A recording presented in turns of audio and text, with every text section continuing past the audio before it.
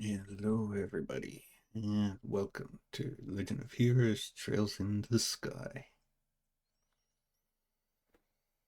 Hope everybody is having a good day, morning, evening, night, whatever it may be.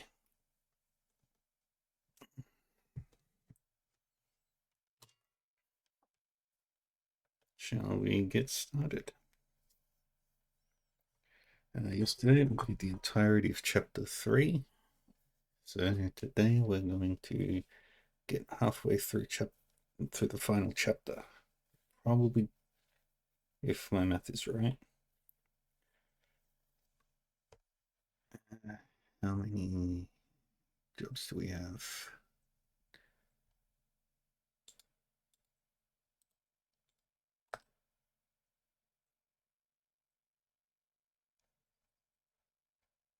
Not many.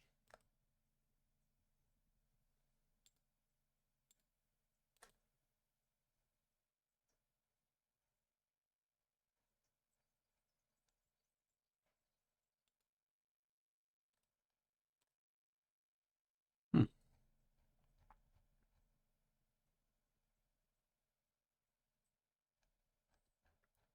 Alright, I've got 3 side quests left and then the main quest. So we should get through this one really quick.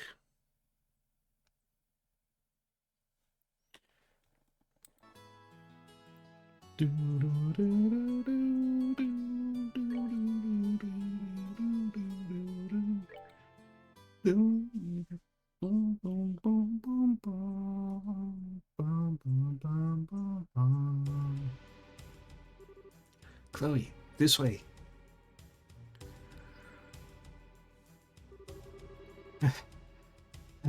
We're finally off the Signy route. What should we do now? Please exit onto the Royal Avenue from here and hit the Grancel. My men are causing enough of a diversion that security should be stretched pretty thinly. If everything looks okay, you keep onto the Bracer Guild without getting spotted. I understand. Oh, but what about you? I'll hold the enemy off here. I should be able to buy you a little extra time. No, you can't. I can't go on my own. I'll fight at your side. We all have something to protect. I will stay here for my convictions and my duty. And most importantly for you, my lady. Forgive my impertinence, but you are of paramount importance to me. I will guard you with my life, and I ask only that you remember me as your friend and confidant. I understand, Julia, but please, promise me you won't do anything reckless, and that we will meet again in better circumstances. Take tea with my grandmother. I'll bake for you. I'll try a new recipe, and bake you something sweet and delicious. I look forward to it. Now please, hurry. Sieg, look after her for me.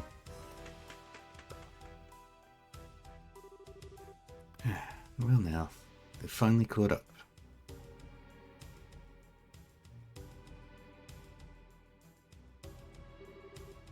3 men, 5 dogs. I think you underestimate me. As he taught me how to wield a blade, the time to truly use it has come. I, Julius Schwartz, commander of the Royal Guardsmen, will not yield.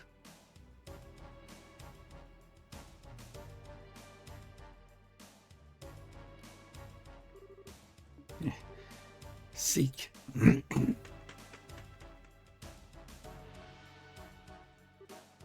Scream? I'll be alright. I want you to go back and see to Julia. I can't bear to just leave her.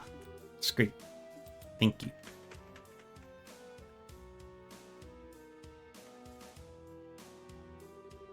It's just like he said. Security is much lighter this way. I have to get to the Bracer Guild quickly. Right? Isn't now around when Estelle and Joshua are supposed to arrive in town? It can't be.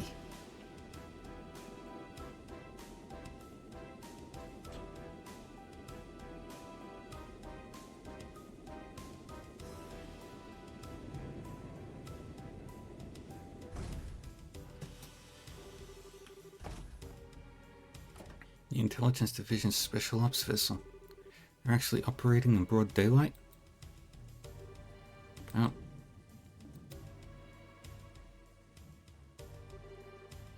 Why, fancy meeting you here.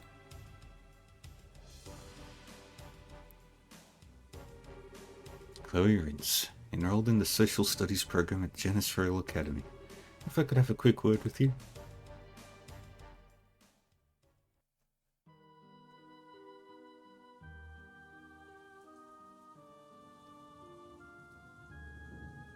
The Erebonian Embassy. A dark cloud looms over the royal city, and yea, it signals passion most black. But so fascinating a shade of black it seems. You are such an idiot. Am I perchance dreaming? Mila, my boon companion, have you come all this way? All the long roads from the imperial capital just to see me? How delicious. On what wind did you fly hither? Wind? What are you talking about? I'm here because I've had to follow your stupid ass all over Adios's damned creation. Do you have any idea how much this time has cost me? Please, my dear, don't hide behind such base profanities. Your lips spit venom, but the fire in your eyes shows the depths of worry that drove you onward to my side. Love, it is truly blind. That doesn't even make... No more words, dear Mula. Fly to my embrace. I came here because I'm trying to bring you information that you asked for. I'm guessing you'd rather hug than talk. Lo, I am a host with my own petard. Very well, let us talk. Yes, like sane people. As you wish. Ahem. What news, my lord? What news for your humble Olivier? No? No. Alright, no clowning then. Don't play like that, brother. Give a man some information. Lay it on me, man. You're making me stupider just by being around you. Okay, I'll tell you.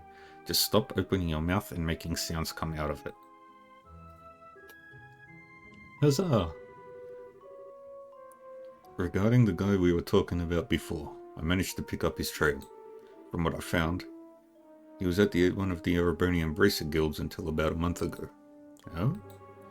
Over the past several months, all of the guild branches in the Empire have been attacked, one after another. It seems he was supposed to be investigating why. Attacked, you say? I should think it unlikely, but might these have been perpetrated by some military unit somewhere?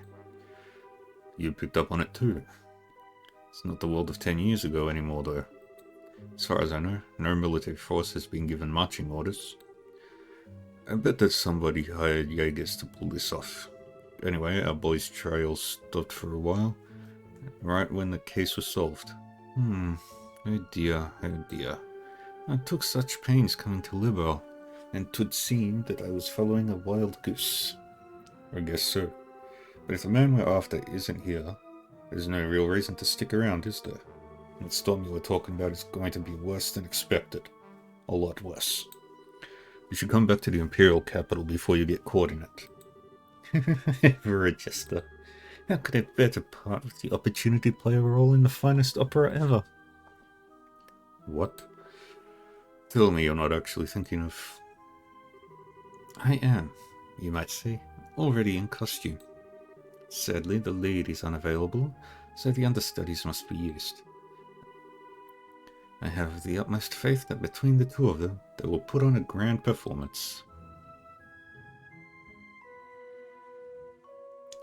Turmoil in the royal city, that's the final chapter.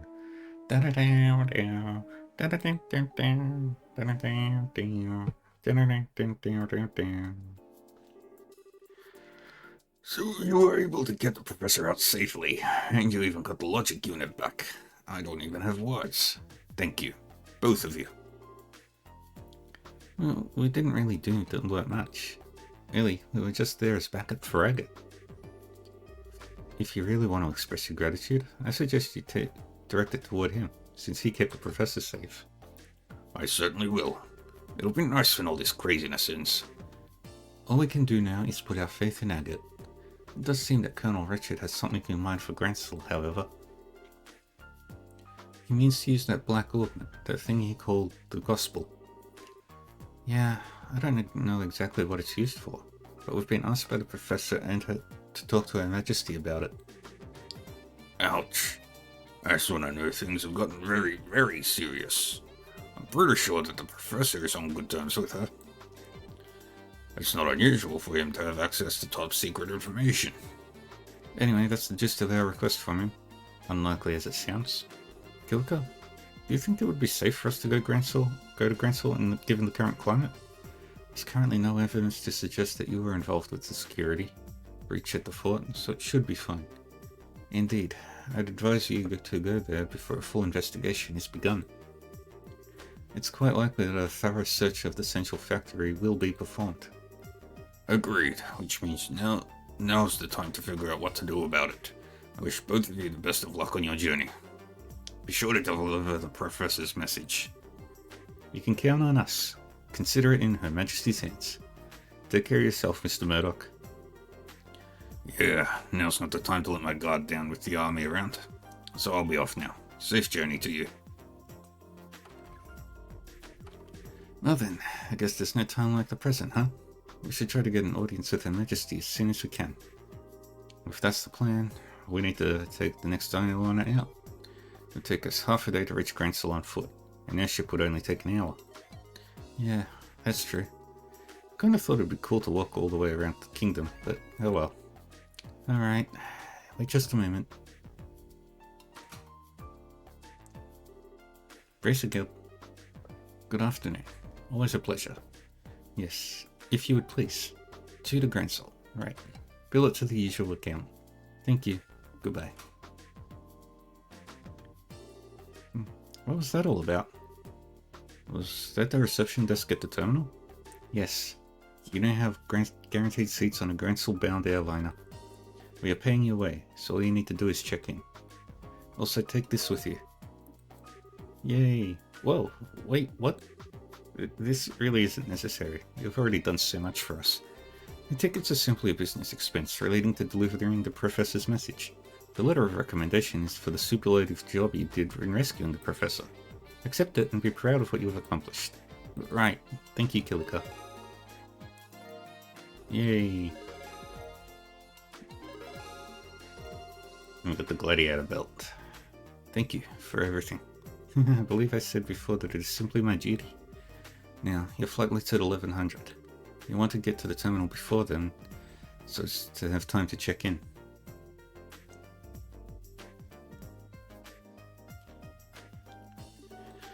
Adios keep you. Be well in your travels. We will. Thank you again. Dun, dun, dun, dun, dun.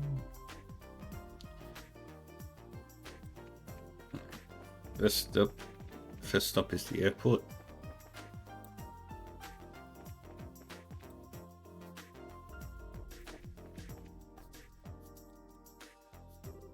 Hello there. I've heard from Kilika. Shall we get you all squared away? That'd be great, thanks. Please fill out these forms with your names and addresses. I still filled out the boarding papers. Okay, here are your tickets. Make sure you show these when you're boarding.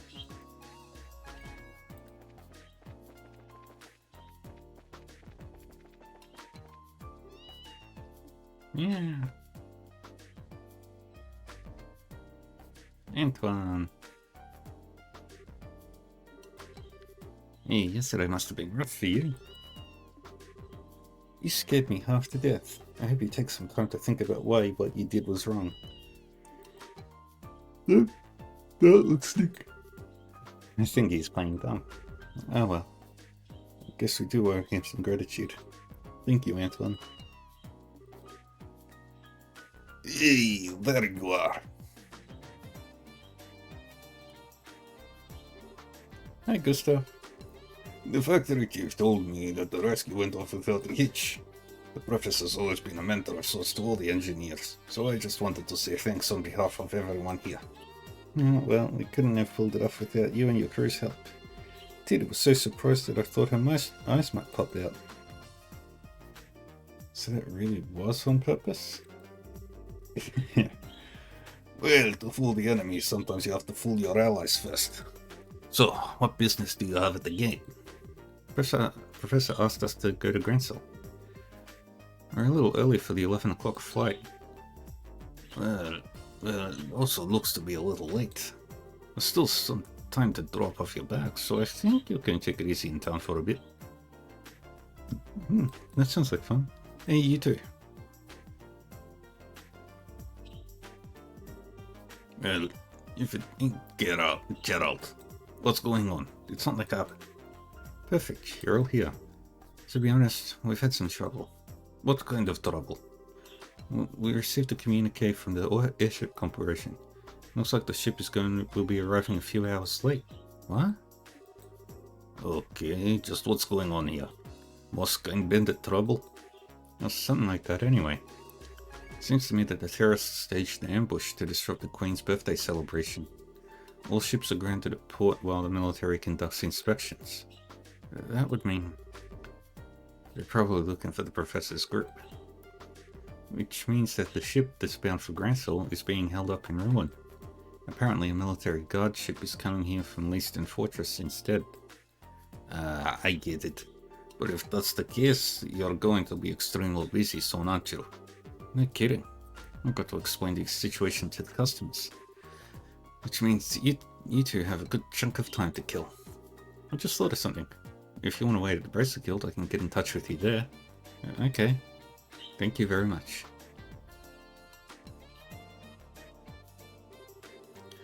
Well, this stinks like last year's snipers. If the military's coming here, I know they'll want to check out the Leibniz. I'd better have a talk with the factory chief. Yeah, if they check up on what happened yesterday, that won't be good. Be careful, whatever you do. I ain't so senile that I need a couple of punk kids to tell me to be careful. Take it easy, you two. Joshua, this doesn't look so hot. Yeah, this could put the airliner in danger. We've got time, so maybe we should take the highway? Oh man, it's been so long since I last got to ride on an airship too. This is all your fault, Colonel Richard. I'll try to look at it as a not-going opportunity to advance your training. So I guess we need to cancel our reservations at the reception desk.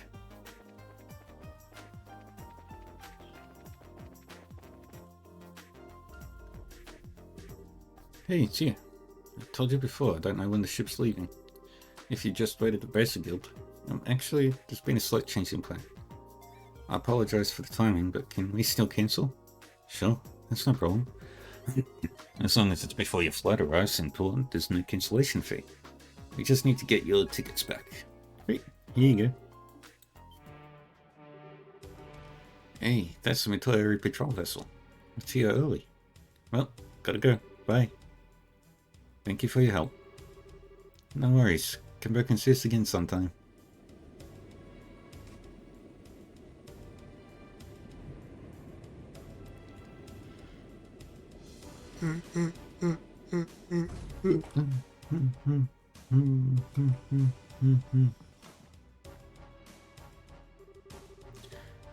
Yeah, things are certainly bustling around here. First, I believe I should go see the factory chief. I have to admire the colonel for planning all of this. Okay, Hart. Anytime you want to go back to normal running speed, that would be just fine. If we waste any more time here, those intelligence division people will catch up with us. We should head to town while we have time. Okay. We take the east road to get to Grancel, right? Right. And the Sanctum Gate is to the north along the Ritter Roadway. Pass through the gate and you're right by Grancel. But first, we're going to head all the way back to Airwetten.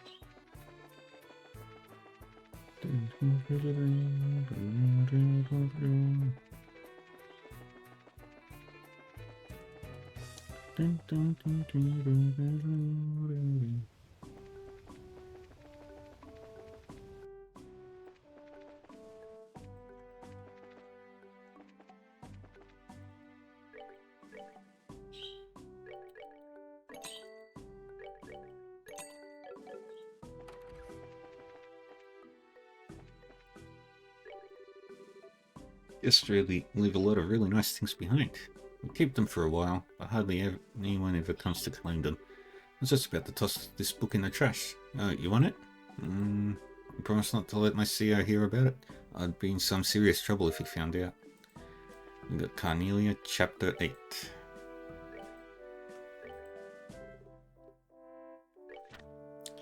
In the bowels of the Imperial City. Moving purposefully through the crowd, we made our way between the rows of seats.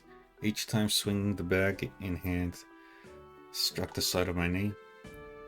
Each time the swinging bag in hand struck the side of my knee, I became keenly aware of its presence. It was an unnerving feeling, quite like I had unintentionally brushed up against someone in an offensive way. Furthermore, it was nearly inconceivable to my mind that the ancient relic the Jaeger Corps were pursuing with such a frenzy was sitting right here inside the stitched cloth of this cheap handbag. What a fool Mick had been. Hadn't he known the burden this object would bring would be one far more weighty than the both of us could ever have hoped to bear? I squeezed my eyes shut against the thoughts flying around my mind and addressed Sister Carnelia, who followed closely behind me. Will we be making a break for the cathedral once we get off? Yes, that was the plan, she answered, scanning the scene outside of the window of the passenger car. I think that's the only option we've got if you want to make it through this day alive. The station where the train was set to arrive was unremittingly crowded with countless droves of passengers. And, as usual, the sky was slightly overcast. Everyone outside on the platform stood shivering in silence with their collars drawn up to their ears, huddling close to one another for warmth, like a flock of waterfowl out on the tidelands in mid-winter. Don't worry, I won't be tossing you down a flight of stairs this time, Toby, gestured Sister Carnelia. Although if there were 2 more of you at my disposal, I might have decided otherwise, she added. Evidently, the numbers in our welcome party this time had seen a rather dramatic increase. The odds don't appear to be in our favour, she said in a low voice, her warm breath tickling the lobe of my ear.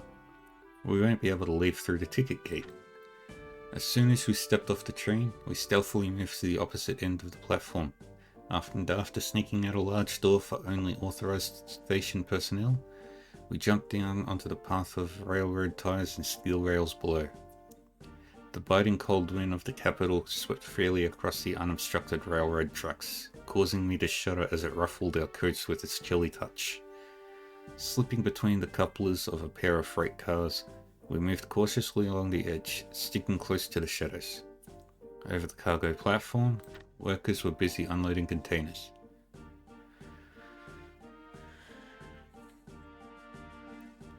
For someone who had his mind set on becoming a dealer of pilfered goods, gaining illicit entry into the station house would be one of the first of all basics. Showing my ticket, I spoke politely to one of the workers. Then, with the scenario picked out in my head, I sold it to him as I played the part of a manager here on business with a celebrity of notable repute. Midway through our conversation, I introduced Sister Carnelia, who did her best to show the man a glamorous smile and feminine pose. I had possibly gone a bit overboard when I stated she was an opera singer, because the way that she carried herself made her look more akin to a low-wage cell song in a bar of drunkards. Yet in spite of it all, the workers graciously let us through. You're so good at it that it's almost scary, Toby, Sister Cornelia said as we raced through the station's warehouse sector. You should seriously consider doing another job, she went on. I bet you're going to tell me to join the Bracer Guild, right? Come on, those guys would turn me down in a heartbeat, I said as I laughed off the thought. Then, throwing the idea back in her court, I asked, so how about yourself? Why don't you join the Bracer Guild? Reaching the end of the warehouse sector, we came to a stop in front of a large chain-link fence. Sister Cornelia crouched down, and while sliding a drainage cover to the side, laughed at my previous question as if it were insane. Are you kidding? She asked. They'd gun me down the second I set foot into one of their branches. The winding, narrow stone tunnels, like the one we were in, ran everywhere beneath the capital. We crawled along as the light shining down through the drainage grates on the side of the large road above us illuminated the way like a trail of flickering orbital lampposts. The feet of those walking along the avenue passed right by where we were, but not a single person noticed us scraping our way along below them. And for some strange reason or another, the world just beyond the thin flagstone paved road appeared so dazzling in my eyes.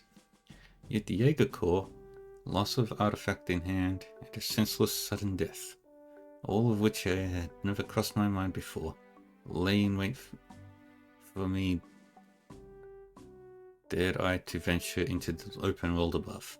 As we pressed on, I began to think that the small round tunnel which we were crawling through would run on forever, when it finally merged with a high-ceilinged sewer surrounded by walls of countless blocks of chiseled stone. We'll go through here and make our way over to where the cathedral is located, Sister Cornelia insisted. Raising one brow, she pointed a finger upward. It's a lot safer down here than it is up there. That's fine and all, but what are we going to do if it gets attacked? Sister Cornelia grabbed my hand, and with that she stepped into the muddy darkness beyond. Don't worry, Toby, she reassured me. Faith isn't the only thing supporting the church. Okay, and we're done down here.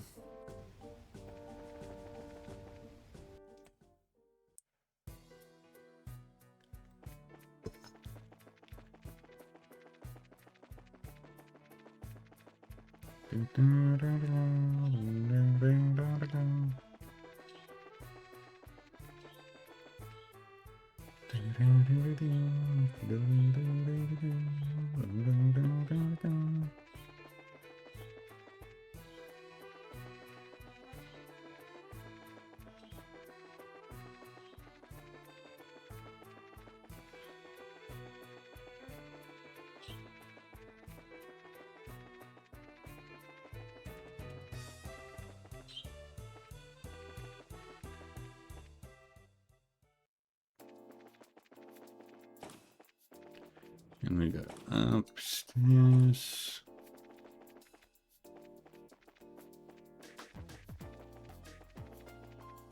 We leave.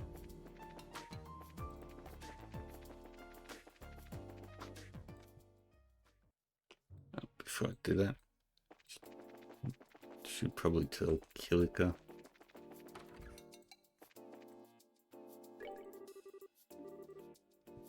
Finish all the boarding paperwork. Yeah, about that. Estelle explained about the Royal Army inspection and cancelling the airship ticket. I see. They're moving faster than I thought.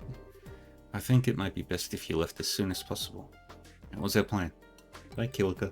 Goddess, watch over you. Be careful out there, you two.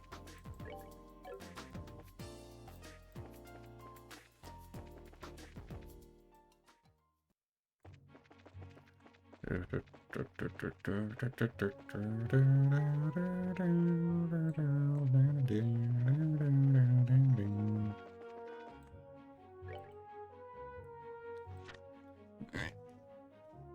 And I also have to...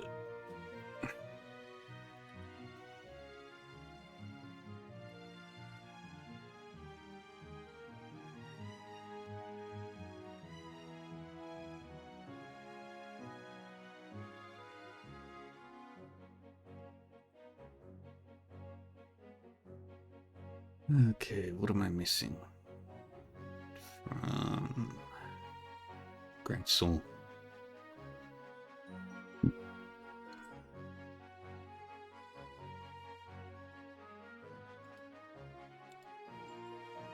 Mac.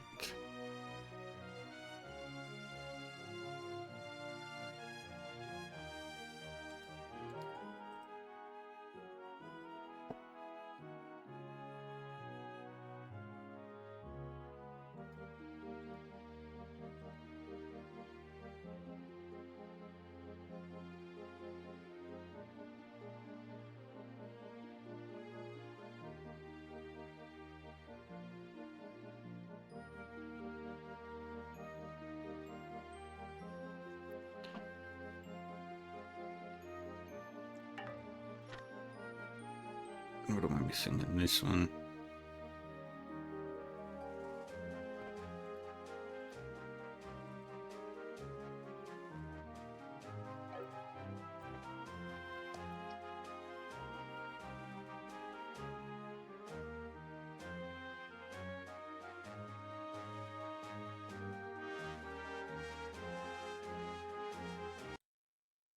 Oops.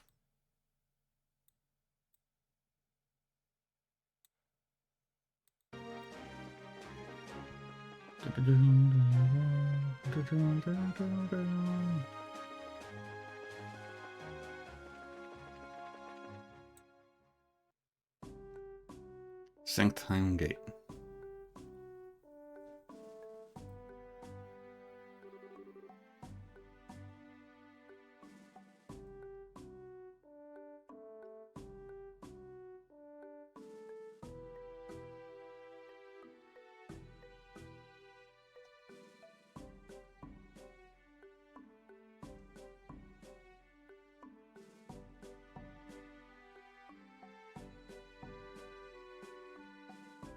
So this is the Sanctime Gate.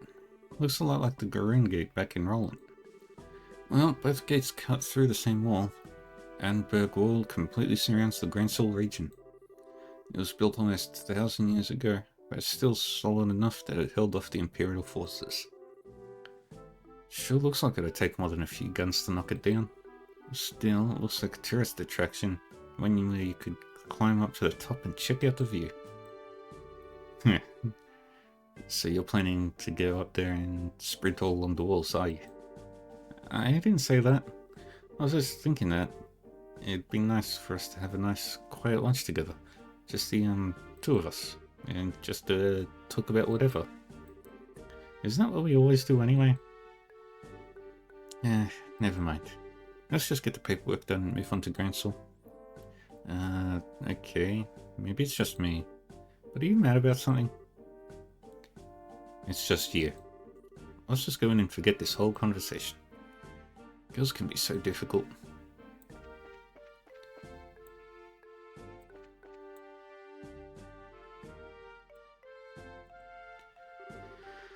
Hello, welcome to the Sanctime Gate. We need you to fill out some paperwork before we can let you go into the capital. Okay, can you give us the paperwork? Thank you. Please sign here. Estelle and Joshua filled out the paperwork. What is it with you kids these days? Are you brave or are you just crazy? You want some kind of hiking date on the highway? What? Date? It's nothing like that. We're brother and sister. Funny, you don't look like siblings. But you do have the same last name, I guess. Okay, you're ready to go. Estelle, you seem very preoccupied all of a sudden. Are you okay? Do you want to stop and rest? Nah, I'm fine. Let's just get to the capital. If you're sure.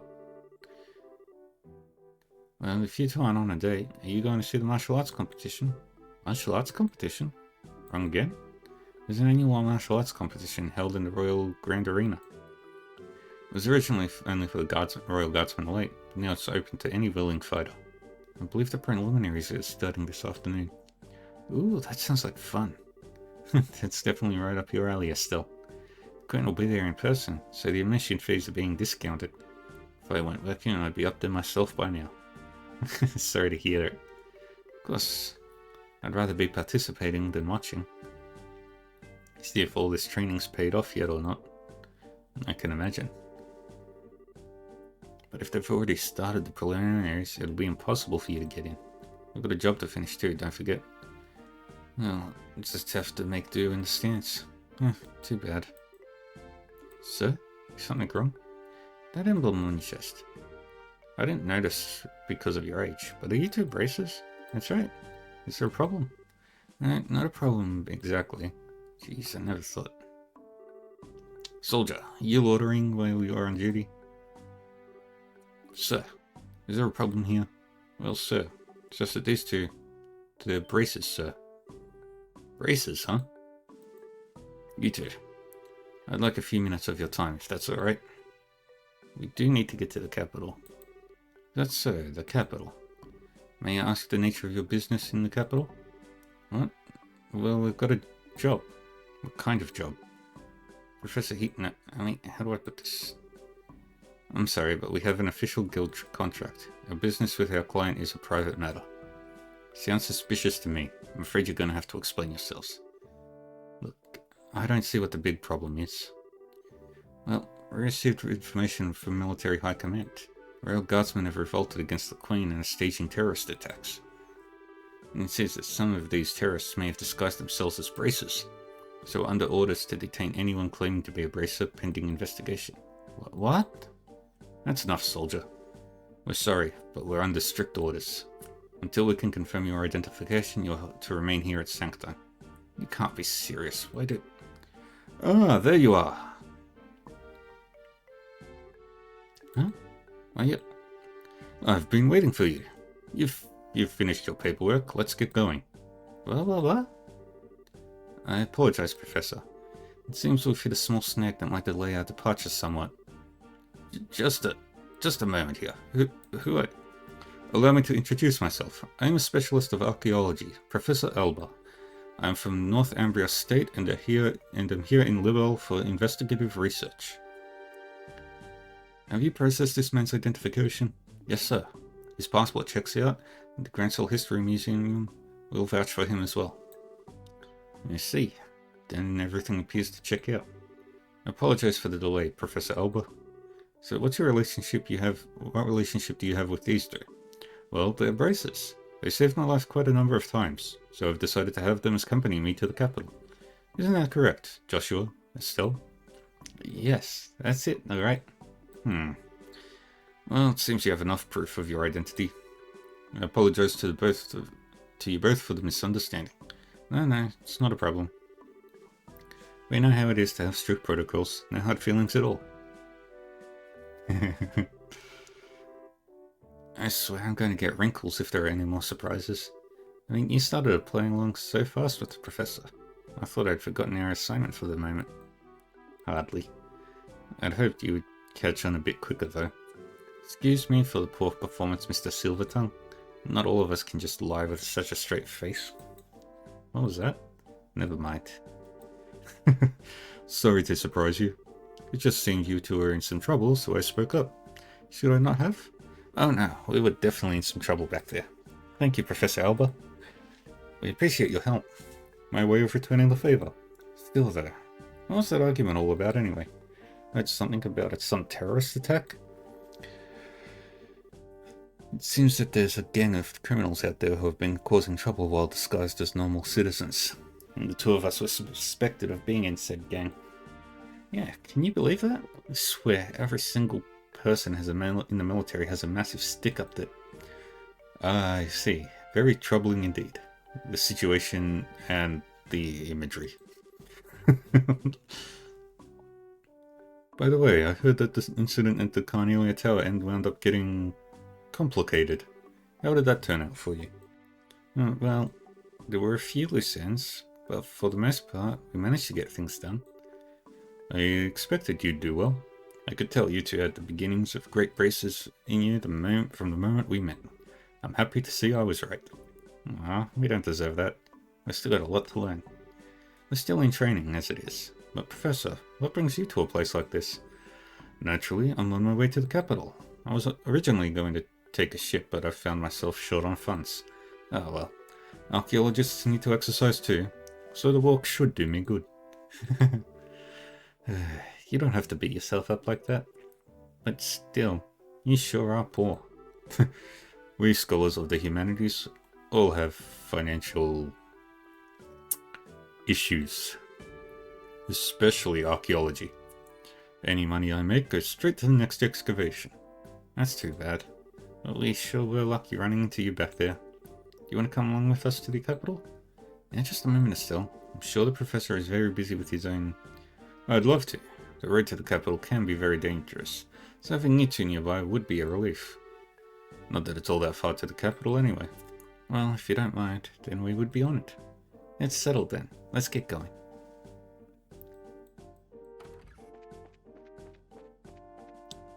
And now what we're going to do is quickly change her augment. Crack the neck.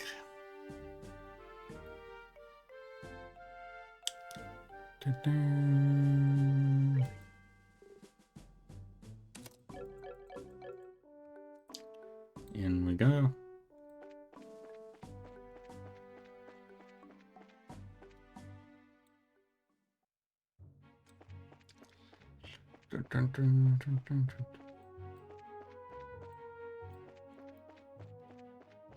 Nice. Hey, you there. Huh? Looks like an army unit. No tourists are allowed at the Herb Royal Villa. Did you not see the ordinance that was posted all over the city streets? Actually, we're not citizens of Grancel. We just recently came here by way of Sanctum Gate. Travelers, eh? Hard to believe anyone would want to walk on the highways with terrorist activity going on. Talk about reckless. And setting aside the terrorist discussion for a second, what is the Herb Royal Villa? It's a small palace to the east where the royal family resides. I was given to understand that the townsfolk often went there to relax. Sorry, but it's off limits for now. The army's using it as a base of operations for investigating the terrorist activities. You don't say. The roads nearby aren't off limits, but I'd suggest you keep away just to make sure no one mistakes you for one of the bad guys.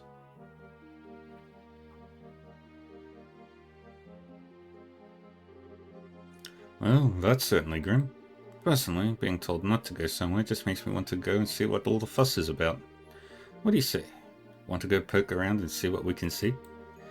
And it's not that I'm not curious. We did just get that warning, so I think it's best to hold off. There may actually be terrorists, like the soldiers said. Well, I think the intelligence division is just using the royal guardsmen and bracers as scapegoats. Estelle, you really need to not say things like that out loud. If someone overhears you, then we're apt to get caught up in it. Yeah, you're right. Intelligence what now? Sorry, it's nothing. Anyway, let's head on to the city. Oh, alright. You kids are no fun.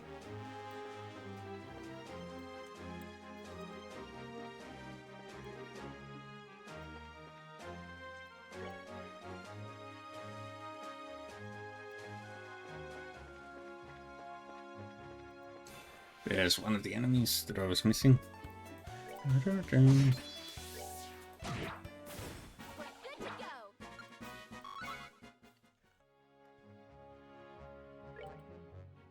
Three Grancel enemies left.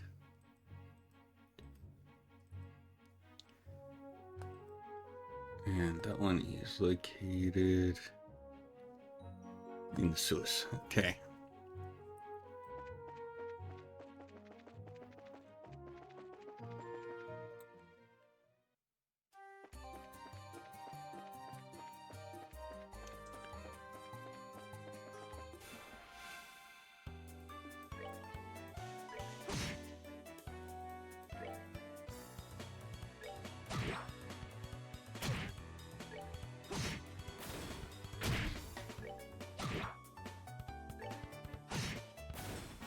There we go.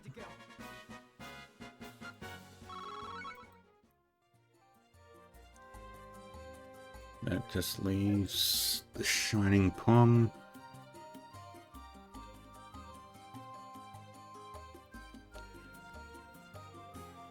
Final Shining Pong.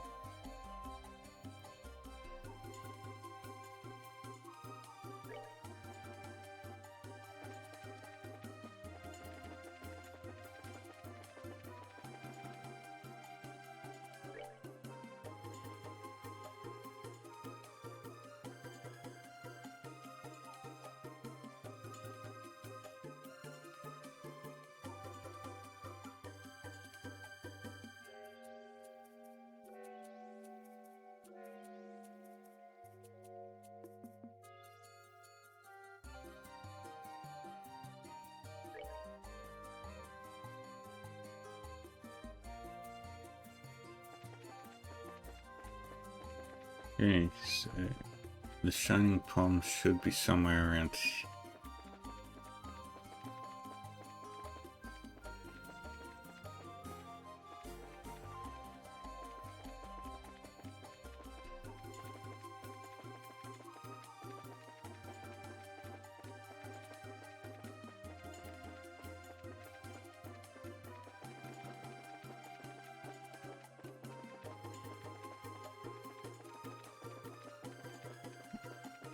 Alright. So the Shining Palm should be somewhere.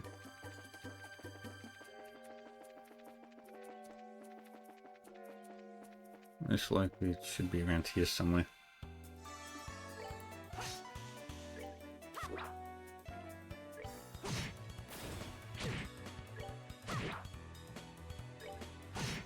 There we go.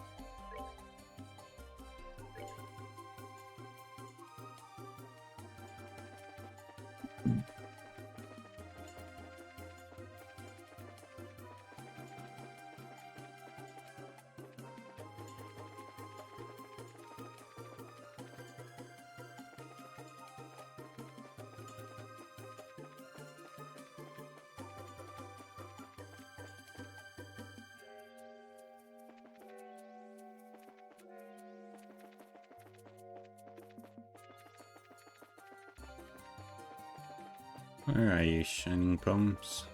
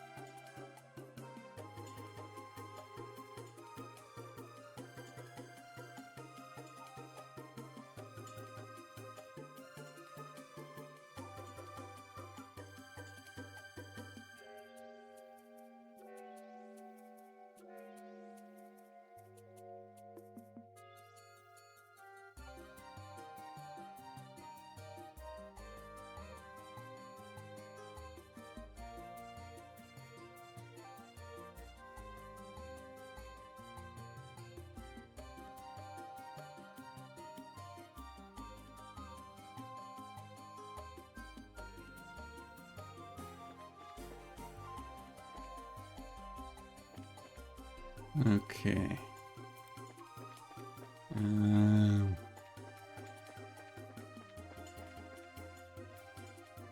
So, if my math is right, it should be here somewhere.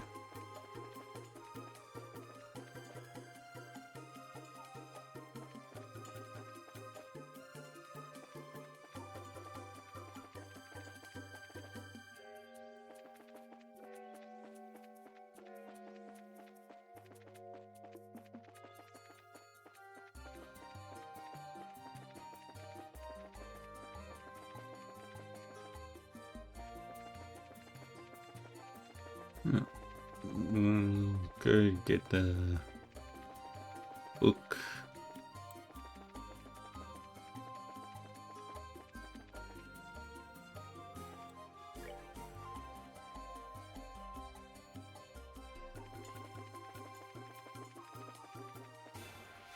Oops.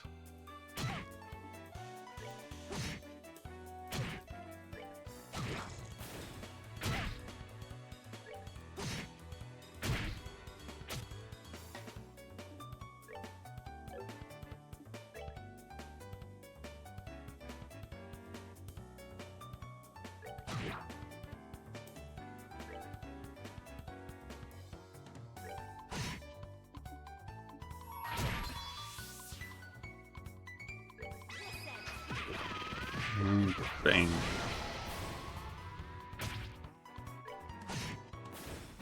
We're good to go.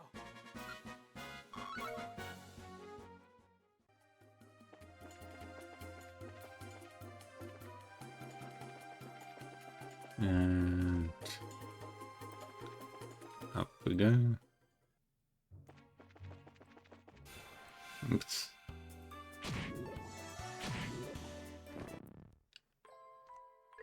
Oops.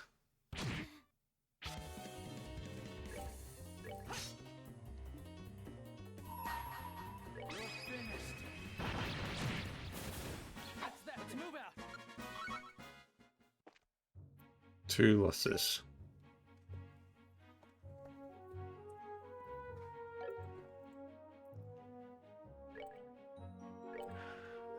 Alright, let's do some healing with some food.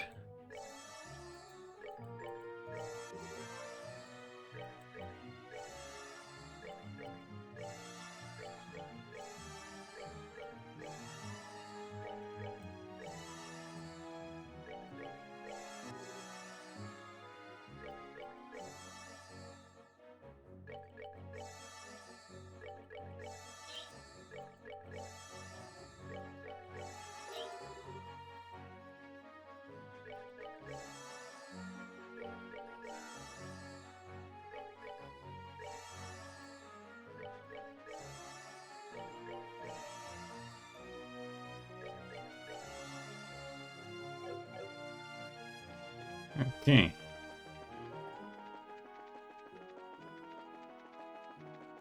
I'm gonna head back to the Herb Royal Villa Road.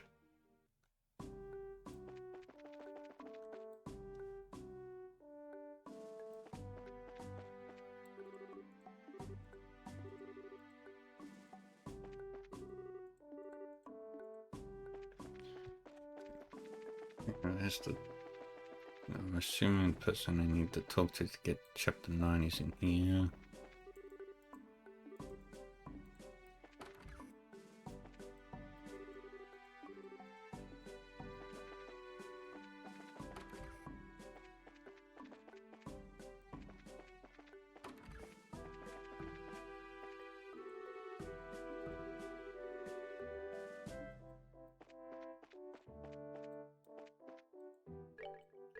What do you sell? French fries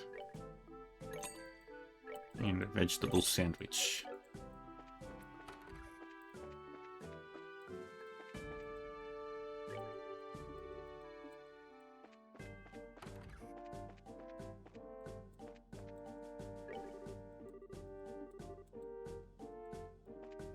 Nope. Upstairs.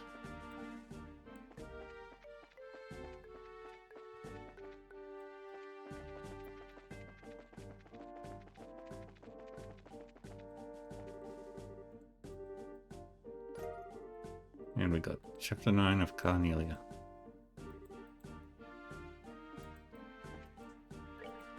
Chapter 9 reads as follows. The flicker of dying orbal lamps mounted at equidistant lengths along the sewer walls sent thin streaks of light across the surface of the rippling flow of filthy sewage. Passing in front of one of these, one by one, Sister Carnelia sped down the stone sidewalk as the sound of her body cutting through the racing tunnel winds trailed out behind her. Panting and out of breath, I continued to move my feet toward the darkness which lay before me as I chased after Sister Carnelia's flickering shadow. Wayworn, yet without a moment of repose, we headed unrelentingly with our sights set on the Cathedral of the Septian Church. We moved swiftly across the moss-covered stone pavement, the clacking of our heels echoing in the dimly lit underground.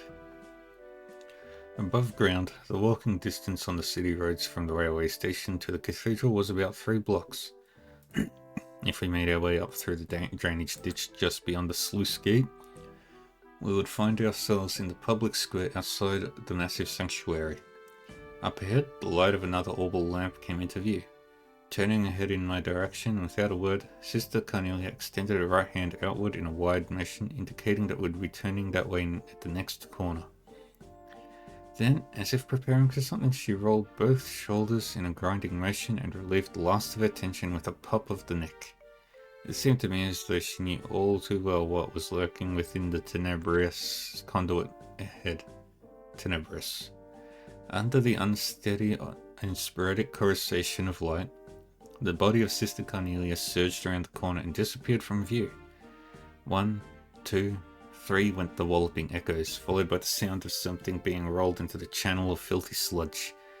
As I turned the corner, the first things which leapt into my sight were the contorted figures of 2 men on the ground, whom I barely missed treading on. Sister Cornelia, who was by this time several steps ahead, continued to run at her usual pace as if nothing had happened during the preceding seconds. "It's Cornelia," came an angry but noticeably wavering voice from behind. I glanced to my rear to locate its source, and there I found a man who dragged himself from the fecal-filled liquid, now lying next to his dead comrades, yelling with his dying breath as blood leaked out of his mouth. "Cornelia, she's down here," he managed to croak before falling silent and still. Sister Cornelia paid no attention nor made any effort to look back. I turned my face forward and followed her example. The walls of the conduit leading directly to the sluice gate squared out to an ominous mouth of darkness, seemingly waiting for its next unsuspecting meal. Sister Cornelia gradually slowed her pace to match mine, as I had by this time become completely exhausted and out of breath. "It looks like these guys are dead serious about getting their hands on that item this time," she said as she focused her eyes on the darkness before us. "So, were those old men old friends of yours or something?" I inquired. Sister Cornelia turned to face me with her darkened scarlet eyes. "Is that what you heard from those braces the other day?" she asked. I nodded my head and questioned her no further. With head slightly turned down, I forced myself onward, eyes fixed on the tips of my boots. Unexpectedly, Sister Cornelia opened her mouth and said, "Do you remember that woman you had a run-in with back at the inn?" I nodded slightly. "The whole reason I gave up my life as a mercenary is because I didn't want to meet a tragic end like that," she continued. "A life of no meaning, forgotten by all."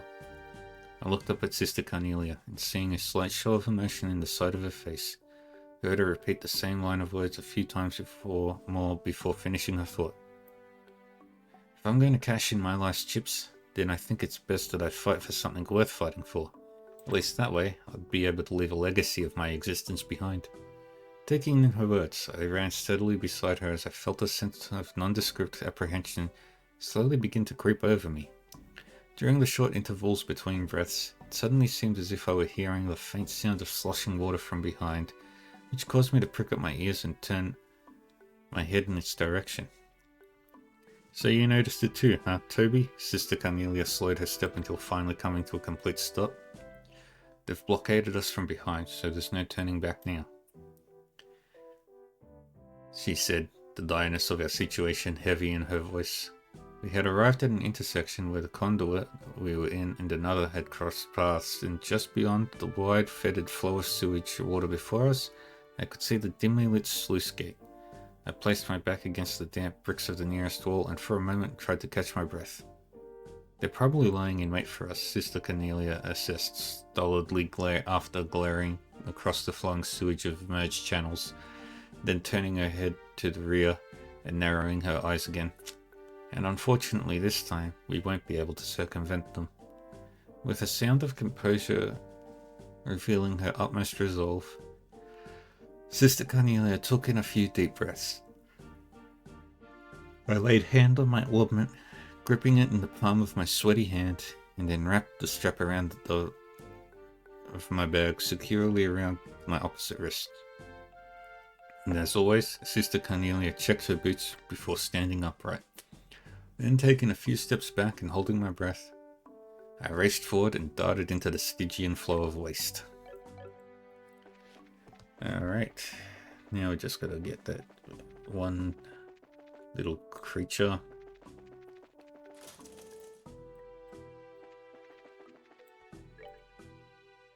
To make things easier, I should just turn on the don't die thing. Let's mute that. And let's put that on. Turn that. Okay. We'll give her cloak again.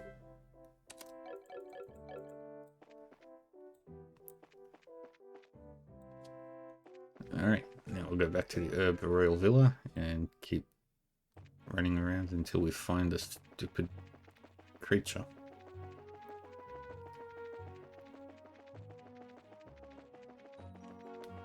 Bum, bum, bum.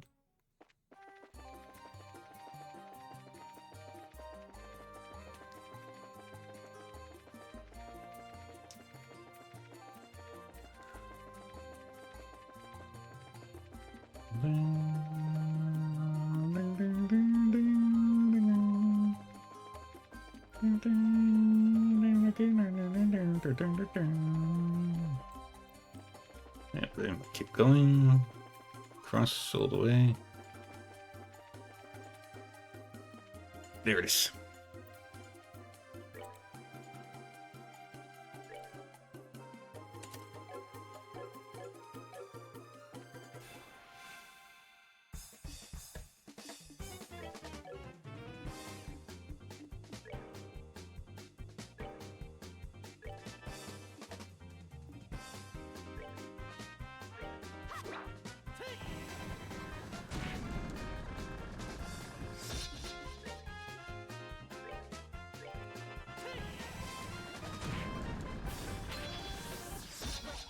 Yay! And I've got the Shiny Pum achievement. Alright, so there's one more enemy that I can only do in the sewers, so we'll click up.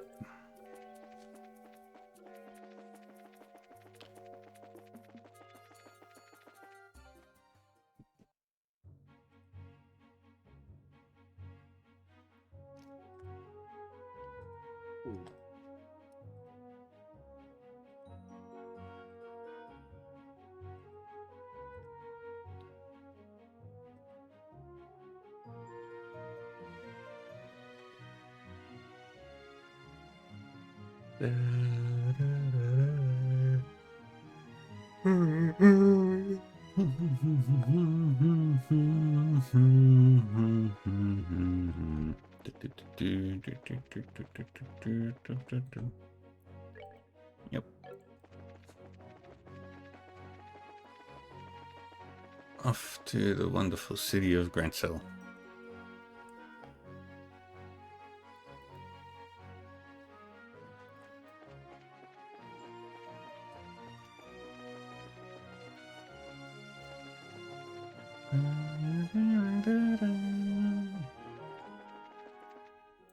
And here we are, the city of capital city, Grancel.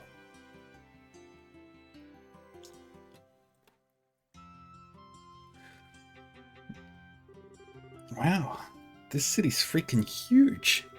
Dad used to take me here a long time ago, but was it really this big then? Well, it is the biggest city in the kingdom. Grancel Castle's just past the main road. That's where the Queen lives. There's also Grancel Cathedral, the Grand Arena, and all the embassies for the surrounding nations. Huh, you don't say. You sure know a lot about the city. Must have been here before, right? Yes, when I was little. My, no matter how many times I see it, the city still amazes me with its beauty. Purely in terms of scale, I believe Imperial and Republican capitals are larger, but neither feels as elegant and refined as Grancel does. I'm glad to hear it.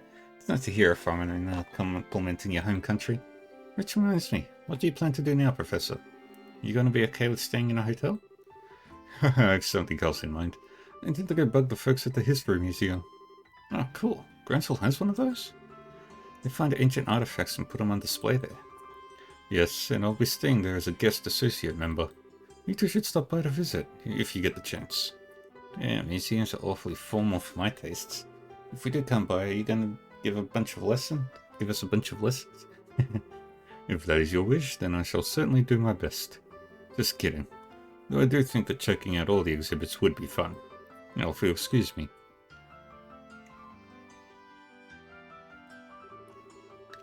Well, he's just as happy-go-lucky as ever. What's this guest associate thing, though? Is he a famous scholar or something? Yes, most likely.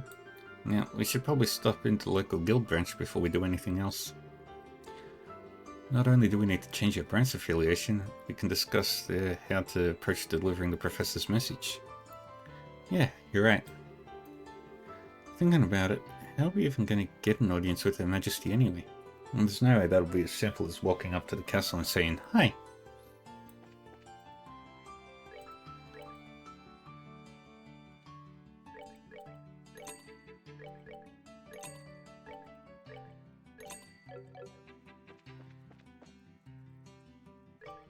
Shop.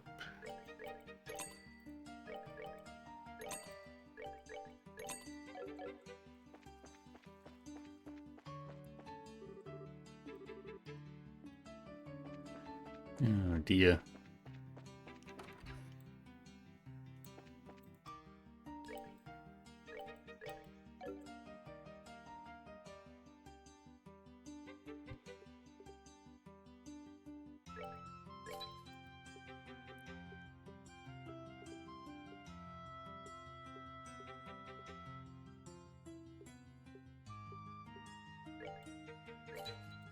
Action 3.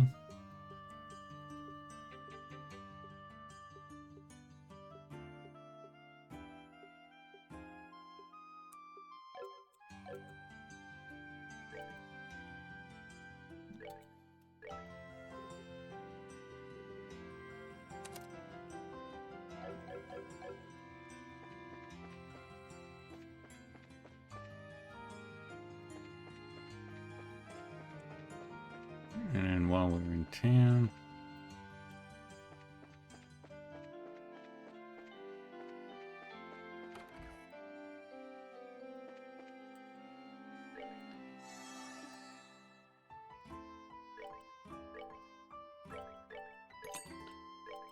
buy all that.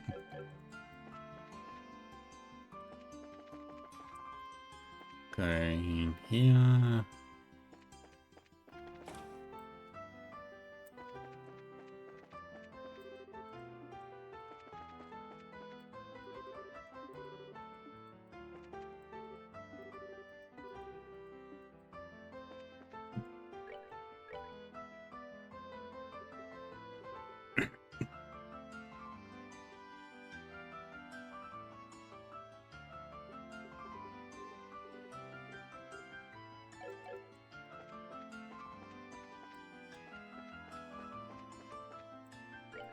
Shop.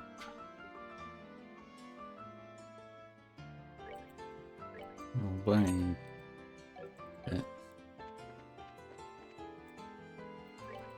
Shop.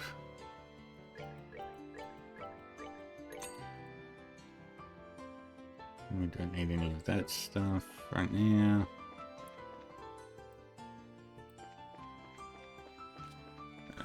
Okay.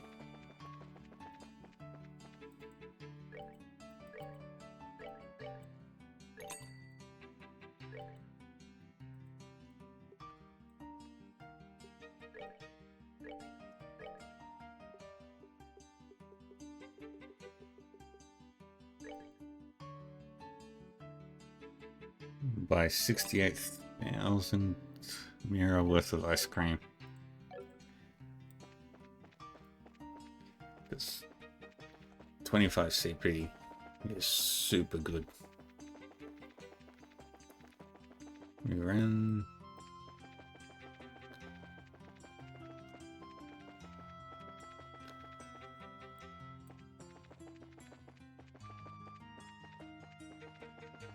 There's the cathedral, there's the secret area that we can't go in.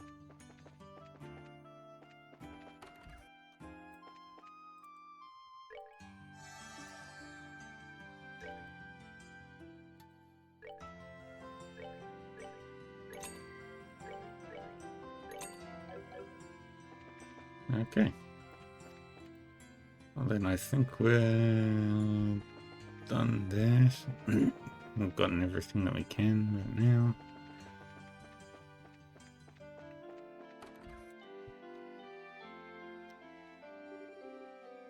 May fortune smile upon you.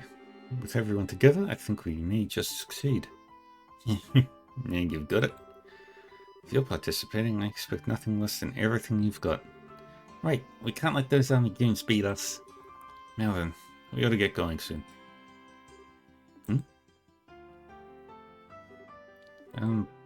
Pardon the intrusion. Well, if it isn't Estelle and Joshua. Oh, Connor. Well, fancy meeting you here. Ah, yes. We met once during the whole Sky Bandit incident. You were the rookies with Charizard, right? Long time no see.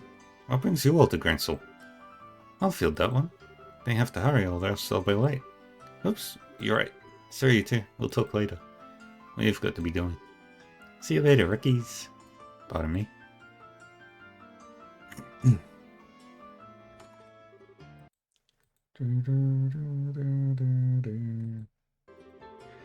Sigh. It must be so awesome to be a full-fledged bracer. Indeed. They all look pretty tough. But you were talking about something when we came in. Was that what I think it was? Indeed, sir. They're all leaving to participate in the big fighting tournament, the martial arts competition. Whoa. Sorry.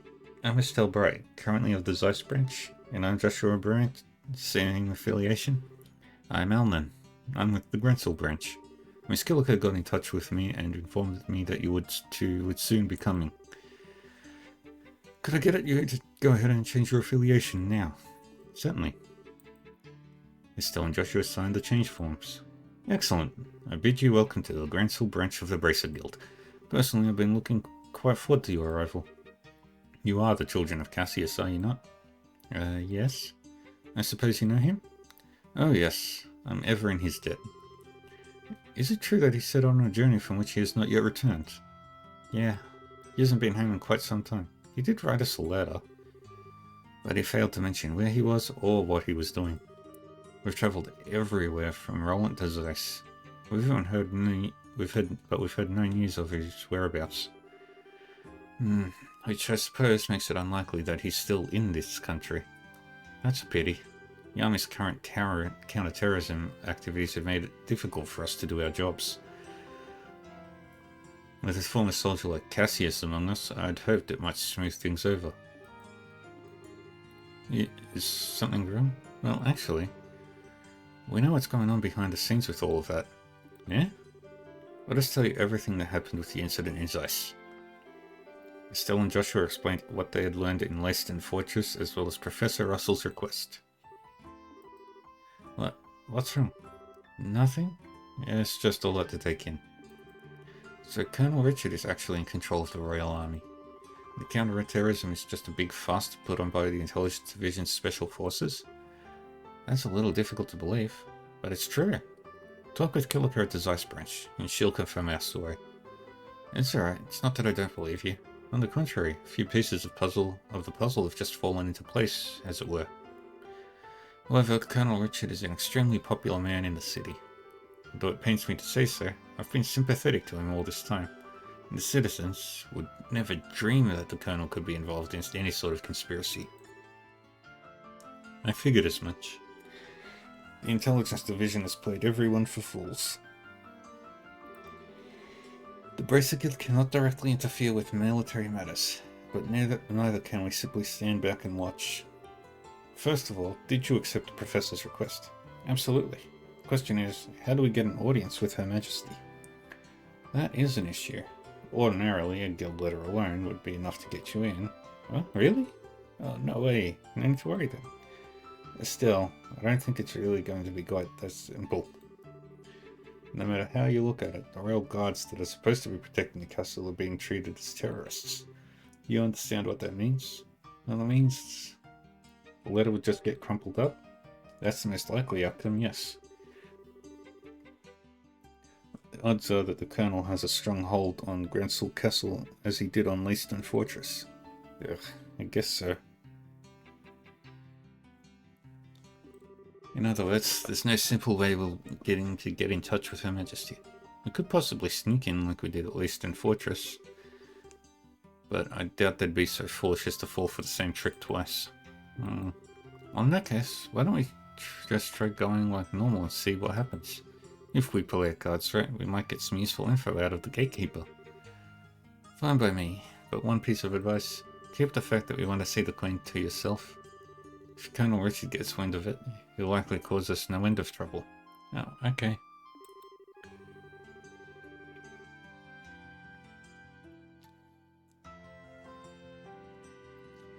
And I believe it would be a good idea to keep this whole matter under wraps for the time being. We must gather more intel. Just so you know, the Royal Castle is just off the main street directly to the north. Go ahead and get what information you can, but use the utmost caution. You bet, Mr. Allen. We'll let you know if we find anything.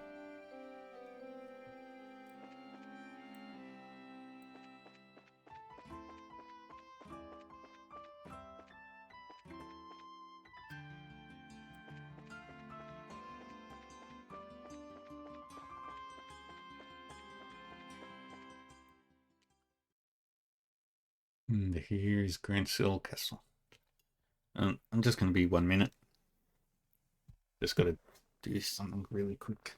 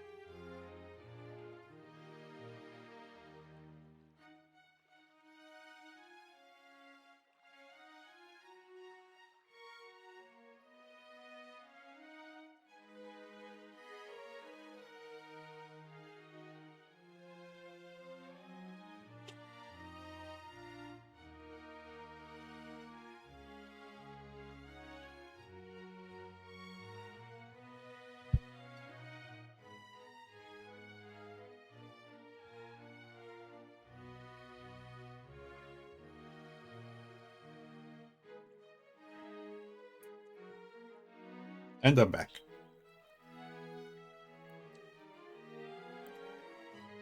Wow, that's Grancil Castle.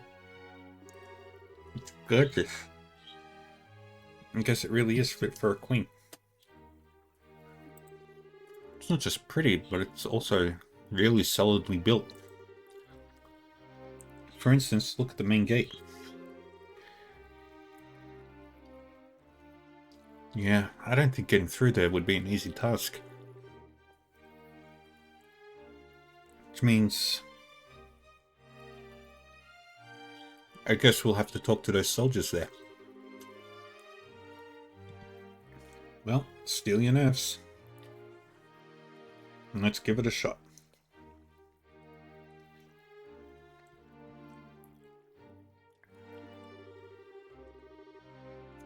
Okay, we're just country folk here on vacation and checking out the castle. And we just thought we'd try and catch a glimpse of Her Majesty since we're here. Does that sound okay to you? You know, you're disturbingly good at coming up with that kind of stuff. Not that it doesn't come in handy, but still. I'll take that as a compliment. So now, okay now. Smile and act natural.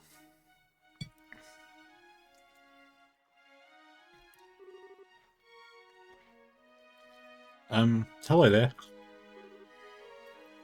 Good afternoon. Welcome to Grancel Castle. Please state your business.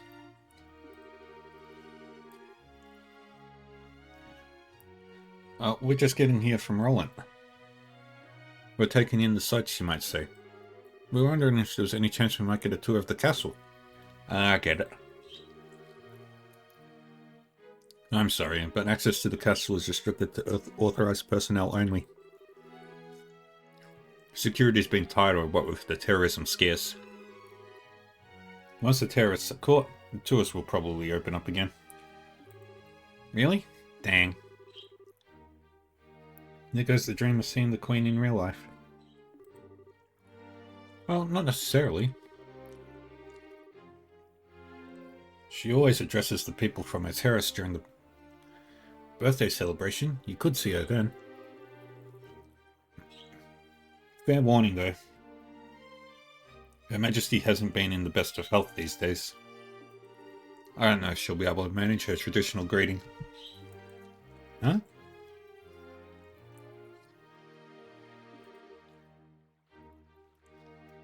Her Majesty is ill? Yes, I hear it's because of stress. Or maybe from the shock of learning the Royal Guardsmen were involved in a terrorist plot.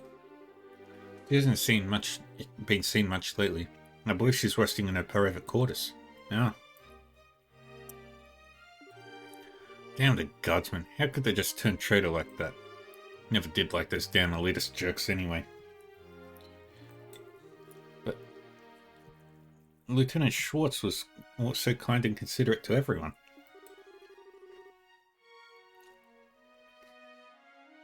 She even taught us court etiquette and how to wield a sword. Just hard for me to picture someone like that as a terrorist. Of course it's hard. She probably left because she felt responsible for her men's actions.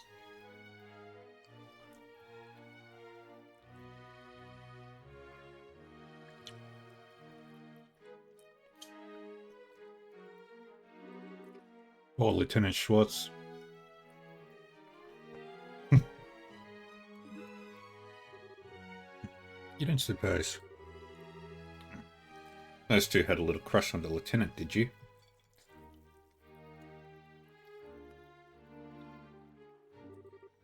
Yeah, seems so. Well, anyway, yes, the castle is off limits. Sorry, but you can't go inside. I guess that's that. I'm just a tad bit worried. If Her Majesty is taken sick, who's seeing to her daily affairs with running the country? Yes, that's certainly a natural enough concern.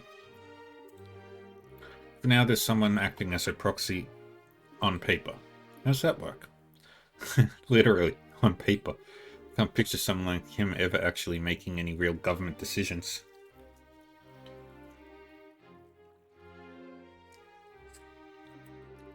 Yeah, watch what you say. Though I will admit, I would have thought that the duty would fall onto the princess. You tell me to watch what I say.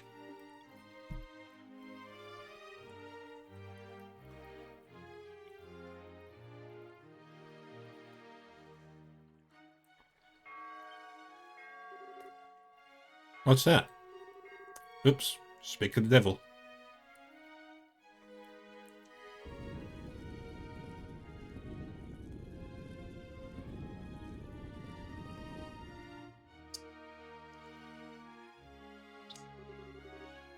Bah, I've never been so insulted.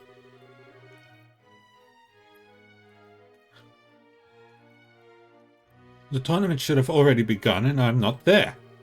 Philip, why didn't you wake me sooner? This is all your fault. I'm terribly sorry, Your Grace.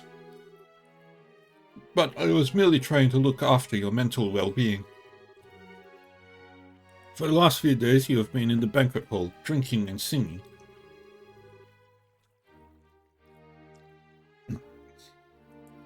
Consuming exclusively beer and donuts while reading your morning comics.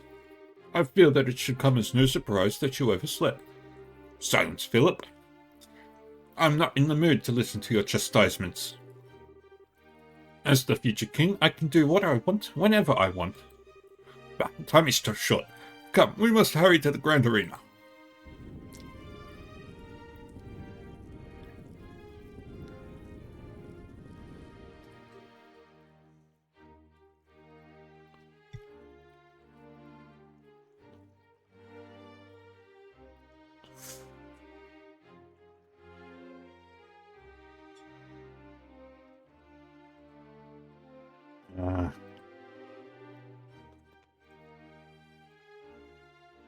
By any chance, was that...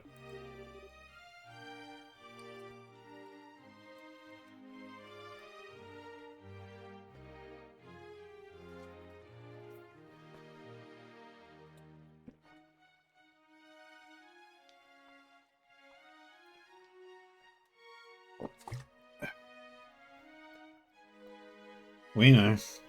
Don't even say it. That was His Grace, the Duke, acting as proxy for Her Majesty. Wow, suddenly I fear for the entire country. Well, don't worry too much. He has a very reliable assistant. And it's thanks to him that we haven't had any major incidents lately. Do tell. Colonel Richard of the Royal Army Intelligence Division. Since the Duke is more of the playboy sort, the Colonel handles all the government affairs. I knew it. Pushing hard into the core of the kingdom than I had expected. So, try not to let this whole thing get you down. Grensel's got plenty of other famous places you can check out. Yeah, you're in a royal city after all. Just go at your own pace. You're right, we will. Thank you both for your kindness.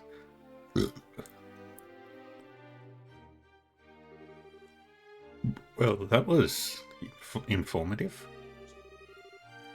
I can't believe that the Duke is supposed to be acting on behalf of the Queen, though. Real power is probably in the hands of Colonel Richard. What's more, no one around him has any clue that he's the one pulling all the strings. Being able to control the flow of information must be an extremely useful tool. I'm not supposed to envy the enemy. Anyway, looks like the Duke is going to that fighting tournament. Can we go too? Yeah, if nothing else, we need to keep an eye on what he's up to. That settles it then. Which way was it to the Grand Arena? I believe it's in the East Block, so back to the main road and then east.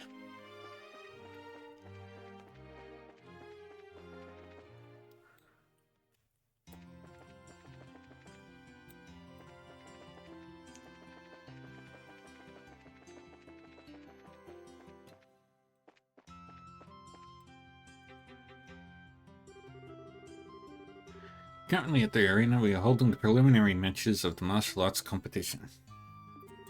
May I see your tickets? Ticket sales are to the right.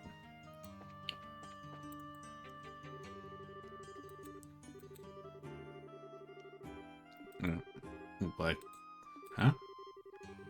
Actually, we were hoping to catch the preliminary matches if we could. Oh, alright then. They're already more than halfway finished though. Would that be a problem? Nope, no problem at all. Okay, bad value, but hey, not my money. That'll be 1,000 mira. Wow, that's a lot. I had heard there was some kind of discount for the birthday celebration. I'm sorry, sir. This year there have been some complications that have made it impossible for us to offer discounts.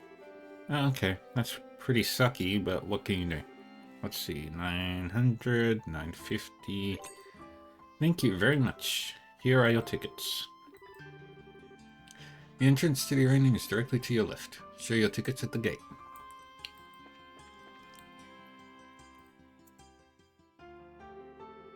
Currently at the arena, we are holding the preliminary matches of the martial arts competition. May I see your tickets? Thanks. Everything seems to be in order. You may enter at your discretion.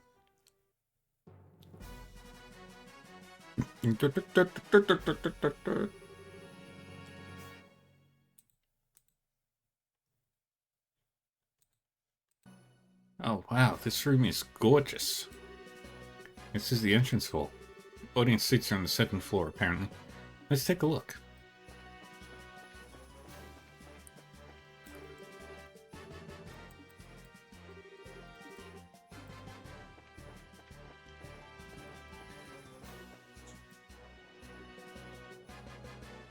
Dun, dun, dun, dun, dun, dun, dun, dun. Oh wow, look at all these people. Yeah, there's some serious enthusiasm in the air. Judging by the number of spectators, this must be a major event. Wonder how far the playing rounds go. Thank you for your patience. The 7th round is now starting. Oh wow, it looks like they're starting up. Let's go find ourselves a place to sit down. Southside Blue Team, Border Patrol 2nd Regiment Team.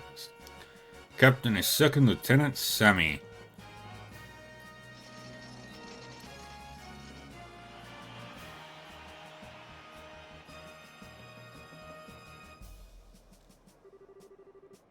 Huh? I thought the matches were one-on-one. I guess this one's a team outing? I could have sworn it was individual bouts only though. Northside Red Team, Bracer Guild Grantsville Branch Team. Captain is Kurt. Hey, it's Karna's team. Oh, we got here just in time to see them fight.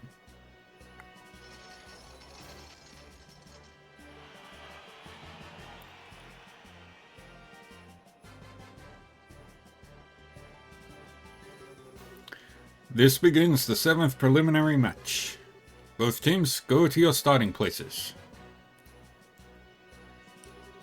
Take your positions. Begin.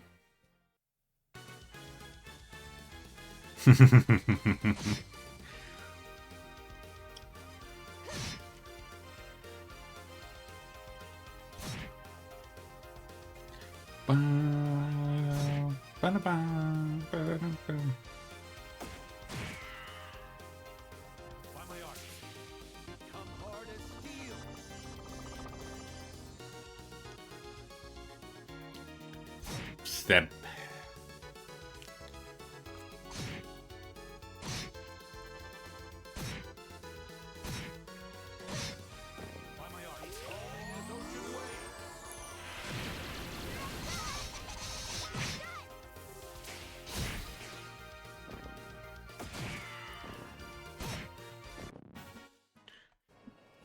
They massacred.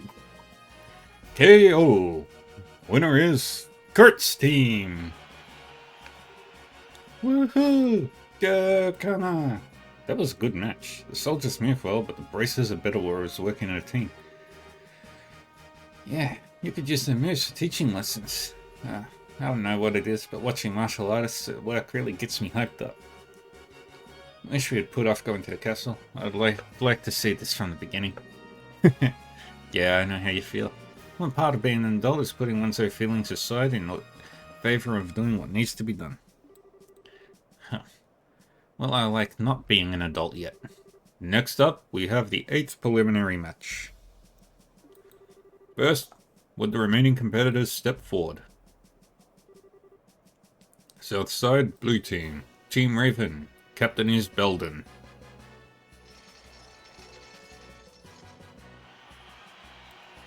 It's the Ravens.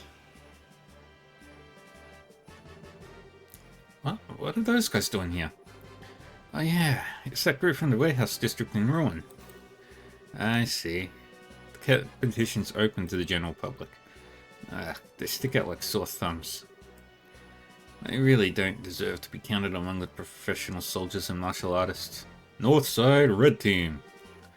From the neighboring Calvard Republic, appearing alone, is Zin. Zin? Not so familiar face, eh? Small world. Well, fighting alone is going to be a real handicap for him. No kidding. Maybe fighting a fun bunch of punks, but if they surround him, he's in real trouble.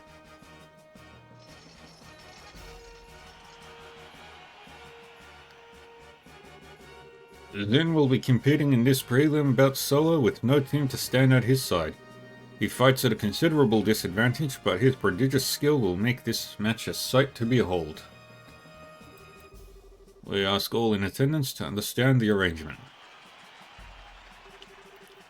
This begins the 8th preliminary match. Both teams, go to your starting places. Ready? Begin.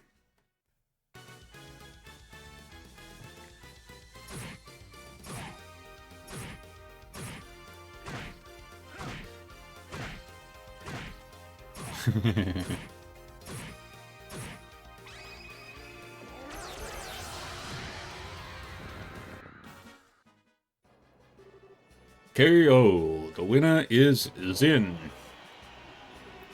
Yahoo! Go Zin! That'll show him what braces are made of. Looks like I was worrying over nothing. His build, speed, and technique make him a real force to be reckoned with. For anyone else though, I'd say 4-on-1 is insane. Yeah, seriously.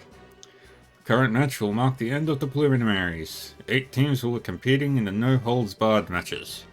Competition opens tomorrow, and over 3 days the ultimate champions will be decided. Now, we'll hear some words from the tournament's sponsor, Duke Dunnan. My dear ladies and gentlemen, I thank you for your efforts in today's fine matches. I regret that government affairs forced me to miss the first half of them, but I was here for the second half, and what I saw was an exciting and enjoyable display of technique and talent. The distressing news of recent terrorist activities has had an unfortunate impact on Her Majesty's health, but I ask that you take heart. She has entrusted her governmental duties to me, Dunan von Auslies, and I will do all that I can to live up to your expectations. Let us all remember the spirit and enthusiasm we feel during this competition and recall it in the days ahead. I hope you will all enjoy tomorrow's No Hold Bards Battle Royale. I'm not used to hearing the Duke speak so decently to people.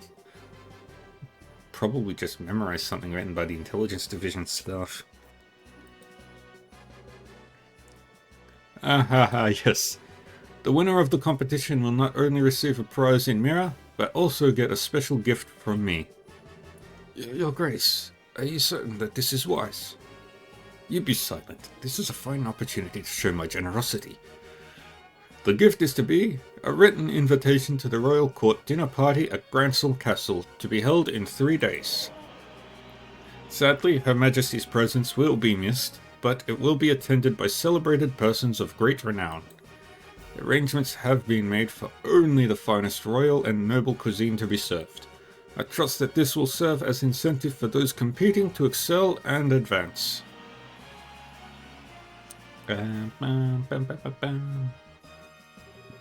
Hey Joshua, you thinking what I'm thinking? Yes, it would be ideal if Kana got that invitation. If they win the championship, they'll be allowed into the castle. It'll all be above board. I could give her the chance to get that message to Her Majesty. Or were you thinking something else? No, that's it. But I hate the idea of leaving someone else to deliver the Professor's message. Beggars can't be choosers, I guess. I have no objections. Shall we try to catch them in their waiting room before they leave the arena? Sure. Let's see, Kana's team came from the North Gate, right? Alright, if they're still here, that's probably where we'll find them.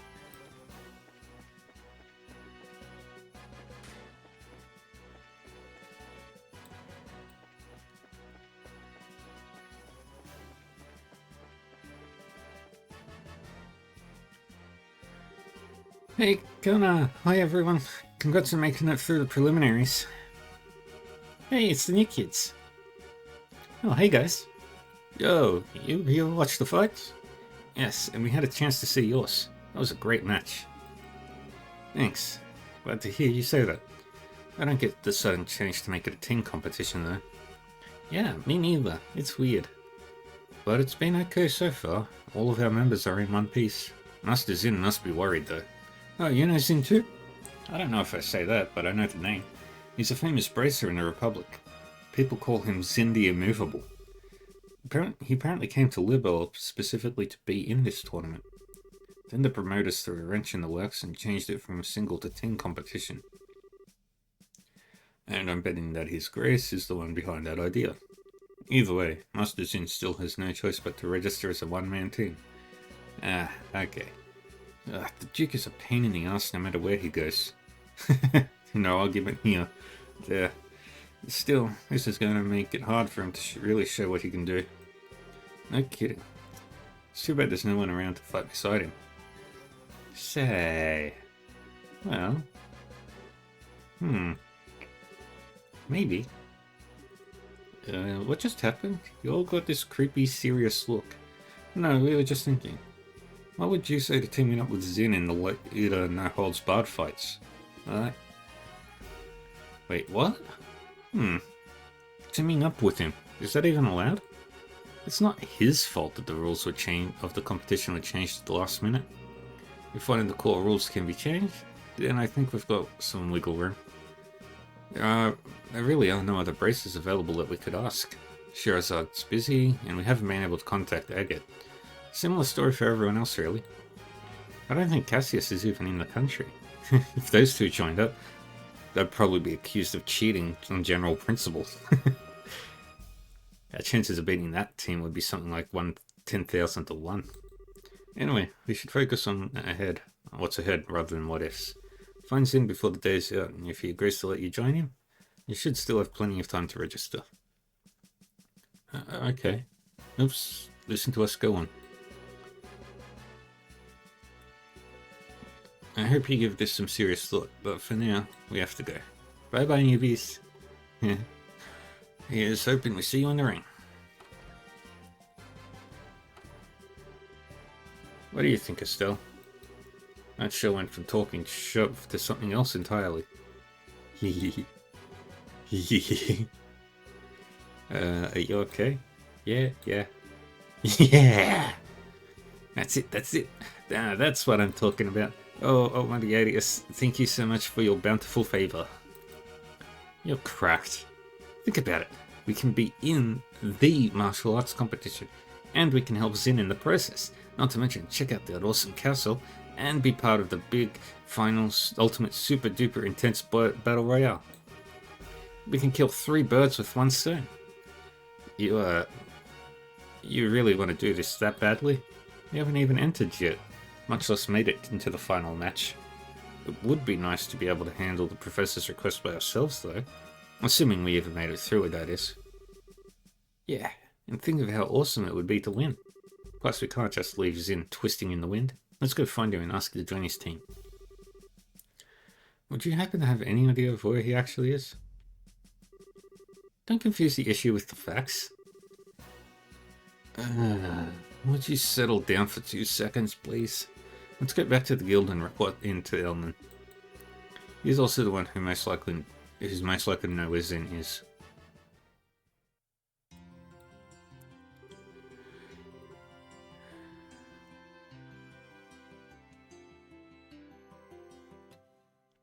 I see.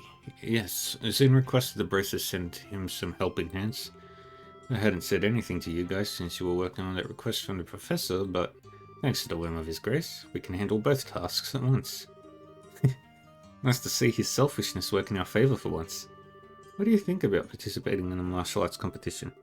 Well, I think there is merit in allowing a skill which is practiced to be used without restraint. And with 2 bracer teams participating, the chances of gaining access to the castle are doubled. You needn't get the others involved unless you lose. Personally, I think it's a splendid idea. Woohoo! That's my kind of encouragement. So, any clue where we might be able to find Zin? More often than not, he's in the bar down the street. Failing that, he stays at the Calvard Republic's embassy. Gotcha. Makes sense, since that's where he's from. The embassy's in the same block as the arena. We can stick our heads in the door at the bar along the way. Okay. Oh, by the way, where are you planning to stay while you're here? Well, we could stay at a hotel. If I'm not mistaken, the Northern Block holds the largest hotel in the entire kingdom. Yes, the Hotel Rowenbaum. If I may, allow us to cover the cost of your room.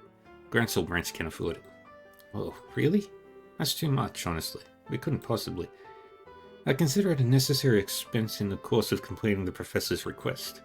I wish I could provide more. Nah, just the room's good by me. Well then, we accept your offer. I'll book your room then.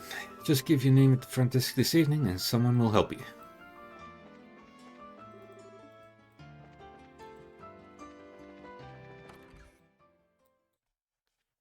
Uh-oh.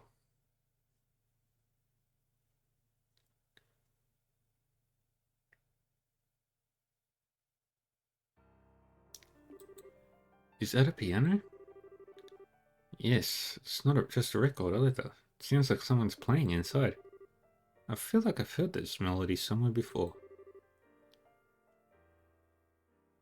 I've got a bad feeling about this.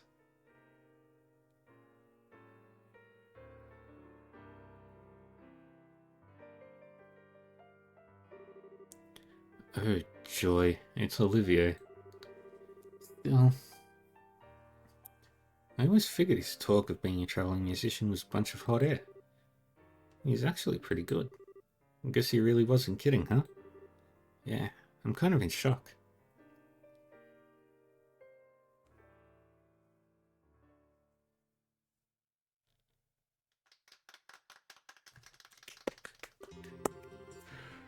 That was a little number I call Amber Amor.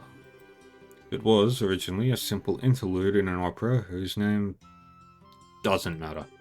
I have infused it with the power of love and devotion, and invite you all to tip your ears and drink deep of that power. I take it all back. It's just a weirdo. You know, I feel all dirty for letting the sun get to me. Nice to see you again, Olivia. What brings you to the Royal City?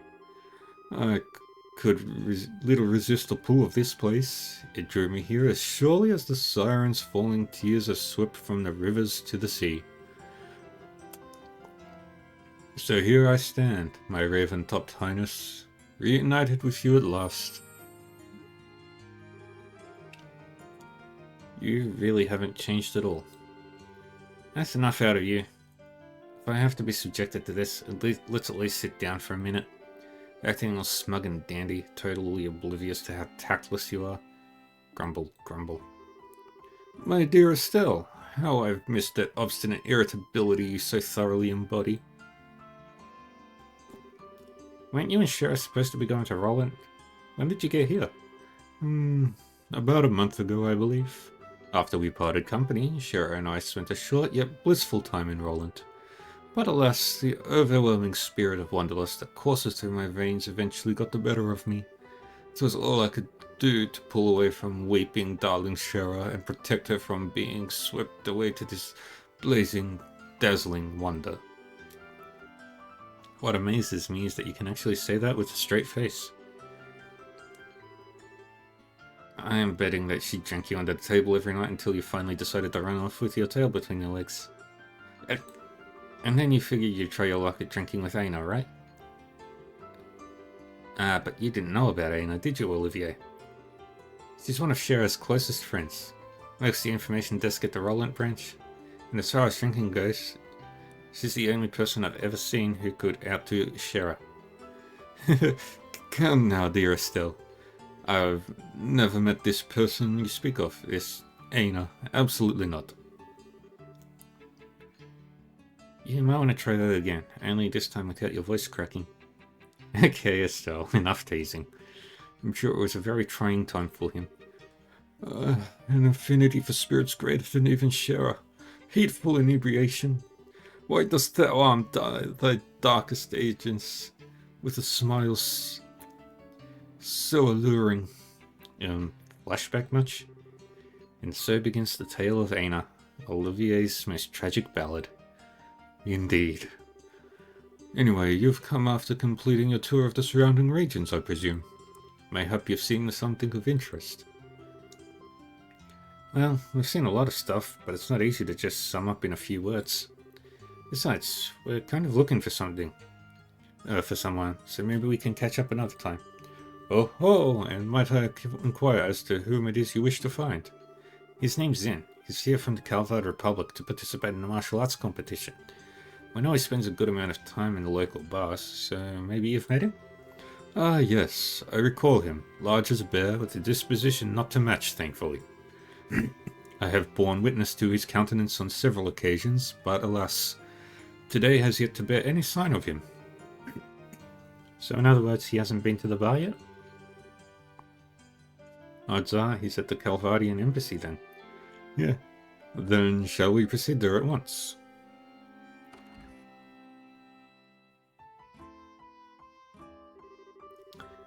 How is it a matter of course for you to come with us? Please don't be cruel. Beyond my uses as a travelling companion, I also wish to assist in the manhunt. Unless, of course, you two want to be alone. What? Oh my, such an unsophisticated child. But when you blossom to your full potential, you shall be a woman to be reckoned with. Quite a desirable one, I'd wager. What are you trying to say? Well. Yeah. Hey. Hey, Manji Dragonfly. Welcome back. Oh, what the? Sir, speak to me. No good. He's not waking up. Still just killed Olivier. Oh, no. No matter how angry someone makes you, you're not allowed to brain them, especially not in packet. Especially not in public. It was all flash, no impact. It didn't do any real damage.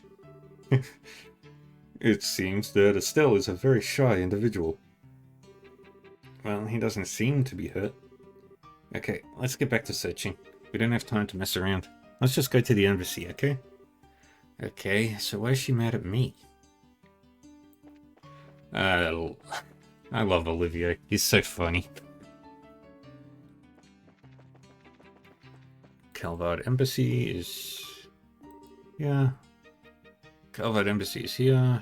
What's your business here? We're looking for a person named Zin. May we see him, please? Oh, you're here to see Zin, are you? Have you actually met the man? First time I did, I almost peed myself. I was like, holy crap, he ain't a man, he's a grizzly. He is a pretty big fella, that's for sure. But he's real friendly once you start talking with him. He even gave me a meat bun when I told him I was hungry during my shift one day. Yeah, he's the kind of guy you can really count on, like a big brother. Indeed. So, may we see him? Oh yeah, sorry. He actually stepped out again shortly after returning. Said he had some business to take care of. Looking for a place to meditate and prepare for the tournament or some such thing. Meditate, huh? Man, he's not kidding around. Where do you think such a place might be found? Well, when he left here, he said he was headed for the Herb Scenic Route. That old forest path has a feeling to it, not unlike a park. And it being monster infested makes it a good training ground. The Herb Scenic Route. Okay, got it. Come on, Estelle, let's go find him. Roger that. Hang on, if you go into the Herb Scenic Route, there's one thing you need to know. There's a place nearby called the Herb Royal Villa. Oh, we heard about that place. I assume you're going to tell us that it's being commandeered for the anti-terror division, so it's totally locked down? Good guess. They can raise quite a ruckus over there, so watch your backs. Albeit, just avoid it altogether. So they're strict, huh? Strict is starting to get real old. Avoidance sounds good. Thank you for the information. Alright, let's head to the...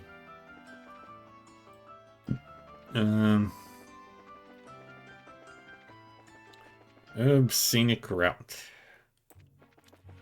Bum, bum, bum, bum, bum, bum, bum, bum.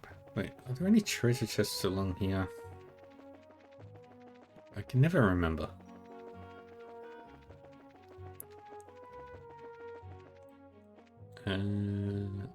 This way.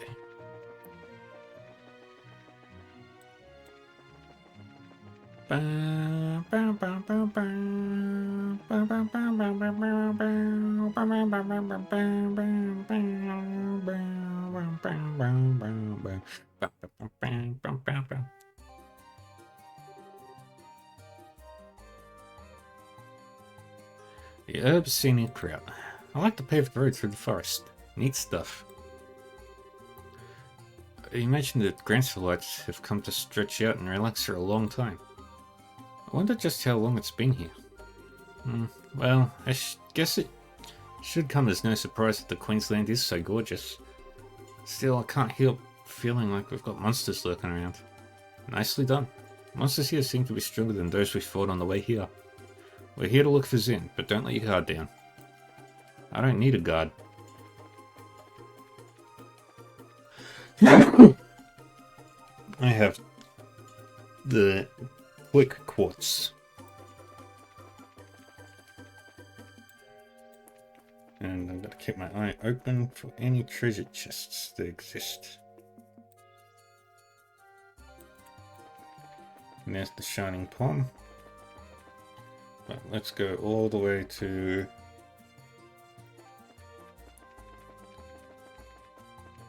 the far side of the scenic route, and we'll go through and check for all the treasure chests. Okay, that leaves the area, and here we have a treasure chest. Ooh, what more do you want from me? Blood? Yeah, maybe later. A little blood never hurt anyone.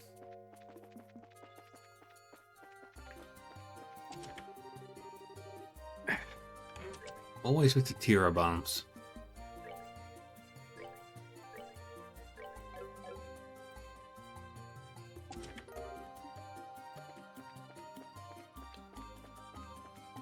I bought 99 of the special ice creams.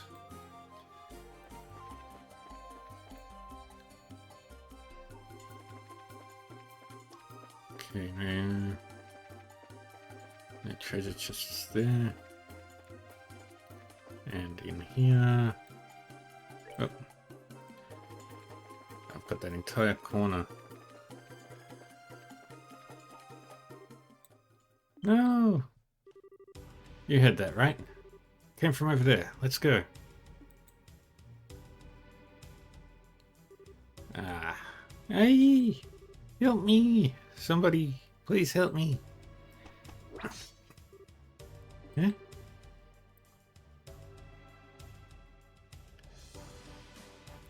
Sister, it'll be alright. Stay back. It's too dangerous.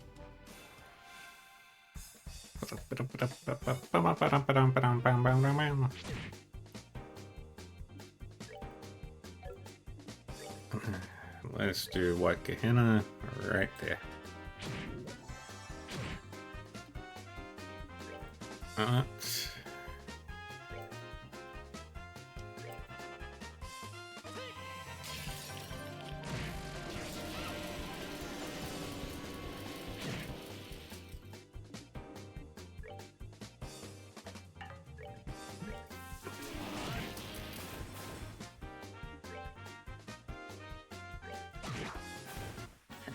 Not the defenseless sister who may or may not be Julia.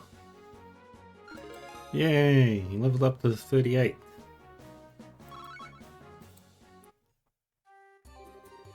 Wow, that was pretty tough. You okay, sister? Yes, thank you. Who are you?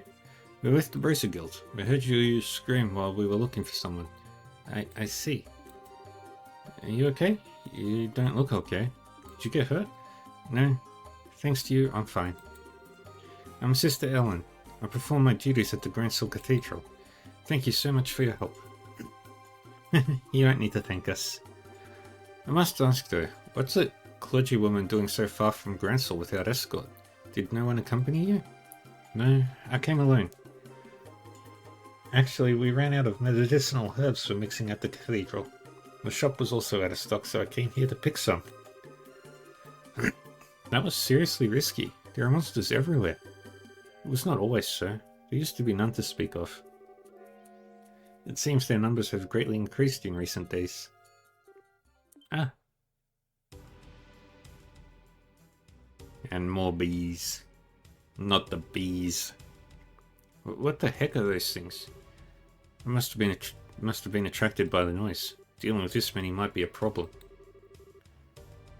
Yeah, we need to at least get the sister to safety. Yo, need a hand? Zin. Think Adius, you're here. I was wondering who it was, and it turns out to be you guys. Well, why don't we save the chit-chat until we've dealt with these guests? Right, roger that.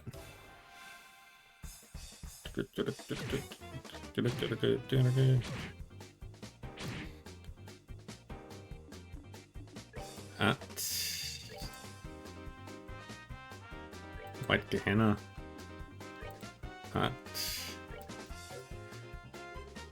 Arios. No, we'll do Firebolt on you. And you... We'll do Flare Arrow on you.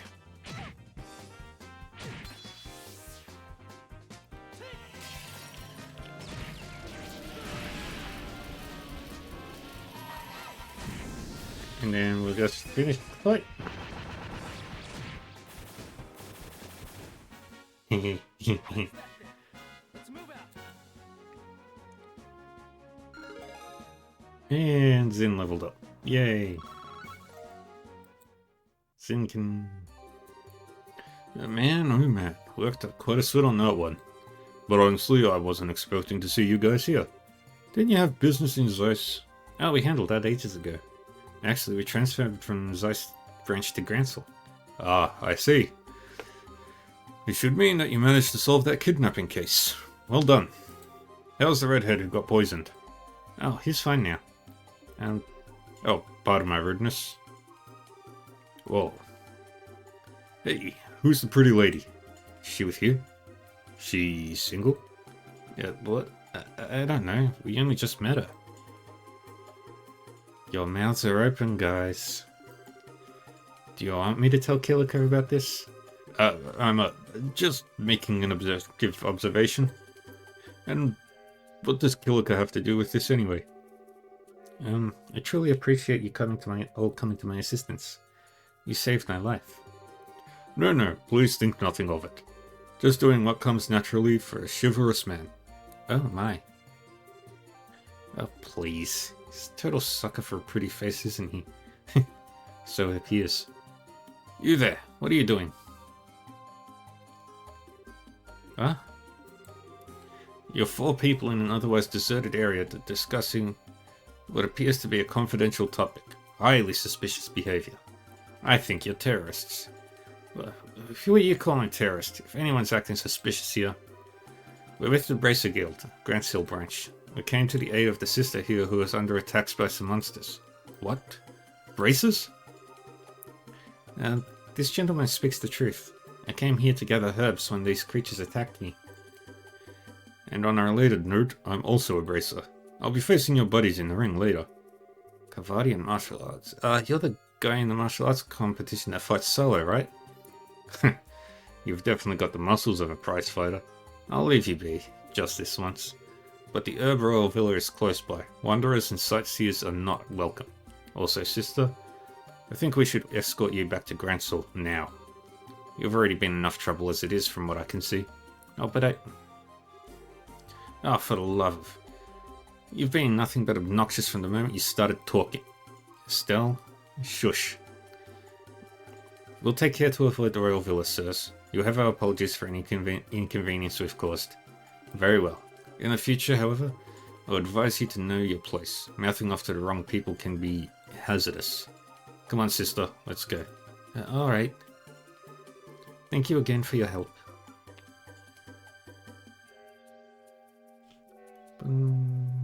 Boom.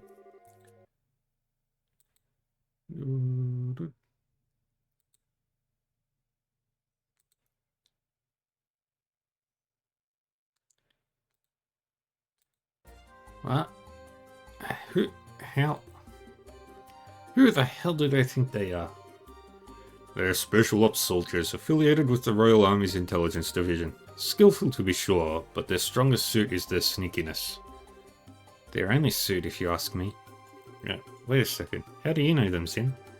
I ran into their team at the martial arts competition. I was introduced to them.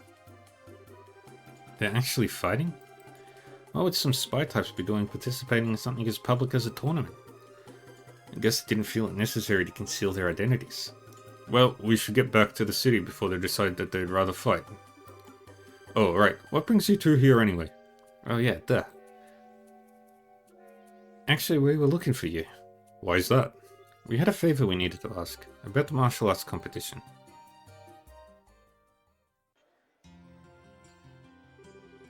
So that's how it is, hey? Tell me something though. Why do you want to take part in the tournament? Well, I've been kind of itching to do something like this ever since I caught those preliminary matches. You know, really throw down some opponents. We're traveling all over the kingdom to help prepare us to become full-fledged bracers. Hey, Lady Kirin. It's going good. It's the final chapter. This would be the perfect opportunity to test ourselves and see if our training has paid off. Alright, let's do it. We can get you registered tomorrow, before the tourney begins. So no worries on that score. Woohoo! Hey, you sure you're okay with giving us an answer so quickly? Hey, it'll give me a chance to see just how skilled you are. You just watch my back. Roger that. Thank you, Zin. I'm gonna give it everything I've got. We appreciate it. It's no bother. I had been planning to enter as a solo competitor, but I suppose that having some help could improve my chances at overall victory.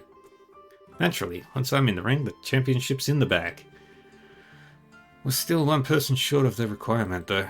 Since we have to face 4-person teams, one more would give us the best possible odds. Oh, right. Yeah, I'll bet we could beat them without a 4th. No, if you really want to come out on top, you have to be prepared. A battle is waged well before the first blow is struck. Well, yeah, I guess. I sure wish Cheryl were here with us. That'd keep my spirits up. Hey, do you suppose we could ask Elnan to try getting in touch with her and Roland? I think she's kind of busy at the moment. Since Dad's not there and we're not there, that branch is pretty short-handed. Yeah, that's true. Isn't there someone who can partner up with us? No, not Olivier. And here I was thinking you might never see your way clear to asking. Enter the pervert, stage left. Don't tell me you're hiding out upstairs. Were you listening in on our conversation? Indeed, I heard every tragic syllable. Therefore, it seemed the appropriate time to make an appearance. Hey, who asked you to sit down? He was the one playing the piano before, wasn't he? You know him? Replace no with can't get rid of, and that about covers it. And we haven't even known him for that long either. Many call me Olivier Lenheim, the wandering minstrel from Ereburnia. It was Estelle and Joshua's pleasure to make my acquaintance on an earlier case. And ever since we seem to keep running into each other. Quit trick him. Zen, don't listen to him. I'm not entirely sure what's going on, but there's no harm in introductions, I suppose. Zen Vathek, bracer from the Kalvad Republic and perpetual traveller of the path of Wushu. I've enjoyed your piano playing. You do me a great honour, good sir. I've also heard tales of your prowess in the preliminary matches. Tell me, did you truly defeat a team of 4 entirely on your own? All I can say is that I had the good fortune of them all being rank amateurs. What does a wandering minstrel, as you say, want with us? Wait, hold it. Olivier, I'd like for you to verify something for me. By any chance, do you have a lot of spare time on your hands? And you say that I haven't changed. Good, Joshua. You were ever one for the pointed questions. It's been nearly a month since I came to Gransel. I've traveled the length and breadth of the city, enjoyed all the sights, except the castle. Those boorish soldiers would not allow me to pass. To be certain, there are other places that I'd like to visit, but I could not bear to leave with the birthday celebrations so close. So in other words, you're bored. Now, what is this talk of being a man short that I happen to overhear? I have heard that the winner of this competition will be invited to an extravagant dinner party. Surely this can only be divine providence. Yeah, pretty much what we figured you were thinking. I had, in fact, wondered if you might invite me to join you in this tournament. You okay with that? Wait, Zin, it's not that simple. I mean, you don't even know if he's any good in a fight. His specialty is orbital firearms, right? I think the team would be pretty well served by a broad range of tactics. What? Oh my, this is a surprise. I presume you could tell from my walk and the musculature of my shoulders. That and the way your eyes move. A martial artist and a swordsman each have distinct ways that they track their surroundings. You track for a specific point on any possible target. It's characteristics of someone who's familiar with small arms. Whoa, that's awesome. I see. It certainly makes sense. I'll have to be more careful in the future then. And in your eyes, do I pass muster for participating in the tournament with you? Yeah, I think so. Welcome aboard. I'm not sure I like this. Thank you for your assistance, Olivier. Yeah, the trailing in the sky is going good, Lady Karen. I've done many progresses.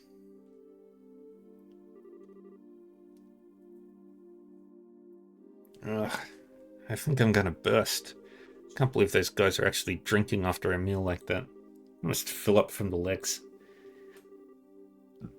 Well, Zin's got the constitution for it, and Olivier's just kind of a glutton. As long as it doesn't interfere with Zin's performance in the tournament tomorrow, I think it'll be fine.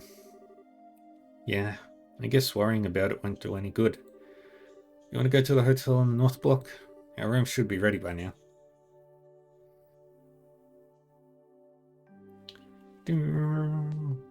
Good evening.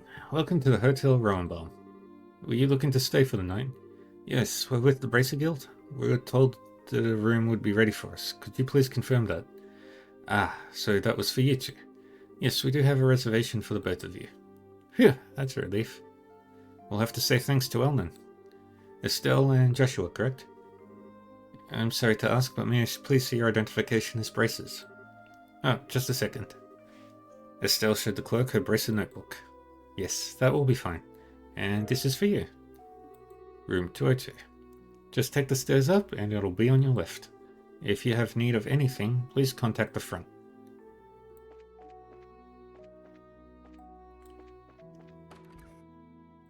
No, it's the other room. 202. Yep, this is our room.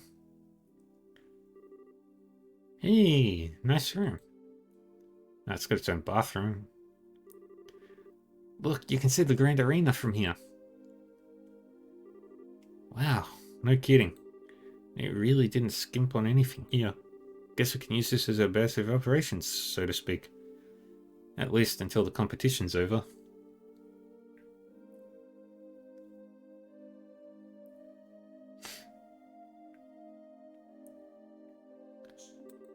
So, Joshua and I have to share this room for a while. God, what am I thinking? Bad thoughts, bad thoughts. Stell? Yes, I mean, yes. It just occurred to me that this might be a little weird. But, I mean, we're family, right? Huh? I might not be as dependable as Dad is, and I'm not as good a listener as Shara, but I'm still your brother, and I want you to know that I'm there if you need support. If there's ever anything bothering you, I just want you to know you can always come to me. Oh.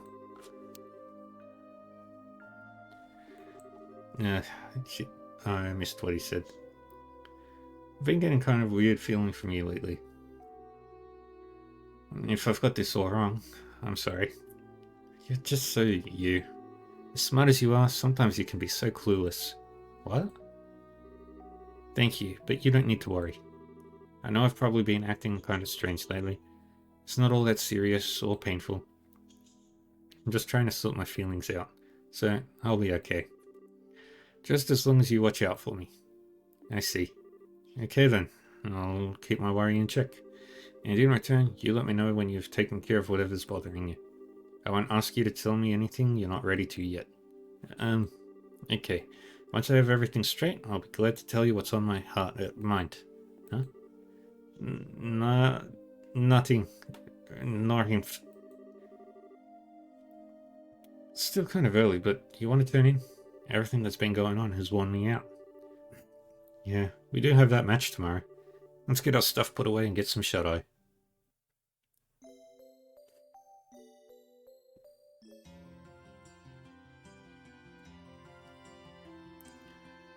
Boom, boom, boom, boom.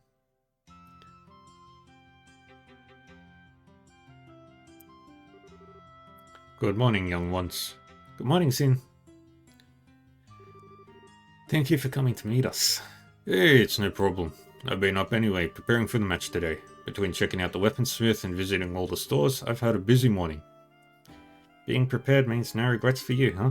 By the way, where's Olivia? Good morrow, my dear companions. What is that aroma? Battle? Conflict? No. Victory! Oh, what an enchanting performance this time of day. Did you just deliberately time your entrances like this? Good morning, Olivia. Morning. Looks like we're all here then. Let's say we go ahead and get moving. Tournament doesn't start up again until noon. It's still early, so what are we going to do to kill time? For starters, I think we should go to the equipment shop and get all our gear in order. Then perhaps do a bit of monster hunting to keep us focused. I see. A little warm-up then. Some practices working as a team might do us some good. After all, we've never all fought at each other's sides before. I'm up for it. Let's go. And once we're ready, we can head straight to the Grand Arena. Alrighty. Let's check out. Let's make sure that he's got all of his. Dang it, Olivier. You gotta be annoying.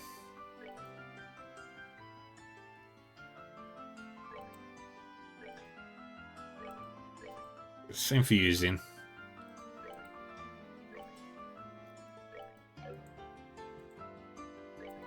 And then augments.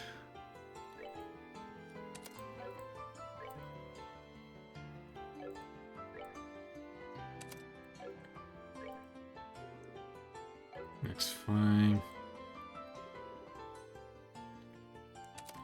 Increase his range. Yeah, we'll do poison. You get 3. You also get 3. You can have mind. You get EP cut. You get cast 1. And that.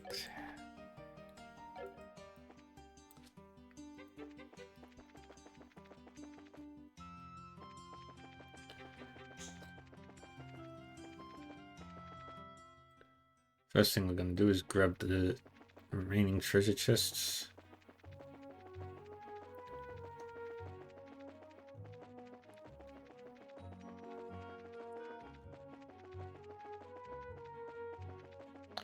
That way in the scenic route.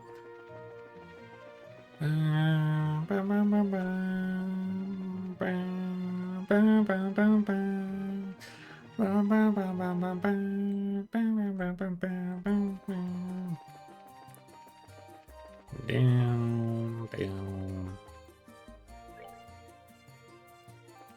Yep, heading the right direction. We'll keep going down. This way, just check. Any treasure chests here? Nope. Okay. We run past this way. Ignore the villa. We don't need to go to the villa. Let's look this side and this side. Keep our eyes peeled. Alright, no treasure chests here. Alright, let's go down this way first. All the way.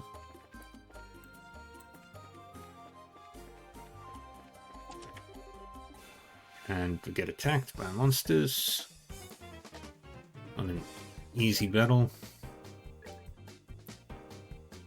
We'll do that there.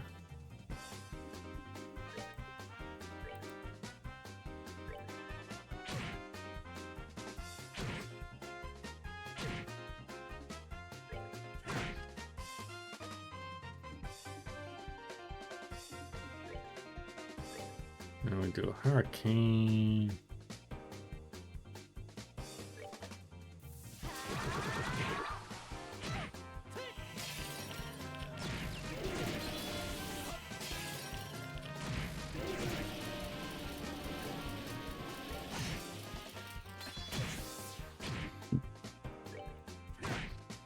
We do that. And we shoot. And we do some attacks.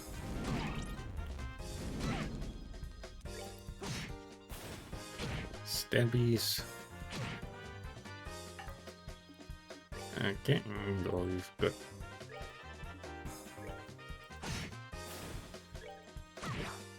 And there we go. And who's going to level up next? No idea. Found defense 3. You have gone over your limit for this chest, Dev team.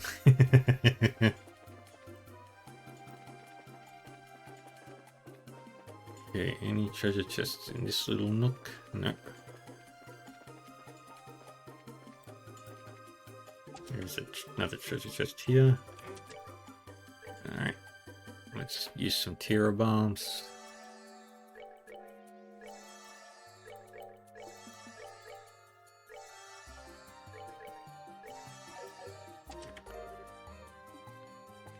Oh, and you say this chest, the chest is empty. I blame you.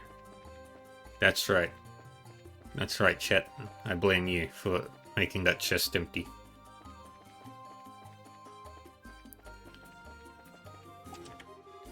More monsters. Let's just do this. Go through the fight.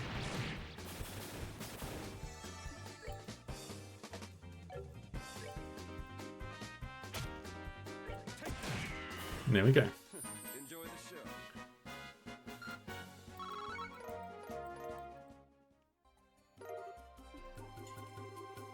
There's a note inside. It reads, "Sucker."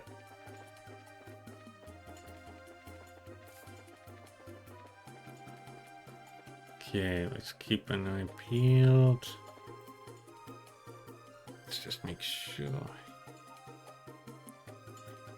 Yeah, that looks right. I believe I have gotten all the treasure chests in this area. Yay. Now we go up.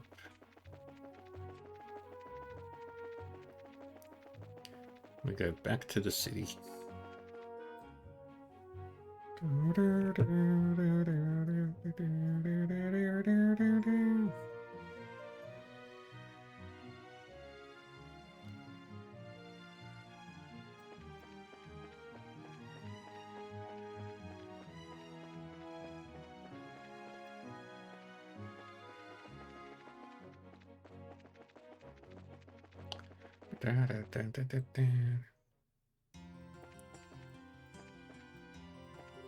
And there's Kurt. Look who it is. Hi, Kurt. Fancy meeting you in a place like this. Just gathering the bounties and some monsters out here. Even with the martial arts competition, we bracers still have a job to do. Now's the time to get all quick and simple stuff done. Oh, it's good to see you working hard. More like warming up. I wouldn't say no to a sparring partner or two, though. We'll keep that in mind.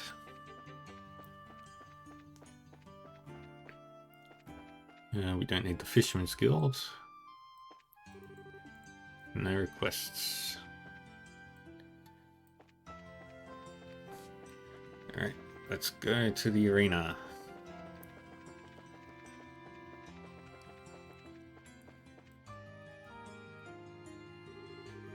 Currently at the arena, we are holding the Royal Martial Arts competition. If you would like to participate, you'll need to register first. Okay. Good morning. Oh, Zin, good morning. You feel ready for the next match at noon? I do, and I'd like to finish my registration if I may. Can you help me with that? Absolutely I can. When I first heard the news, I thought to myself, how is he going to fight all by himself? Hey, wait a minute. Aren't you the ones from yesterday? Yeah, how's it going? We'd like to register for the tournament as auxiliary members of Zin's team. Would you now? Well then we'll need you to fill out these forms, please. Estelle, Joshua, and Olivier filled out the required paperwork. Next to his signature, Olivier detailed a red rose for flavor. Of course he does. I love Olivier. He's one of my favorites. So, you two are members of the Bracer Guild, but according to your profile, sir, Wandering Lyric Troubadour Extraordinaire, Ambassador of Peace and Hearts Most Fair, and there's a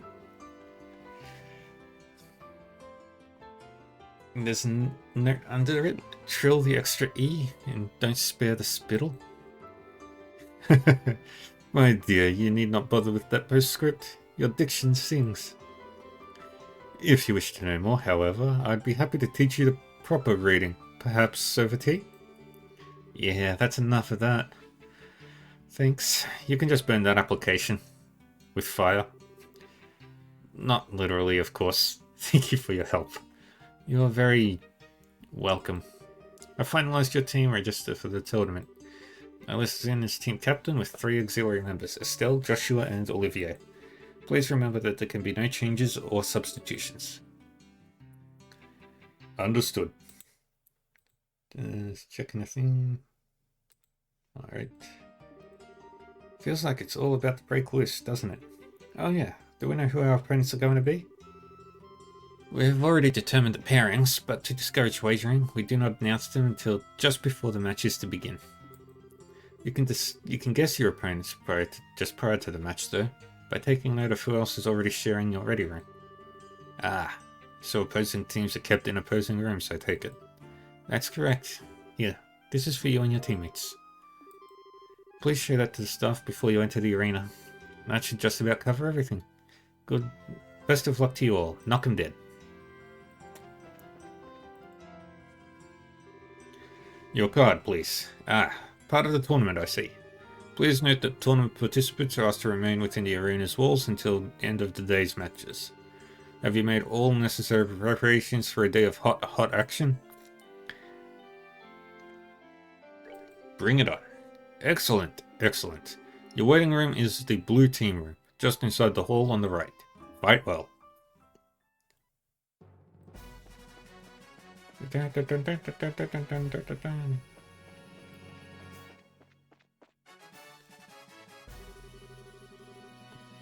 Blue team is on the right, so this must be the waiting room. Yeah, has to be. Well, why don't we just relax until it's time for the match? Do you ever do anything other than relaxing? Yeah, look at you guys all calm and collected. It's you. We really gotta stop meeting like this. Too bad for you, huh? Who are you guys again? We're the Ravens. We had all of Ruan pissing in the collective pants in fear of us. Don't tell us you forgot. Guys, I was kidding. I knew you guys were in Grancel yesterday to watch your buddies fight in the preliminaries. And you're back again today to pick a fight with us. Didn't you learn your lesson last time? Okay, that's just creepy.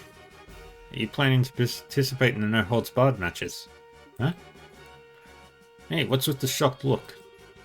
We won the prelims and made it here fair and square. I don't remember you guys showing your faces before we made it halfway through either. Well, how do you like that? Not bad for amateurs. Must have been some special training, huh? Ugh, what the hell? I had you figured for just another bunch of punks, but you've got some real spirit to you. Nice going. Well, it was nothing really. Don't be taken in by that act. Anyway, you beat us before. We aren't gonna miss our chance to get back at you. Anytime you're ready. I guess not today if you guys are in the blue team room with us. Well, we're supposed to be on the other side, but you couldn't wait to confront your opponents, could you? Well, best of luck. May the better team win. Huh? Hey, let's get out of here. Yeah, mood's all off now. Let's go get something to eat before the fight. What the hell? That's just rude. Did I say something wrong? No, not at all. You really are something else. Huh? Well, don't worry about that. I'm impressed that she's so nonchalant about her own talents. Did I miss something? Don't worry about it. Come on, let's just get in the waiting room and wait for our match to start.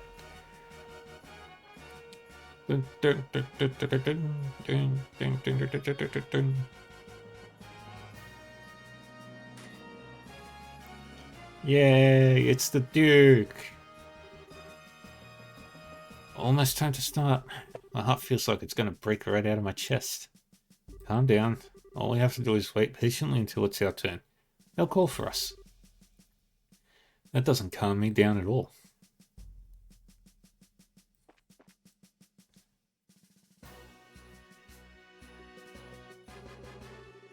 Border Garrison.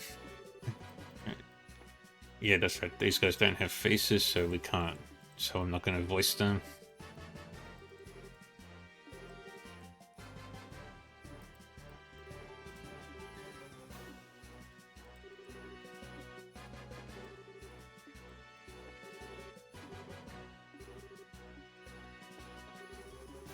Looks like you're in. Yep, sure are. Thanks to you. Show us what you can do, and may the best team win. Hey, you newbies. Annalise. Annalise loves the cuteness. Oh, there's so many.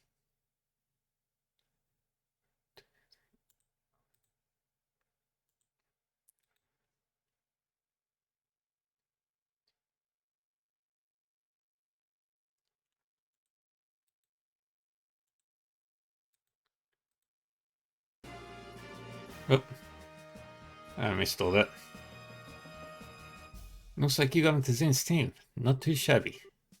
I'm looking forward to seeing what you've got. Hey, champs. How you feeling? A little nervous and kind of panicky, to be honest. If you get nervous, you'll start taking short, shallow breaths, and that's bad news. Force yourself to breathe slow and deep, and you'll find yourself feeling like a whole new person. Got it. Shallow breaths. I mean deep breaths. Deep breaths. Wow, that actually helped, I think. Thanks, Kurt. No problem. Hey, Estelle. Since we're in the same room, that means we won't be pitted against each other in today's matches. Too bad, huh? Yeah, it is. That just means the fun gets to last longer for you, right? Nothing else, you do know how to talk trash. Maybe talking to the other teams will help calm up some nerves. After all, we're not fighting anyone in this room today, so we can all get along just fine. No matter how you look at it, these are some strong teams. Glad I came to Libel. This place seems right up my alley.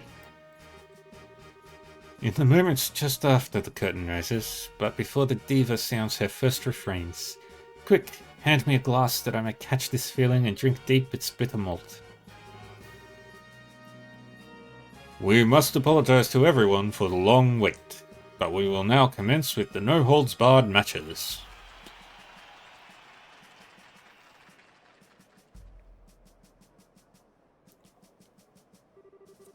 Without further ado, let's announce the fight card for the first bout.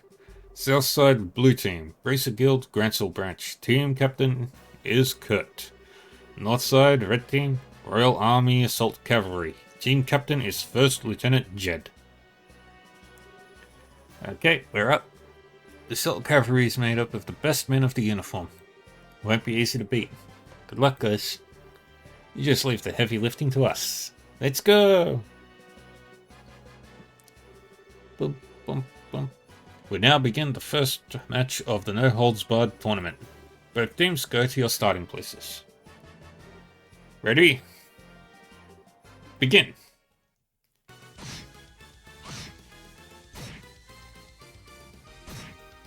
And we watch the fight unfold.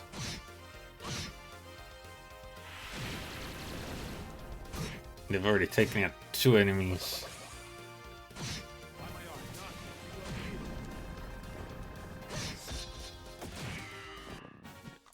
And they dominated. KO! The winner is Kurt's team. Alright, they did it. LaBelle's braces are not to be trifled with. They all demonstrated great skill. Indeed, they may be few in number, but one of them could likely take on 1,000 foes.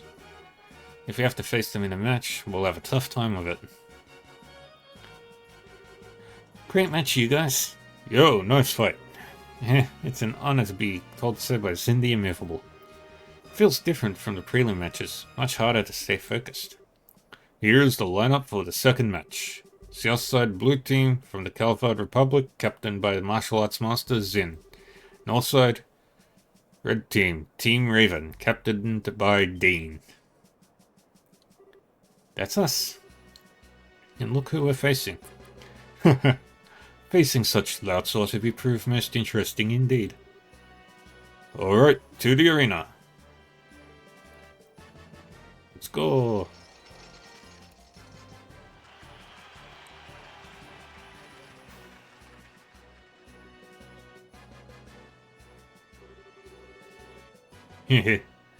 Never thought we'd get a chance at revenge so soon.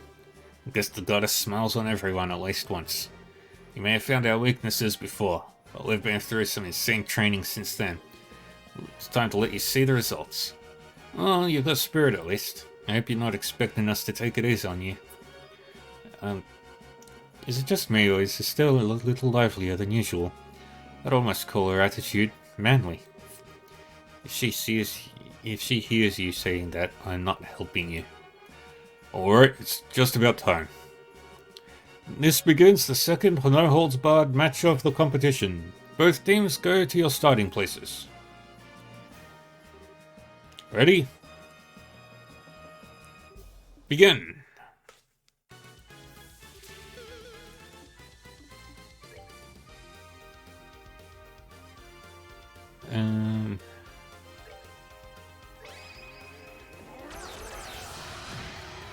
He does his Kamehameha. Craft.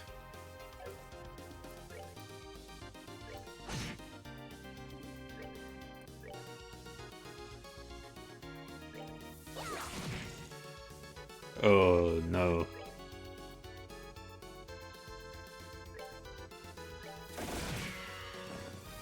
Yay.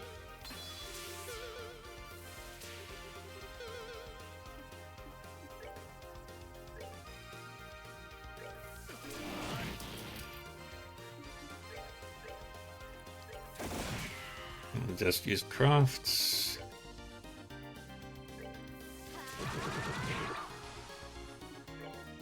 And we'll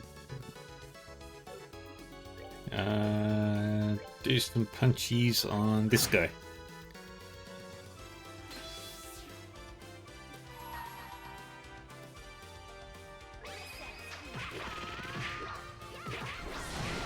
There we go.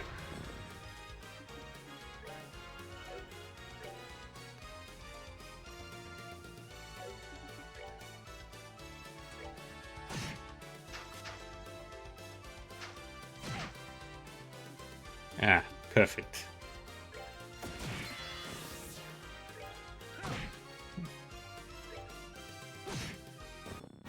And we dominated. KO, winner is Zoon's team. Damn it, lost again. He's too damn tough. Shit. Now, don't get so discouraged. To be honest, I'm impressed. You gave us a good run for our mirror. I agree. We're a lot stronger than when we first fought in the Varen Lighthouse. Really? I don't really remember it too well. I wouldn't know, but it seems we gave all we had. I think we can all return to the waiting rooms with our heads held high. I never thought those delinquents would ever try to fight that hard for anything. Just goes to show you that change is the only constant in life. I watched the fight closely. It wasn't bad. Not bad at all. Thank you. I'd like to think that their change of heart is born of a desire to follow my shining moral example. Wow, you really think so? Would you quit with your bullshit? You don't even know their situation. You don't even really know who we're talking about. The moment one falls in love is as quick as infinity itself. You're not normal, are you? Here's the lineup for the third match. Southside Blue Team, from the Royal Army's 3rd Regiment, captained by First Lieutenant Riel. Okay, that's our cue. Let's show them how it's done, people. Aye, sir. Northside Red Team, the Kapua family, aka the Sky Bandits, captained by Don Kapua. Huh? Kapuas? That name rings a few bells. Ladies and gentlemen, we have a unique match for you up next. Somewhat notorious, always in the news, they are the Kapua families, the Sky Bandits who terrorize the Bose region. Today they present themselves to you in a physical display of contrition, eager to fight in a fair and honest manner. In doing so, they hope to atone for all the problems they've caused the kingdom's citizens. This wish to make amends is foremost in their hearts as they take the field. And thanks to the sponsorship of Duke Donnan, they're here to show you that remorse. We hope you enjoyed this shocking matchup, the first ever public apology in tournament history. You know, somehow I get the feeling that this new team play rule was enacted by those criminals so that those criminals could participate. The Duke certainly is a generous man. This is no laughing matter. Kind of expected something crazy, but this is just... Can I have your attention, please? We now begin the 3rd match of the No Holds Barred tournament. Both teams go to your starting places. Take your positions. Begin. Oh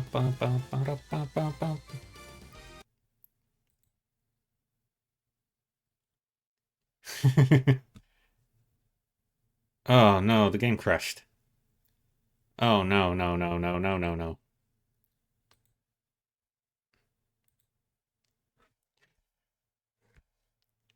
He's still one of the most popular characters in the entire series.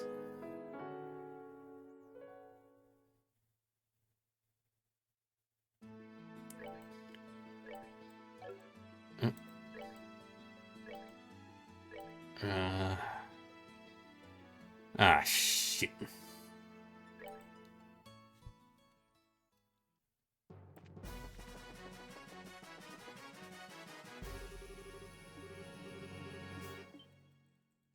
I'll skip ahead.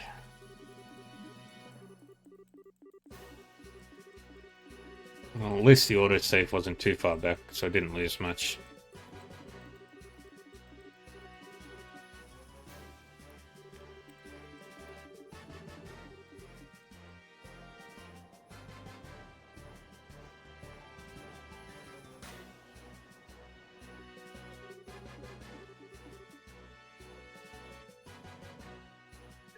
I'll do the smart thing now and save here. Alright. Talk to everybody.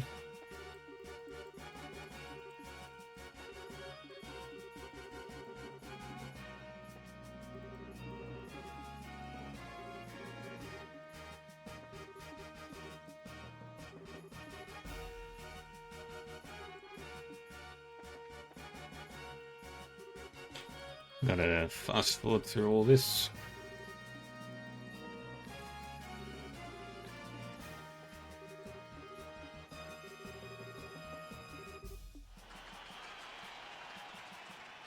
Come on.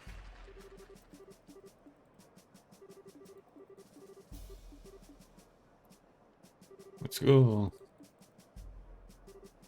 Ready. Begin. Just watch the fight unfold again, exactly the same way.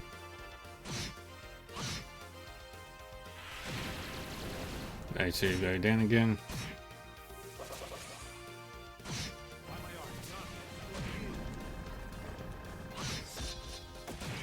And there we go.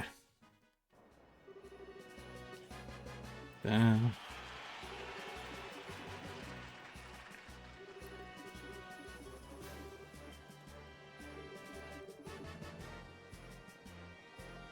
Alright. Save again.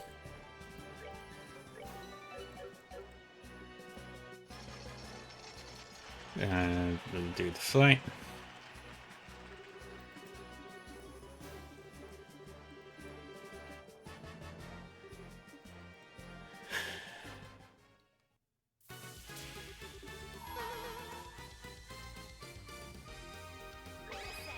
Let's get rid of the green head guy.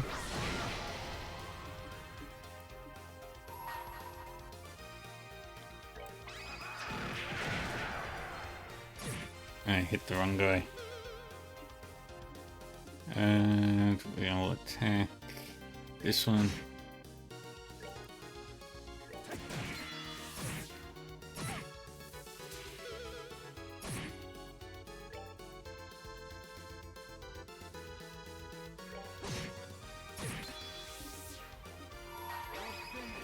Yeah.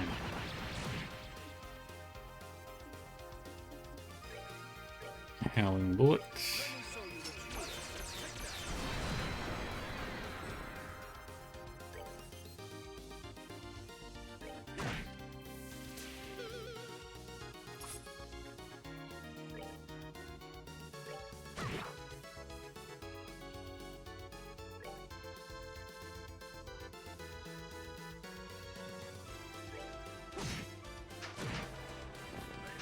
Oh, and Zin went down. Oh no.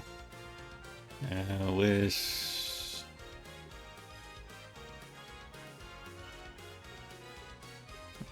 Do I have any food that does that? Yes.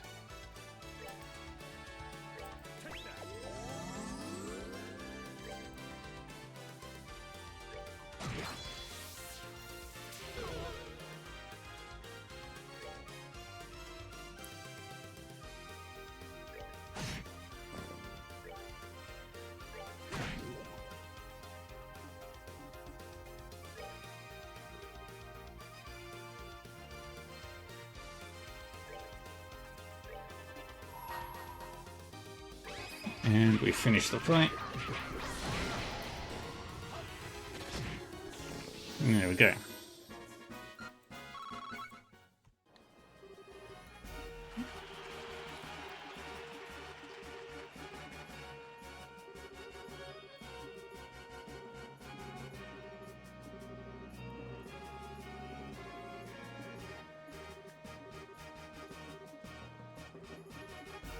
Let's go. Alright, here we go.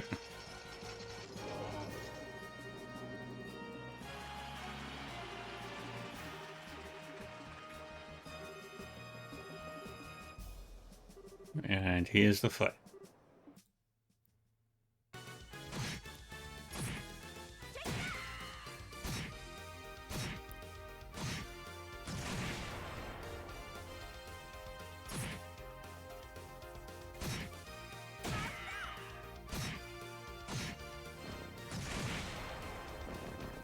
Good. And they win. KO. Winner is Don's team. They won. Well, they are pretty strong. But if worst comes to worst and they actually win the championship, then what? Would they actually invite pirates into the castle for a dinner party? Oh, to be a fly on the wall for that little soiree. We need to make sure that it doesn't come to that. Regardless, this means that we have to deal with it. We have a tough opponent to deal with. Damn it, I can't believe those thugs got the better of us. Oh, don't get so depressed. They're used to fighting as a group, that's all. It's not their strength so much as our weakness. Which means we need to do some more training when we get back to our unit. Here's the lineup for the 4th match. Southside Blue Team. From the Border Garrison, 7th Regiment, captained by 1st Lieutenant Byrne. Looks like you're up. Last fight of the day, so you better make it count. Understood. We'll give them 12 kinds of hell, army style. Let's do this, people. Yes, sir. Northside Red Team.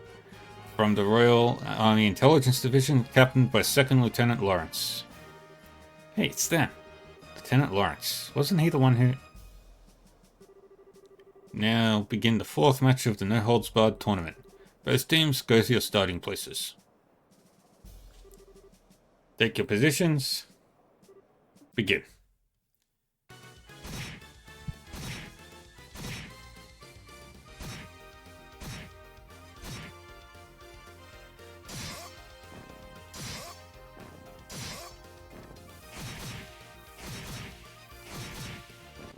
And they got wiped.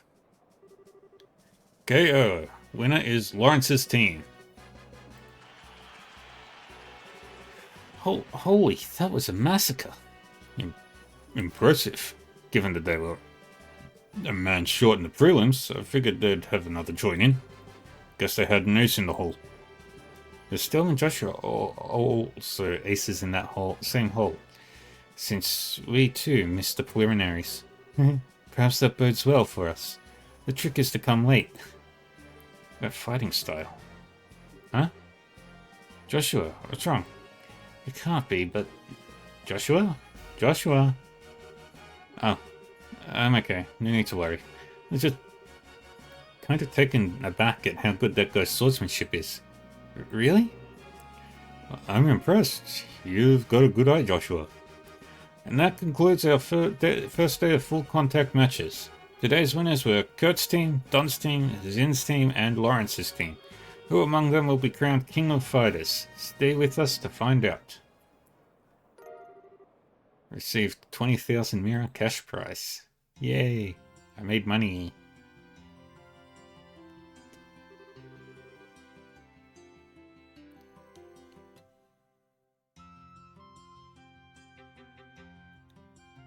Alright then. 2 days down, 2 days to go. I don't know what will happen tomorrow, but we're moving on to the next round. Of course. Seriously though, we've got some really tough opponents left to face. Our fellow guild members, plus the Sky Bandits. True, we can't afford to let our guard down. Oh, come now. What, truly, is there for us to be concerned over? We've built this dream together to stand strong forever. Nothing is going to stop us now. My fist is going to stop you if you don't stop spouting nonsense and take this seriously. Well, positive thinking isn't a bad thing. We've got to keep each other's spirits up from today, so that we'll be ready for tomorrow. So in the interest of that, I'm going to the bar. What about you guys? For my part, I would most graciously join you. We should go reporting at the guild. They might have some new info on our assignment. Yeah, maybe. Thursday, we have to take a rain check. Alright, goodbye for now then. We'll meet up again tomorrow morning in the hotel lobby. Au revoir, my dear pussycats. Just imagine, Lady Kiran, that blonde guy with Matt Mercer's voice. Okay, so off to the guild. Right. And it wouldn't hurt to try getting some information around town too. Like what exactly? Check you two out. You got time to just stand around?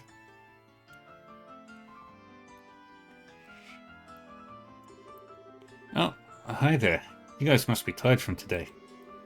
Don't start acting all cocky on us. This last time we didn't have a whole lot of time to train properly. Next time though, we'll win. You want to do this again? That's fine. If we have another chance, we'll be happy to have a rematch.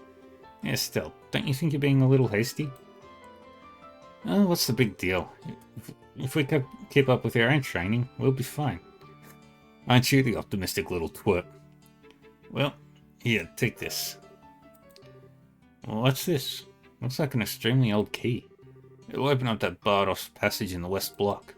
There's a huge underground sewer system. We got that key by pure chance, so we go down there every day to explore. There's a ton of really tough monsters in there, so you better make sure you're absolutely ready. Alright. Hey, don't get us wrong. You just pissed us off is all. Listen, you better win that tournament. We won't accept any less. We've said what we've come to say, so we'll see you later.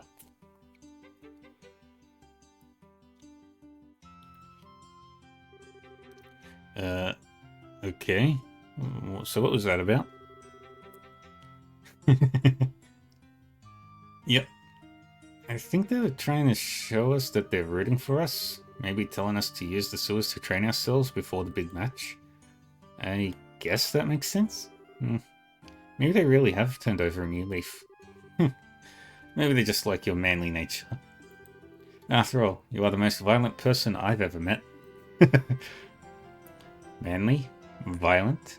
What are you trying to say, Joshua? Well, whatever. I say we should accept whatever goodwill is offered. It's late though. I think we should wait before we go underground. We can give it a try before tomorrow's match.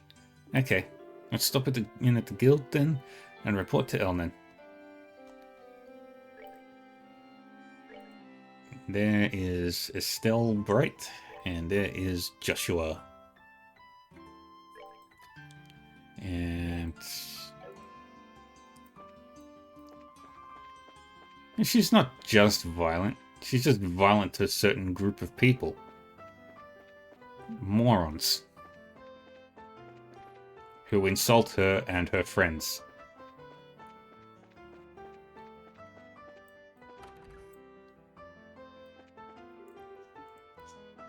Alright,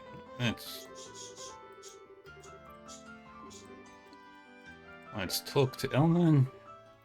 Estelle, Joshua, congratulations on your victory. Thank you, thank you. Wait, how'd you know already? Grant already reported in. So how was it? Honestly, felt more like surviving than actually winning. Joshua explained that there were Sky Bandits and Special Ops teams. I see. I heard that the Sky Bandits were given special permission to participate, but I must admit I'm surprised to hear about the Special Ops, particularly that the leader is so powerful. The team was pretty tough, but the commander was like on a different level altogether. He moved like a cat and was swinging around that huge sword like it was a toy. I could barely believe he was human the way he was fighting. Yeah, what she said. Elman, what do you know about Second Lieutenant Lawrence's personal history? Nothing, I'm afraid. The Intelligence Division is new, and Colonel Richard suppressed all information regarding them since their official inception. That includes information on the Lieutenant. Drat. Joshua? You seem pretty caught up with that guy in red. Is there something we should be watching out for? No, we just need to know who we're facing, that's all. Anything that can give us an edge in the tournament. Ah, good point. Knowing your enemy is the best way to beat him, after all. Actually, this doesn't concern the Lieutenant exactly. Today at noon, a military vessel arrived at the landing port. Its passenger was the Colonel's right-hand woman, Captain Amalthea. That is news. Captain Amalthea. Is she the sneaky, fox-faced woman? The witch who used Tito to threaten the Professor? She's travelling through all of the major cities. Her arrival was unexpected and caused all civilian airship lines to run late. Yeah, that doesn't bode well. A tour of the major cities? Sounds like a cover for her to hunt down the Professor.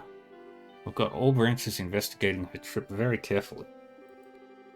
We'll let you know as soon as we learn anything. You two just focus on the tournament for now. You bet. Thank you so much for all your help.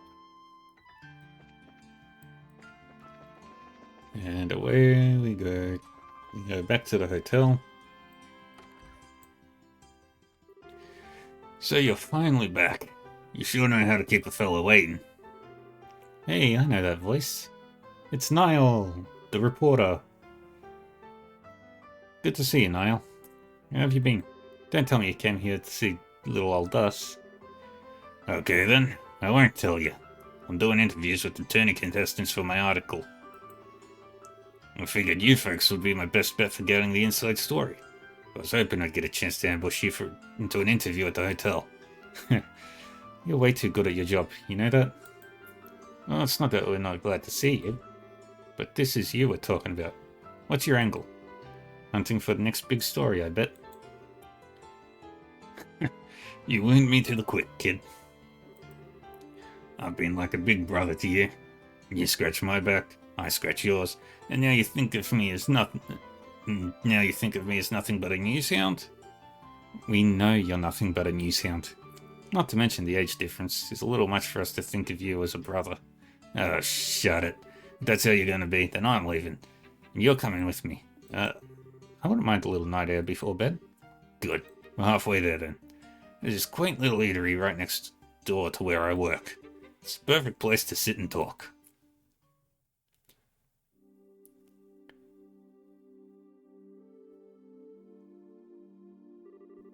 Hey, this is a nice little place. Feels less like a bar and more like a coffee shop. Where is book 10? There. That's book 10.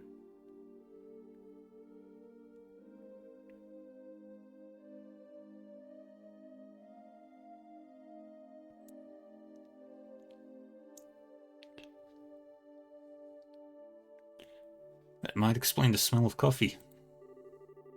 I hear the owner started up this place as a hobby. The brew here is amazing. Plus, he took some advice from someone later on and added curry rice to the menu. Curry with authentic spices. I just like the atmosphere out here, though. Personally. Have a seat. Let's get this interview started. Not so fast. We were just in a big match, and we're pretty damned hungry.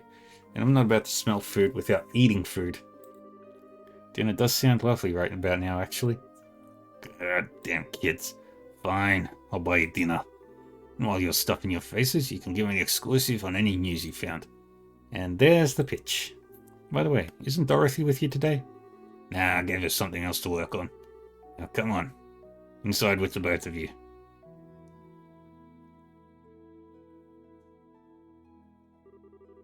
The food in here sure is spicy. Tasty though.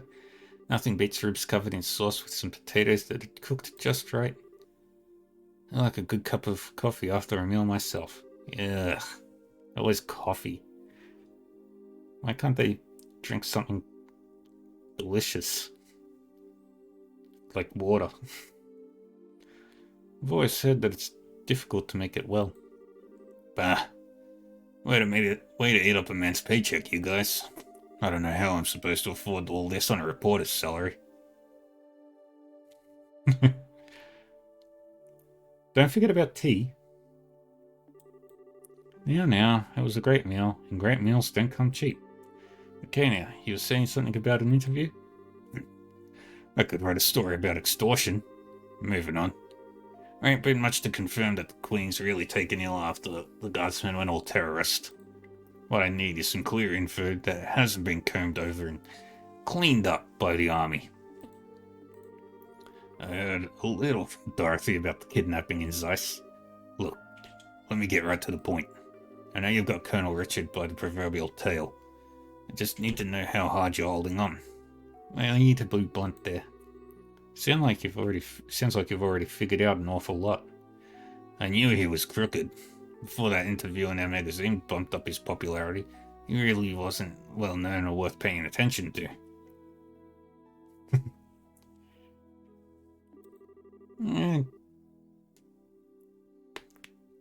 I will drink tea over booze, but booze over coffee. This guy seems to have been planning his moves every step of the way. Right now, we can't say for sure that he's planning some kind of treason against the throne, but it does look like he's manipulating the Duke somehow. Duke Dunnan. He's taking advantage of the Queen's poor health and acting like he owns Gransel Castle, all right.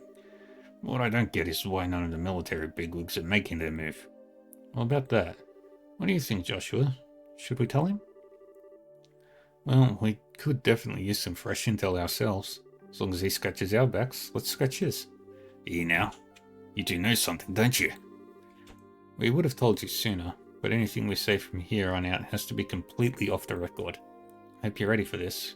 Ah, shit. I'm really not gonna like this, am I? But fine. Say what you're gonna say.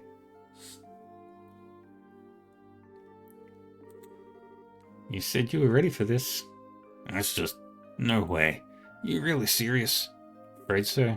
Special Ops soldiers were behind the Sky Bandit incident, as well as the arson, not to mention the kidnapping of the kingdom's greatest scientific mind. General Morgan is at the top of the chain of command, and even he's basically under arrest. All of the terrorist-style activities are being made out to look like the Guardsmen are doing it. Okay, enough. You've made your point. Damn it all. Can't even report a word of this. The Army's censors have already made their stamp all over the latest issue. They did their work at the final printing stage. Really? I'm left with nothing to cover except for this damn tournament. Hey, wait a minute. You do have something up your sleeves, don't you? That's why you're in the tournament.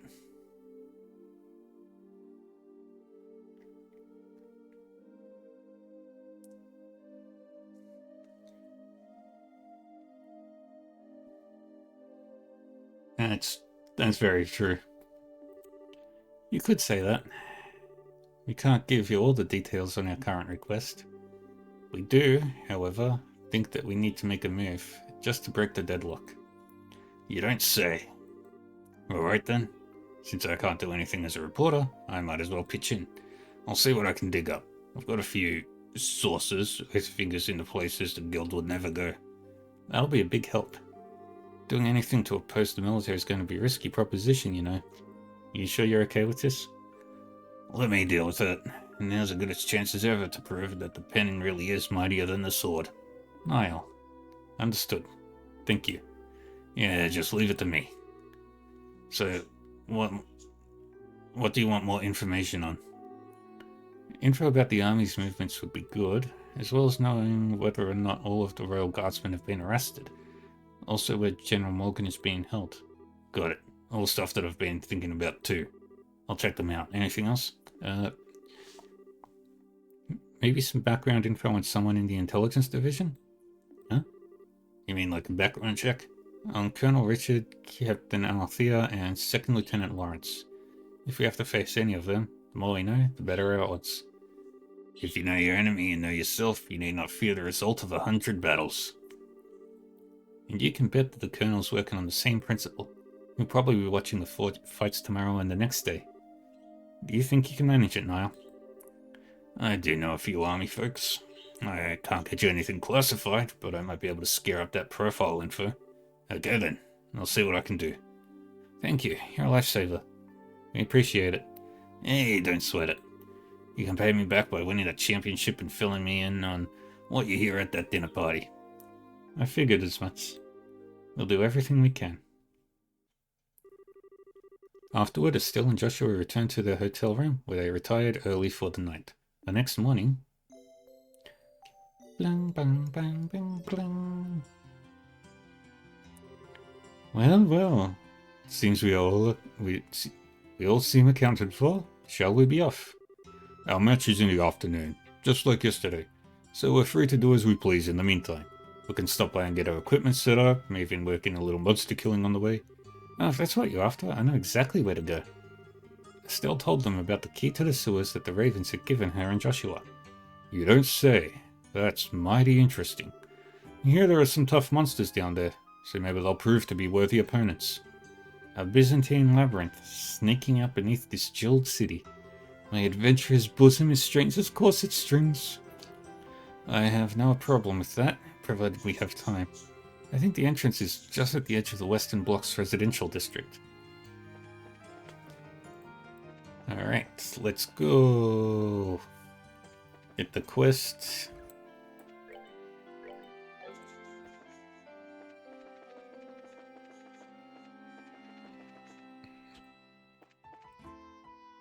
Just make sure that equipment hasn't changed.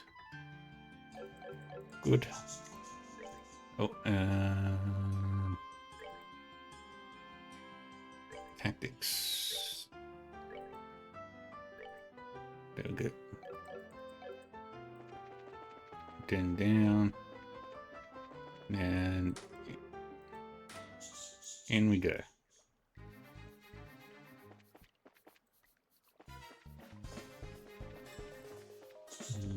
There's a specific monster that I'm hunting, but I don't remember what it looks like. Ah, it's a green one.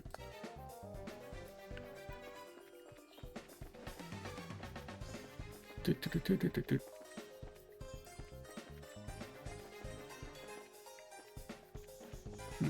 go back this way first.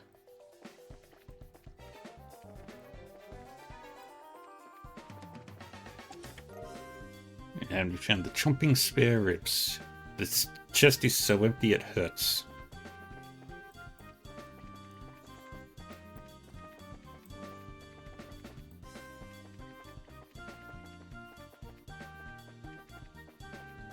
I just had the dumbest idea for a video game. Don't be shocked now, but it's empty.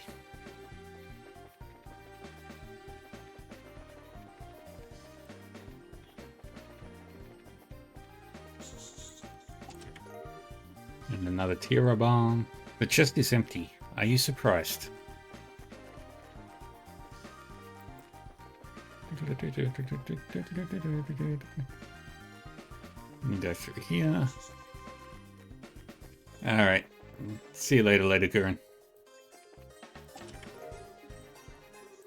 The chest is empty because you emptied it, thief. Let's go down here. Okay, that path is blocked.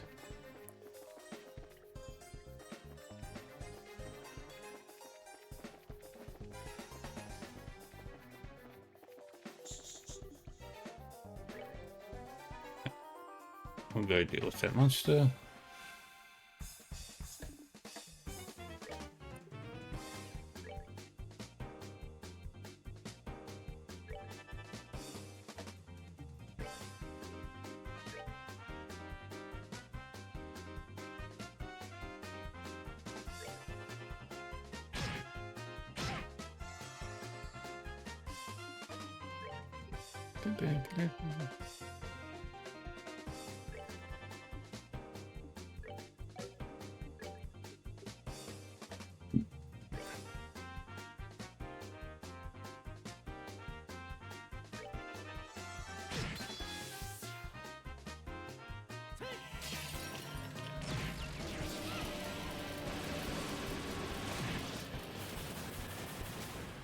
Oh, wow. That was actually impressive. Okay. That's... I say, didn't you loot me once before already?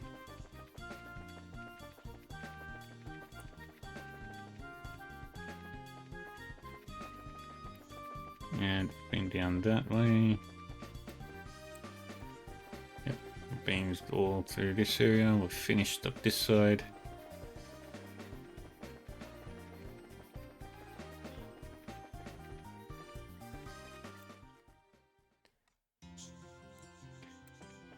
And it helps when you know where you're going.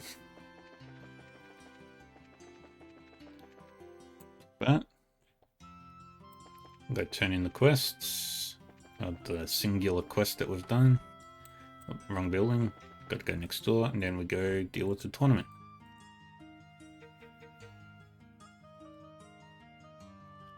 And report.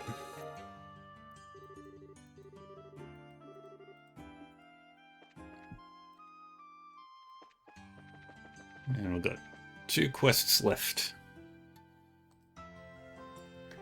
And I've got 1 more enemy in Grancel to find. And it's the female version of the whale frog.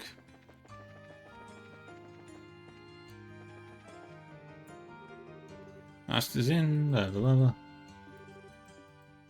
Bring it on.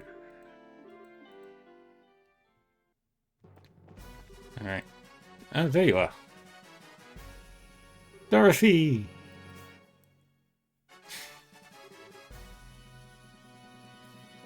Yeah.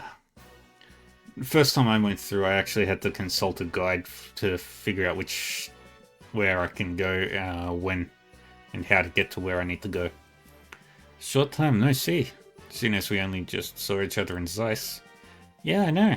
I never dreamed we'd meet again in this life. I mean, since you got in so much trouble after you boarded that factory ship. So much trouble? Well, this bears investigation. Whoa, wait. Dorothy, can you maybe save that conversation for later? Huh? Anyway, I was gonna say your friends here look kinda familiar. I seem to recall encountering you once in the city of Bose. It's a pleasure to make your acquaintance once more, my uniquely charming lady. We passed by each other near the hot spring. Oh, I remember now. It's the drink and run guy, in the bear in Eastern clothing. So, Estelle, you and Joshua fighting alongside these two in the competition? Yep, that's right. We're on Zinstain, the bear in Eastern clothing, as you put it. So what about you? Are you covering the event for the newspaper? Well, until yesterday I was working on another story. Niall told me this morning that I should check out the martial arts competition to see you guys. You're as strong as he said they were. As he said you were. This is going to make for some great pictures. I hope so. Oh yeah, isn't Niall with you? Nah, I guess he had something important to check up on. He'd think he was up all last night, wrestling with a bunch of papers or something. He told me today that he was going to talk to an old acquaintance. I see. And when he wanted me to pass on a message to you, he wants you to come by the editorial department this evening. Whatever it is, he made it sound serious. Okay. We'll go after today's matches. Ah, serious conversation, my old nemesis. Well, don't let it get you down. Meow. Oh, would you stop? Doesn't even have anything to do with you. Very cruel, Estelle.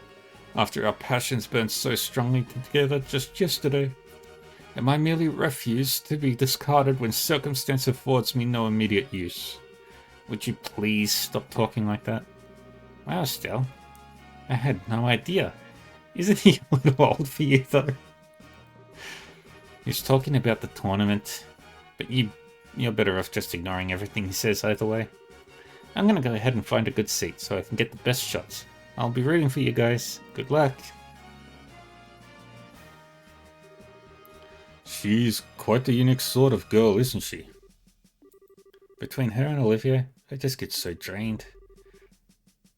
That just means we're relieving your stress before the match. She is a pretty skilled photographer, at least. Most of the photographs that have been published in the Lobel News lately were taken by her. Impressive. In that case, we have to make sure that our fight is one worth taking pictures of.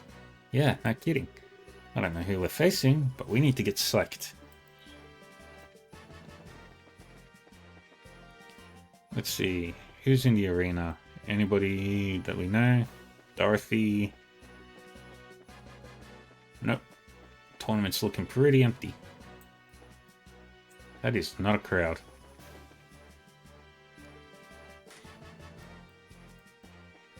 Yeah.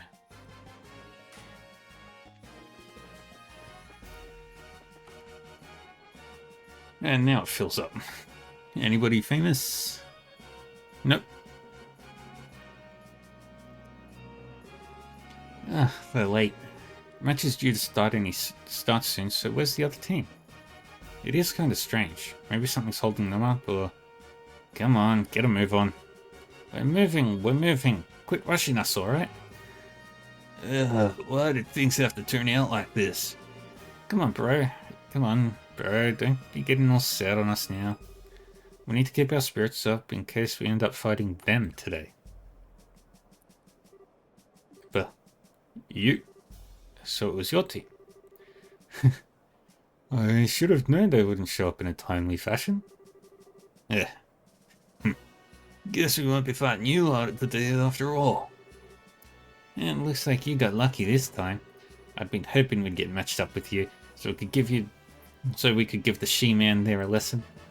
Oh, you did not. Hey, no idle chatter. Or did you forget that it's only by His Grace's generosity that you're even in this competition? Come now, soldier. You don't need to worry about this. Have we not been well behaved so far? And I just hope you decide to keep that up until you go back to jail.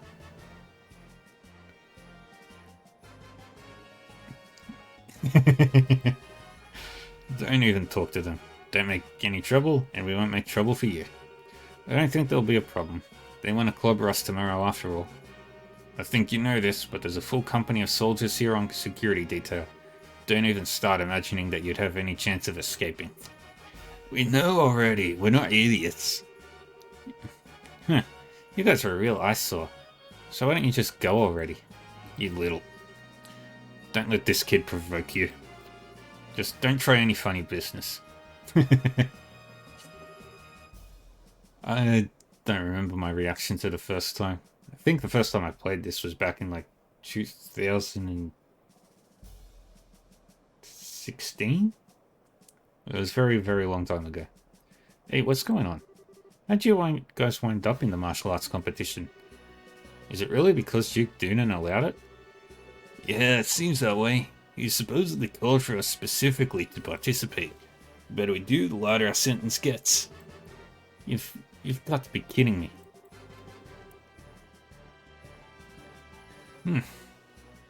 It's a little strange for a constitutional monarchy.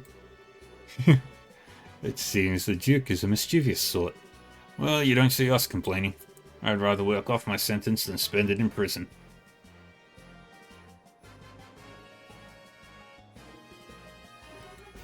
But then, that's not the only reason.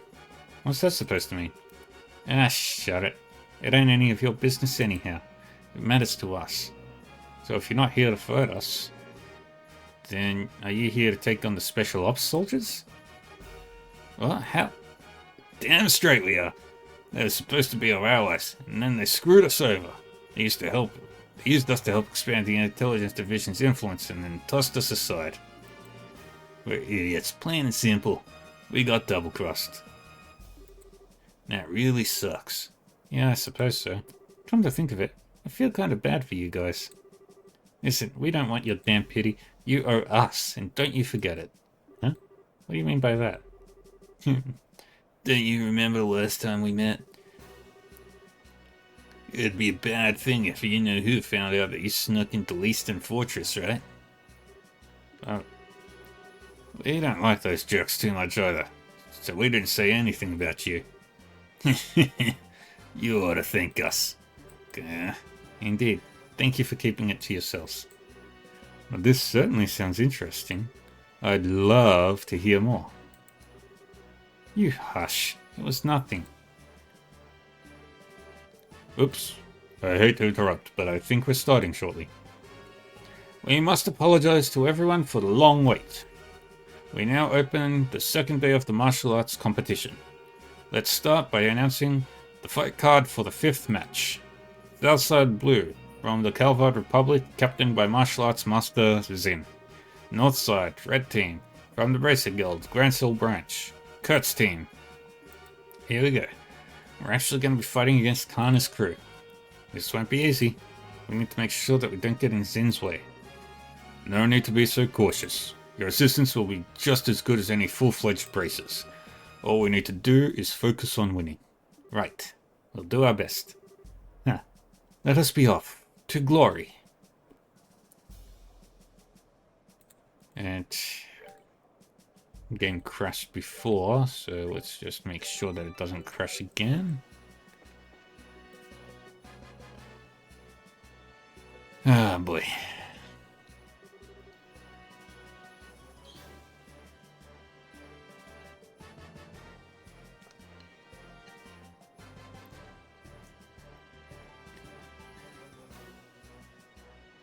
Hey guys, so you made it. Hey rookies. Hi you two. We gave as good as we got. Zin the Immovable. I always wanted to go up against you at least once. What do you say we see if my sword can match up to your skill? Fine by me. But just to warn you, I'm not big on pulling my punches. I was hoping to fight in the final round. I guess we'll see who fate favors today. On one hand, you have an advanced group of veteran racers. On the other hand, a talented group of novice racers and one genius performing musician. I imagine even Adios herself might have difficulty at guessing the outcome. Now, we now begin the 5th match of the No Holds Barred tournament. Both teams to go to your starting places. Take your positions. Begin.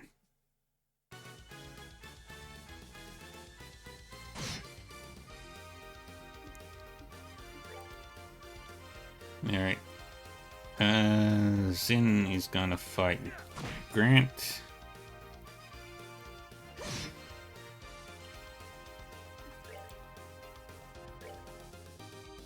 You're gonna work on Kurt. You're gonna shoot Kana.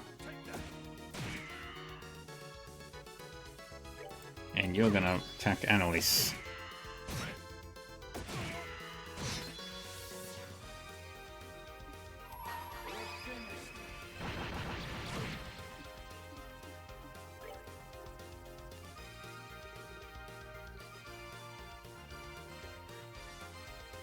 Yeah, it's really good.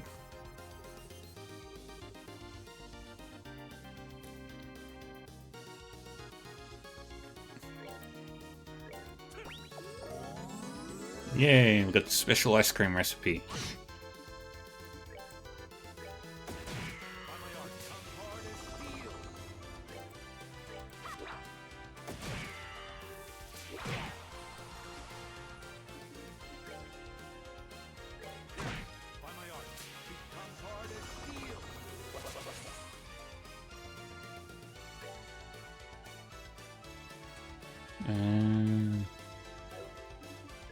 Let's give him another one of those ice creams.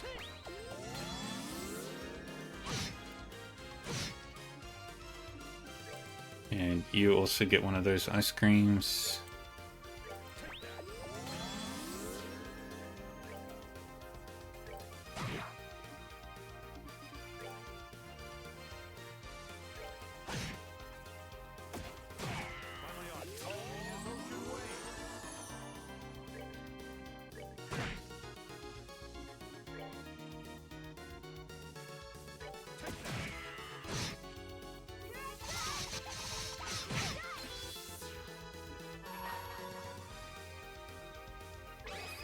And we'll take out Annalise.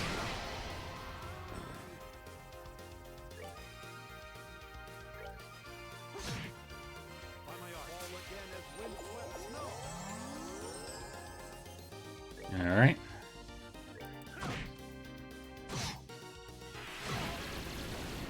You use Spiral Flare. We use Shoot.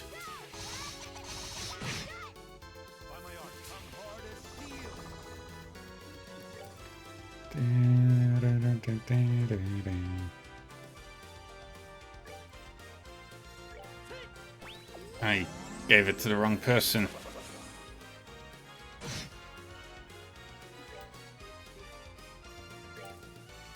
Thank you, Grant.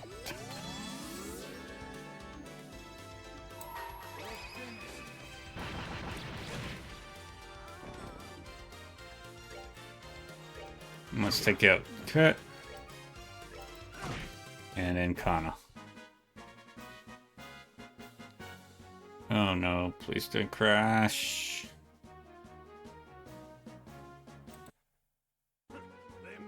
There we go. KO. Winner is Zin's team. Yeah, nicely done. Never thought that Zin the Immovable was really that capable. You guys were no slouches yourselves. I don't think I'd have won, if not for the others backing me up. Did we win? Yeah, not sure how though. Yeah, don't be so modest. May have had Zin with you, but you each pulled your own weight. I knew fighting Sheriff students was going to be tough, but I had no idea the blackhead kid would be such a tough cookie.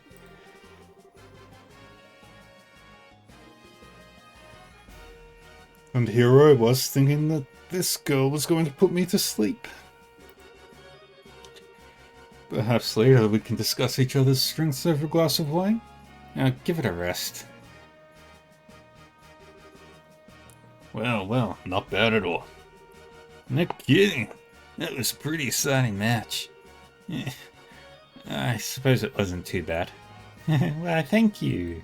So, what's the deal? Why are you guys congratulating us? Got a fever or something? We're not congratulating you, little punk. It's just that it would be annoying to lose so easily to the group that drove us up the wall. You got a snappy comeback for everything, don't you? Come on, Estelle. Thank you very much. I know what's happened between us. You still cheered us on. We appreciate it. I'm trying to tell you that we're not cheering you on. Next up is the 6th match. Southside Blue Team, Sky Bandits, aka the Capua family. Captained by Don Capua. Northside Red Team from the Royal Army Intelligence Division, captained by 2nd Lieutenant Lawrence. Alright, it's finally time. Time to teach those sneaky assholes a lesson. Maybe this is how it was destined to play out. Our fingers are crossed for you. Good luck. Watch out for the commanding officer. Keep him pinned down and you'll have a fighting chance. Okay. I mean, shut up. It's none of your business anyway. Yo, little Mr. Master Venture. I've been waiting for a chance to pay back what I owe you. Yeah, we really ought to thank the Duke for this chance. What's so damn funny? You're orphans of the Capua family, one of Erebonia's ruined noble families. You lost your territory to a corrupt merchant and only survived by taking to air piracy. I was just thinking about what a touching story that is. What the hell? How do you know about that? Did you forget that we're part of the Intelligence Division?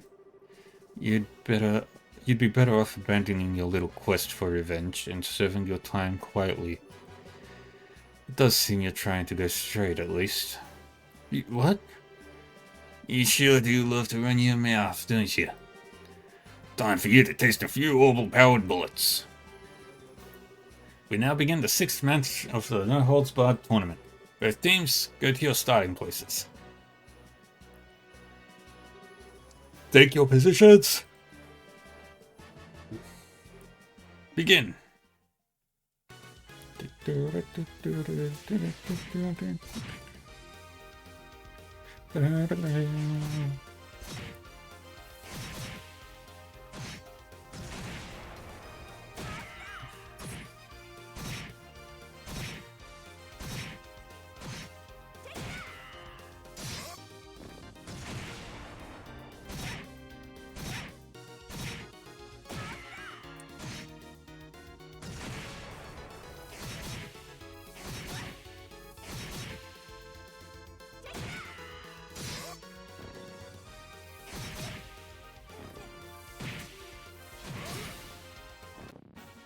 And they got whacked.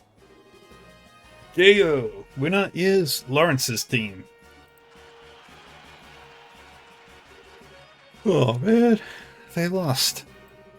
They were doing pretty well at first. They'll fall apart when that fellow in red started in on them though. Definitely not an opponent to be trifled with. I don't think he was even trying as hard as he could. Can't get a decent read on his real strength. Please tell me you're joking. No, I think it's the truth. The last attack, he just didn't feel like it was even all that focused. There's still got plenty we haven't seen yet. That's just crazy.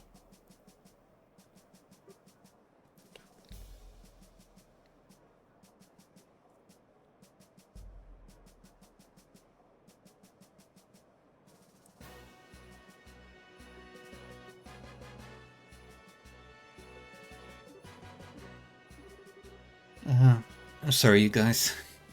Don't try and cheer us up, please. We got slaughtered out there. Damn it, if my support tactics weren't so worthless. It wasn't your fault. I'm the one who wasted all that energy on attacks that didn't do anything. Hey, sometimes it just comes down to more than just who's stronger. We're gonna get him back for you when we fight him tomorrow. What? Yeah, you make it sound so simple. I'm not fond of promising what I'm not sure I can deliver. A battle has to be won in the mind before it can be won in the flesh. What a fine saying. It's as if you and Estelle speak with the same mind. But you, sir, with a more golden tongue. Looks like you're finally done. Alright, no hanging about. Back to the docks with you. You've got to be kidding. We just got done fighting. Can't you give us a few minutes to rest? You know, for hardened criminals, you sure act like spoiled brats. Come now. Come on, now get moving. Bah, I'm so worn out.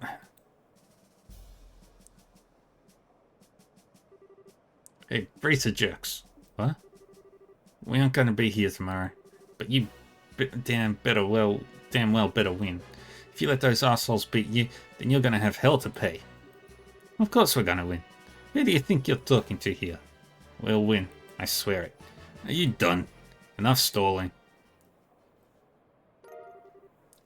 40,000 Mira. Theoretically, I could buy another lot of special ice creams. I don't know how we did it, but we did it. Tomorrow's the final match. We're really going to have to keep our spirits up, because it's going to be one tough match. So I propose that we go to the bar and let it all hang out, so to speak. I like the way you think, good sir. I should like to join you. So this is adult logic. We've got some stuff we have to do, so not tonight for us, I think. No problem. See you later then. We'll meet up with you tomorrow morning, out front. Good night, my sweethearts. Now let's see. I bet Niall's waiting for us, so why don't we go to the Libel news service and see what he has to say?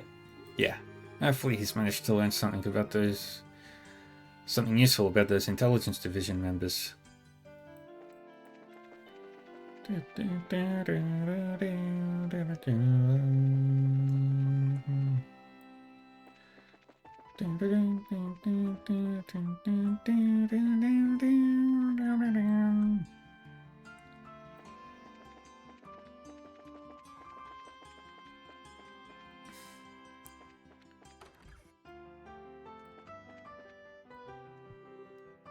Hey, Niall.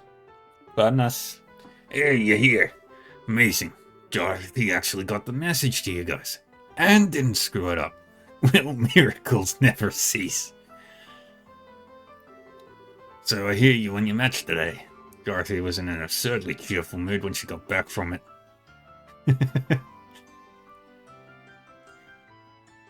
Poor Dorothy, yeah. But I can also agree with Niall. Cool. Niall, about what we discussed earlier. Straight to business, I see. Take a look. Got some background on these bid shots. Niall held out a black file folder. Is this from the Royal Army? Yeah, nothing's...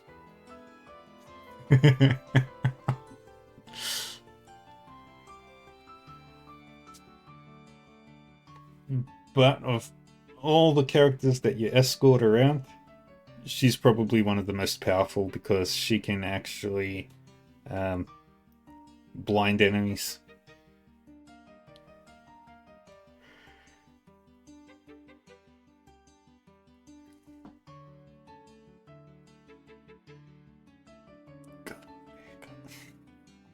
Yeah, nothing super secret, but I was able to get out some documents. Let's just say they're online from some of my army contacts. But keep that under your hat, okay? Absolutely. Well, let's go ahead and read it here.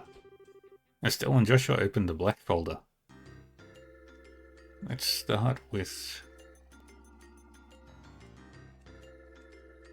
Second Lieutenant Lawrence, Belgar. Age and nationality unknown. Member of Jester who was invited by Colonel Richard to join the Intelligence Division. Previous activities unknown. He's been in disguise all along. He's not even from Libor.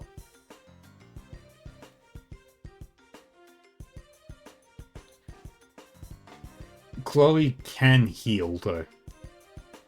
When you do the escorting, when you escort her. What's up with his old job as a mercenary being one big blank spot? I don't know. Jaeger Corps are known as the best mercenaries in business for good reason. No kidding. So maybe the Colonel was just looking for a really skilled fighter? It's a possibility. And I think I've heard of this jester somewhere before.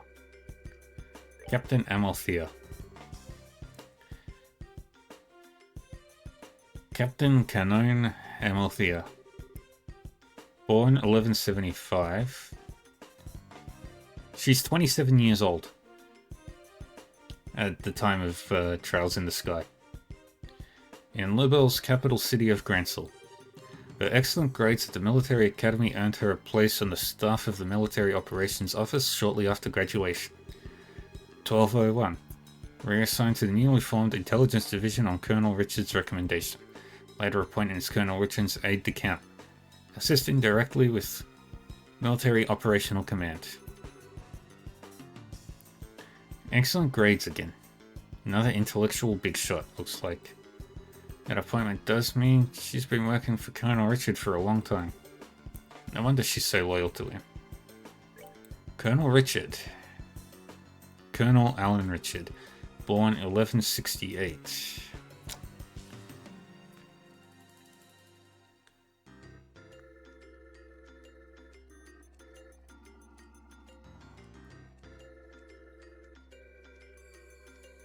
If my math is correct, at the time of Trails in the Sky first chapter, he is 32 years old.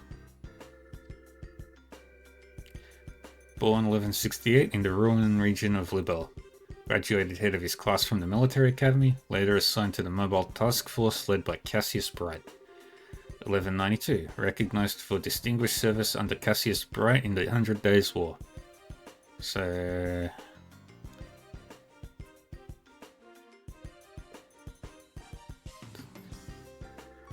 he was 34, so he was 24 when that happened. Appointed to staff of the Military Operations Office after Colonel Bright's retirement. 1201. Suggested formation of Intelligence Division. Queen Alicia approves the request and appoints him as the first commander of the new branch. Ah, pretty impressive. Well, he is the man in charge. He always seemed to be pretty sharp. Looks like Major Sid was right about him serving under Dad 10 years ago. So Dad really was a colonel. Wonder why he retired. I mean, he had respect and fame and all that. Thanks for this, Niall. At least we know a little more about who we're dealing with. As long as it's usable. I've learned a few juicy tidbits while I was digging around too. Juicy tidbits? For example, First Lieutenant Julia Schwartz of the Royal Guardsmen, currently wanted for questioning, was in the academy same year as Captain Amalthea. Really now? They never gave off the impression that they got along all that well. Maybe because they were academy rivals. Canon's got the brains and Julia's got the combat skills. Pretty big difference there. I see. I'd imagine so. Looks like Julia's always been the super serious knightly type, huh? Next up, this has nothing to do with the military, mind you. Your kids know about Princess Claudia, right? Princess Claudia. Sounds familiar. If memory serves, she was orphaned when the Crown Prince and his wife died. She's the granddaughter of Her Majesty Queen Alicia. Right. She's not well known, but she is the direct descendant of the Queen. From what I could dig up, she lives in the Royal Keep, and pretty much stays there most of the time. And it seems someone's been looking for prospective marriage candidates for her. Huh. That's not super unusual for rich families, but still. Just gross. That's not the point. The issue is... Here is, who is this someone? Spot on, kid. Could be. Hey, not bad, kid. It is Colonel Richard who's been scouring foreign countries for a suitable candidate, looks like. I knew it. But isn't that kind of weird? Why would he even be involved in setting up an arranged marriage? Pretty interesting, ain't it? And now, there's something I want from you two. Huh? You want us to win the tournament and get you some information at the dinner party, right? Is that about the long and short of it? Ah, okay. You're not shy about asking for stuff, are you? Hey, I got you information. This is called give and take, sweetheart. True, and it's been helpful. Oh, alright. We'll let you know if we find out anything. That's what I like to hear.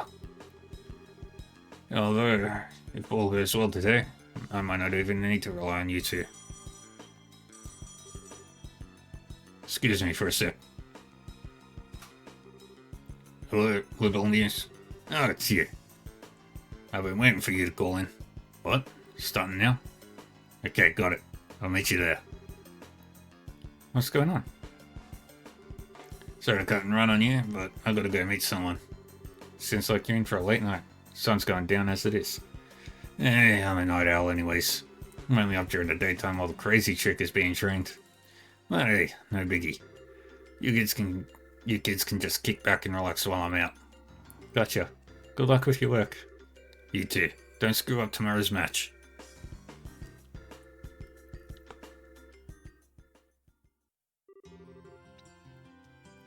Well then, what should we do now? Guess we should stop by the guild and then go back to the hotel. We gotta report the info that Niall got for us. Fine by me.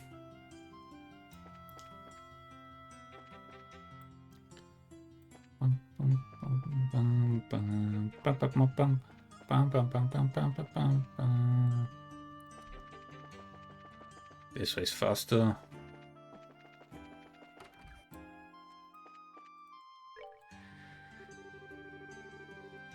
Estelle, Joshua, I offer my congratulations on advancing to the championship bout. It is a shame to hear of Kurt's loss, but I hear it was a very good match. Yeah, it was pretty intense. I don't want to go patting us on the back just yet, though. We weren't better than Kurt, not by a single selge. Sure, we just got lucky. We had Zen along with Olivier's guns and magic to cover for our mistakes. They're the only reason we made it as far as we have. You two are very humble. A rare quality these days. By the way, have you learned any more information? Well, Joshua explained the details of Niall's findings to Elnan. So, Second Lieutenant Lawrence is part of a Jaeger Corps, or more specifically the Jaeger Corps known as Jester. First I've heard of that name, definitely. I'd best look it up. Do the Guild and Jaeger Corps ever work together? Not at all. If anything, we consider one another to be business rivals. We make it our business not to interfere in matters of state, you see, whereas the Jaegers largely revel in such matters. They're often employed in border disputes and have some quite opposing viewpoints with us regarding the safety of the common man. That don't sound very nice, so I take it there's no chance of getting any information on this? I wouldn't say no chance. With a bit of cloak and dagger, I might be able to find the information you seek. It would take several days to gather the necessary intel, however, so you wouldn't have it before the championship. Is that alright? Championship, schmampionship. This has nothing to do with the competition, so yeah, if you'd please. Thank you, old man. Also, regarding the Colonel's hunt for Princess Claudia's future husband, we've uncovered a few morsels of information which may have some connection. Okay. A member of the Imperial Royal Family will be arriving in Grancel during the Queen's birthday celebration.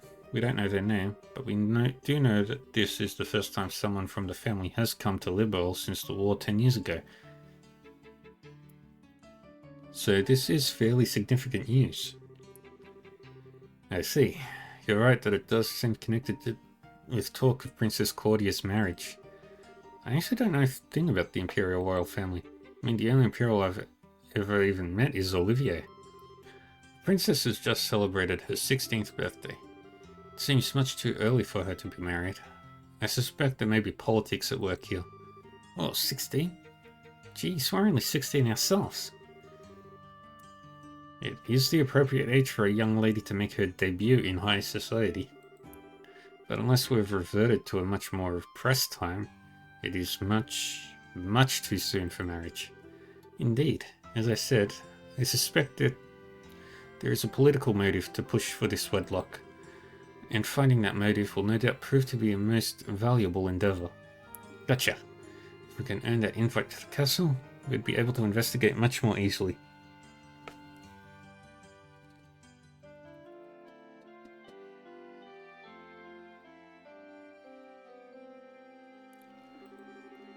Then we need to secure a win in tomorrow's championship. As dangerous as this may be, I've got something for you. Here. What the heck is this to? The sewers. We always keep a few on hand at the Capital Branch. Never know when they might come in handy. This one should open one of the access grates near the Grand Arena. There's some pretty strong monsters living down there, so I figured it might make for a suitable training ground. Bring it. We could totally use the warm-up. Thank you, Elman. I'm just doing my job. Make sure you don't head down there without some backup though. If it's just the two of you, you're toast. No problem there. We'll head on down with Zen and Olivia after we meet up with them tomorrow.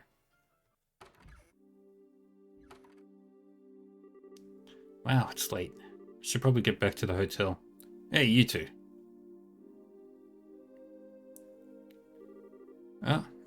What's going on? We're on patrol. Nighttime patrols have been increased as part of the counter-terrorism measures, so it's best to avoid going out after 9 o'clock if at all possible. You two should go on home. Don't you think that's a little obnoxious? What if you need to go out after 9 o'clock? As the higher-ups to make the decisions, miss. Sorry to cause any trouble, but everyone has to abide by the rules. By the way, where is it that you two live? We're staying at the hotel in the North Block. We'll be there for the duration of the martial arts competition. Hold on a second. I could swear I've seen you two somewhere before. Hey! These kids are in the tournament. You know, now that you mention it. Oh, well, you guys in the audience. Well, we were on security detail. The match today was pretty incredible. The rest of the championship, no? We'll escort you to the hotel so you can rest up for your big fight. Very well, I accept. Thanks for escorting us. We appreciate it. You gotta be kidding. We're big fans of yours. We're all in the same army. But I don't know. These special ops guys just rub me the wrong way for some reason. No kidding. I just don't get what goes through their heads. Don't you think talking like this is a little disrespectful of Colonel Richard, though? That's why I put in so much faith in your participation. Good luck with tomorrow's match. Thank you. We'll do everything we can.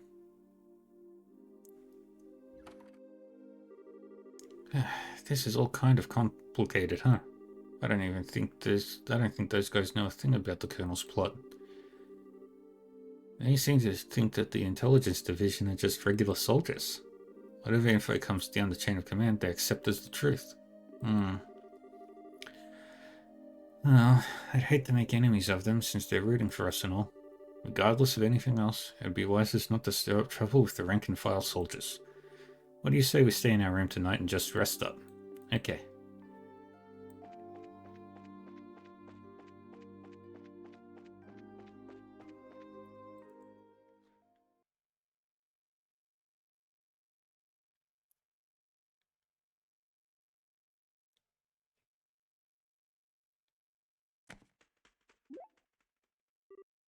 Huh? Did you just hear something? Be on alert when we go inside, and be ready to fight if things don't look right. Huh? I think we've got a trespasser. There might be explosives set, so be careful. Wait, you're kidding, right? I need you to do exactly as I tell you, no questions. If you'd rather stay out here, that's fine with me. No way, I'm fine, let's go inside. Alright. Oh. Looks like he got away. That's strange. I don't get the sense that anyone's been in here. Nor does it feel like there are any traps set. You can seriously tell that kind of thing? I guess this is all that was left behind. What, a letter? Joshua broke the seal on the letter.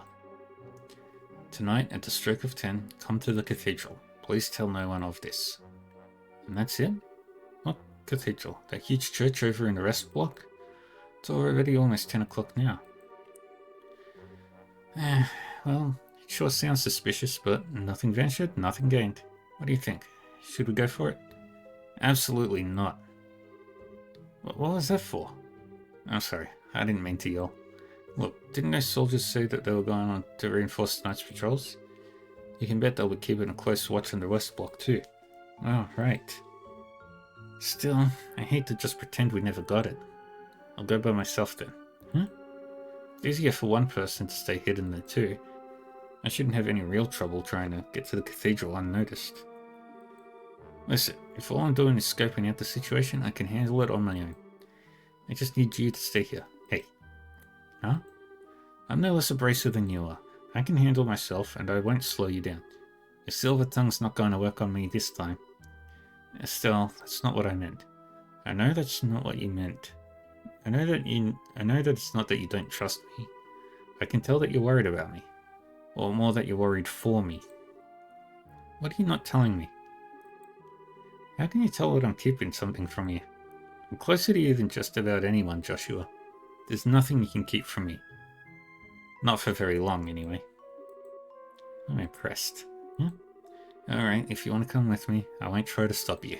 It's almost 10 now, though, so we have to hurry. Okay. But I want you to promise me something. If anything goes wrong, you do exactly as I tell you. One wrong move could be fatal. Okay, I promise. Let's get a move on then.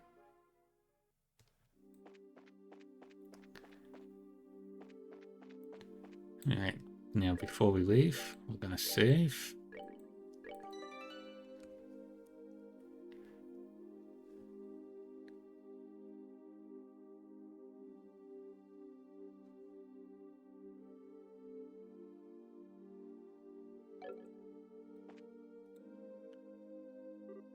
Oh.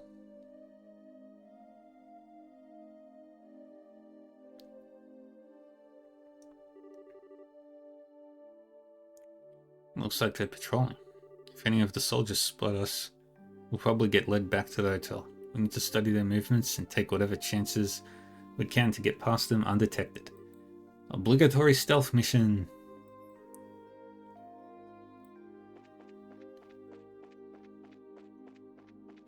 Go this way first.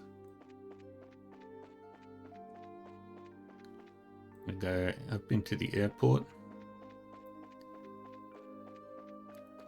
There are no guards at the airport.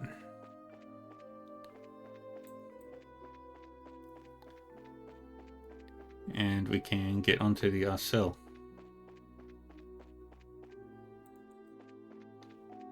Hehehe. Crap, I've been found. I've got to get good seats for the finals tomorrow. I promised my wife I would. I was going to camp out at the arena, but the guards sent me home. So I was planning on sneaking my way back and hiding. Please, you guys, I'll give you this book if you just keep quiet about me. Carnelia, Chapter 10. We have a deal, and I hope I can get seats front and center for tomorrow. And Chapter 10 reads... The Last Stand. Sister Carnelia made such haste as she aimed for the path on the opposite side of the sludge-filled channel that I could have sworn she was actually running on the liquid surface, based on my observation of the minuscule spatters her feet produced.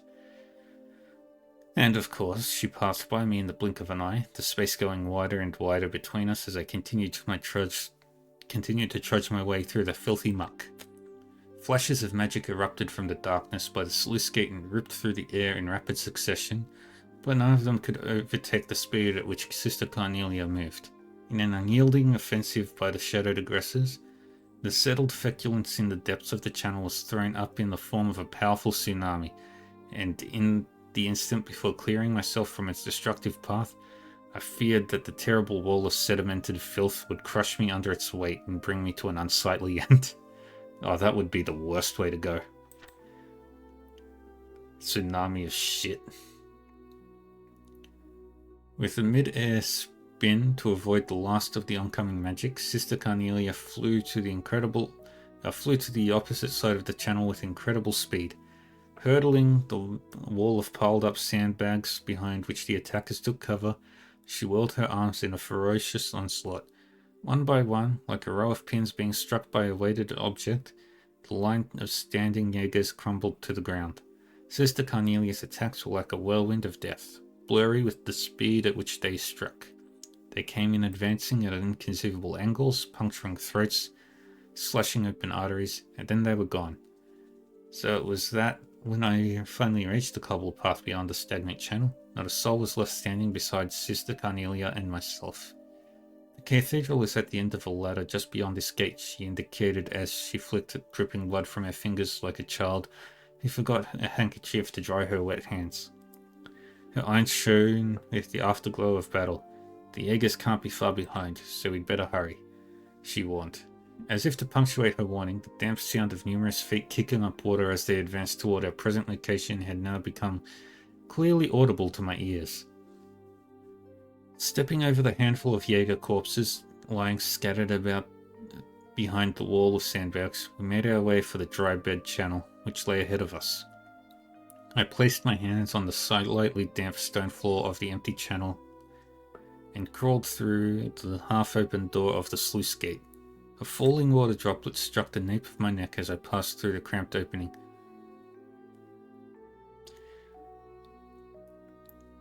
Causing me to stop dead in my tracks. In the moment that followed, I recognized the sound of an orbment overhead on the verge of discharging a burst of magic. Toby came the ostensible voice of Sister Carnelia as my vision was instantly flooded with wave of exceeding brightness. Then, in the midst of this world of blinding light, came the hand of a savior which grabbed me firmly by the shoulder. The powerful feeling of being dragged up and the explosion produced by magic rupturing stone were almost simultaneous. As the booming roar swept across the whole of my body, I was thrown backwards toward the ground. Despite my clouded vision, I managed to somersault before landing in the prone position. Choking on the filthy puddle I had fallen face down in, I lifted my head in time to see a cloud of blackened dust being heaved from the mouth of the half-raised sluice gate door. And as if my worst nightmare had now become reality, I watched as one after another the blockading Jaegers emerged from the smoky cloud, each bearing a glinting blade. I floundered about under slippery mud and watched as their ranks sprang into action and closed in, their rugged facial features now visible to my eyes.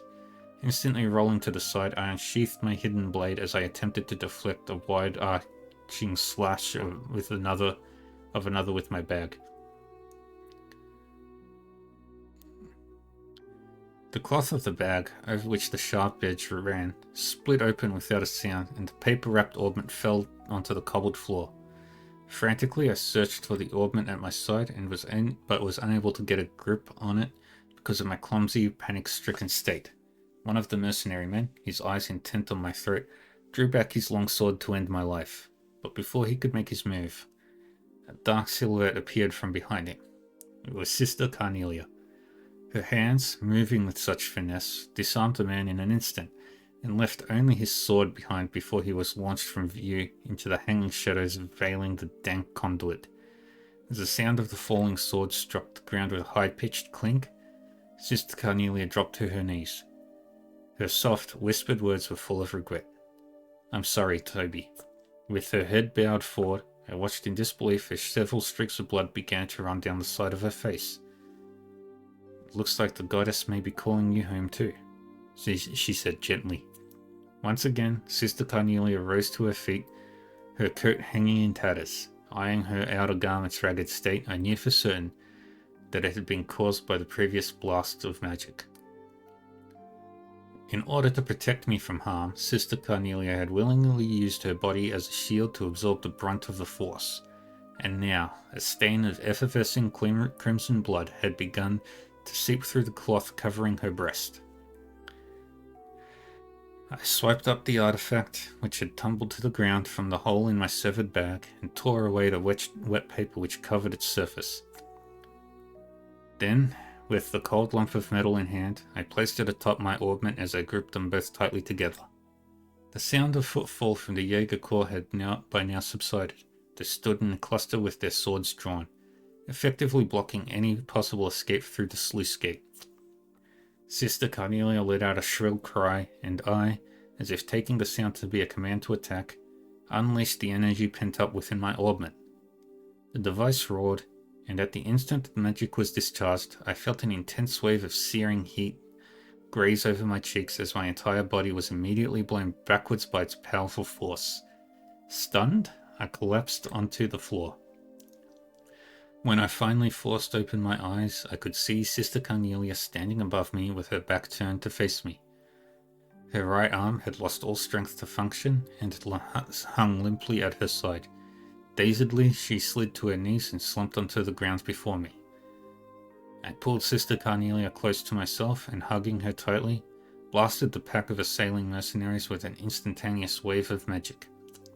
But then it was all over, the last stand ending as soon as it had begun. Countless razor-sharp sword tips stared down at us from all sides.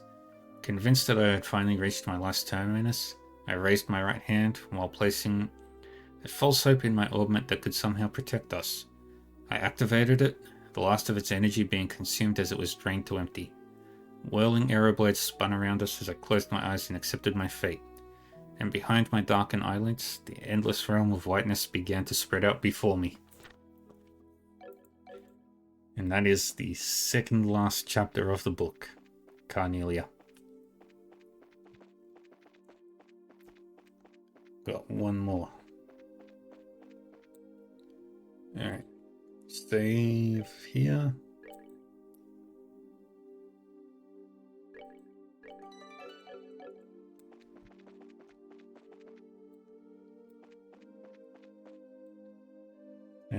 The stealth mission.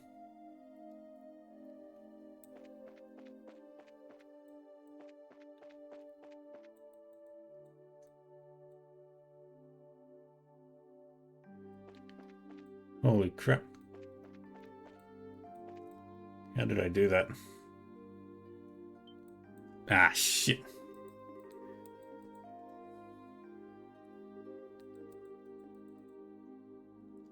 Reloading.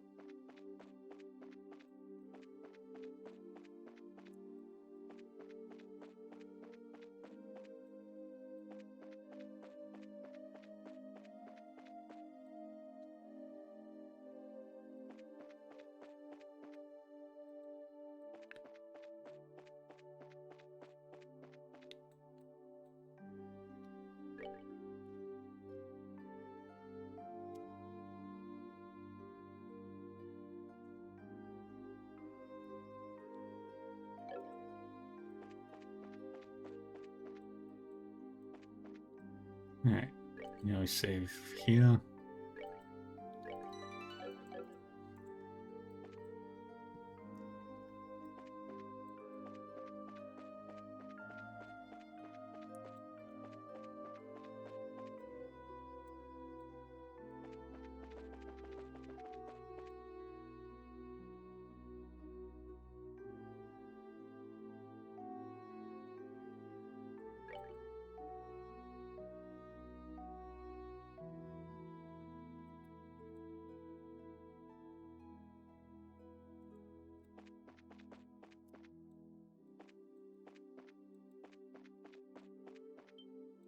Dang.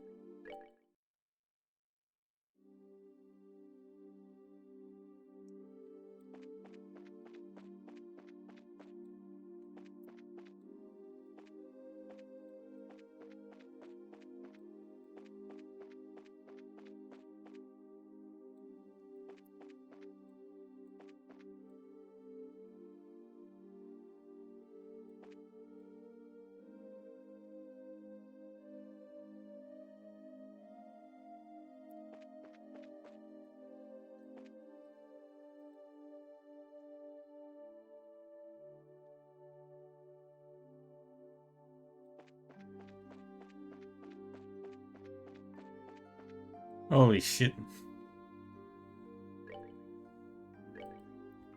Yeah, save here.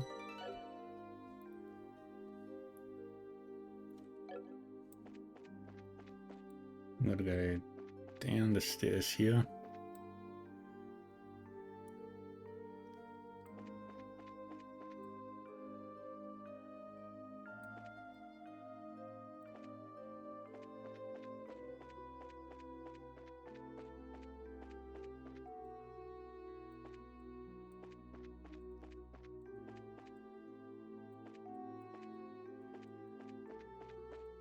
Ugh.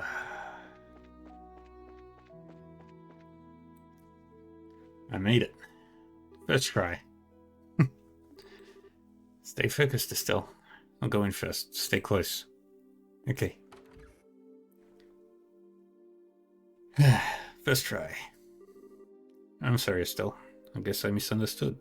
Huh? You came after all.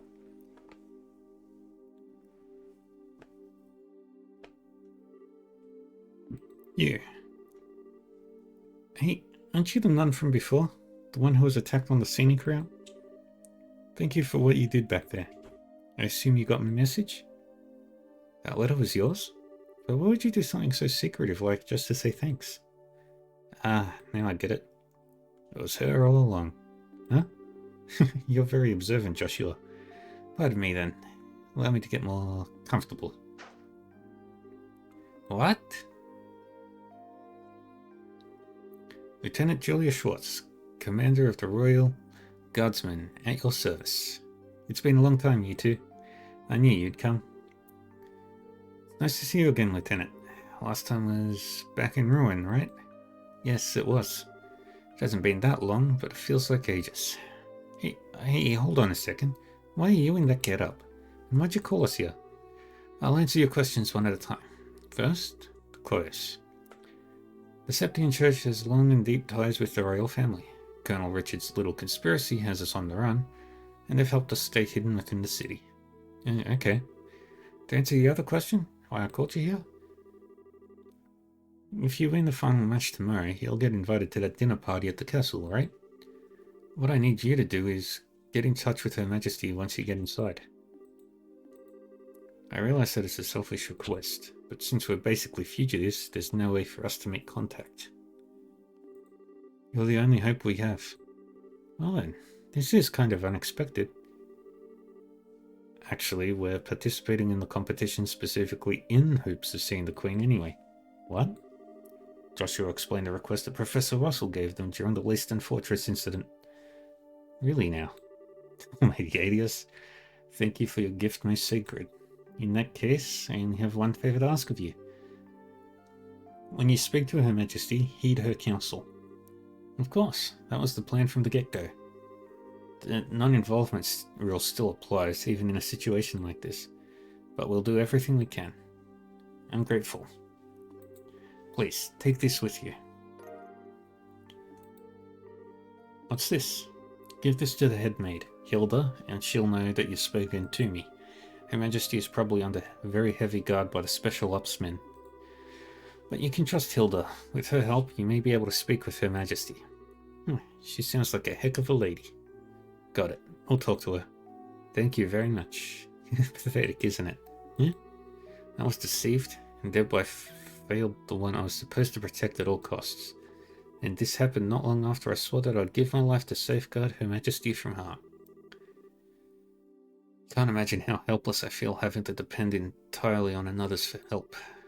You really shouldn't be so hard on yourself. I hate to say this, but there is the chance that we'll lose tomorrow's match. I'm certain that you'll do just fine. That Calvadia martial artist is extremely skilled. And you are both children of Colonel Cassius Bright. You mean you know our dad too? It's not without reason that he was known as the finest swordsman in all the Royal Army. The Divine Blade at that. Before he retired from service, I had a chance to be trained by him when he was a martial arts instructor at the military academy. If not for him, I would not be nearly as skilled as I am. I can't believe that. Dad's never used anything except a bow staff. I guess he must have given up the sword when he decided to become a bracer. His goal wasn't to kill his enemies, he wanted to improve himself and help those weaker than he. That's why he chose the bow staff as his weapon, or so I imagine. Really? I didn't know that my use of the staff had that kind of significance. I'm sure he hoped that you would inherit that same kind of mindset. I think he'd be proud of you. Joshua, Colonel Cassius trained both of you. I have all the faith in the world that you'll win tomorrow's match. Hearing me say that almost makes me think you're right. We'll put everything we have into it. Pardon us, this is the Grand Citadel Yard. Due to the terrorist threat, we will now be patrolling the main facilities. I apologize for the lateness of the hour, but do you mind if we have a look inside? Crap. Quite alright, thank you. Just a moment please and I'll open the door. There's another door at the back of the altar room. You can get outside from there. Okay. Please be careful.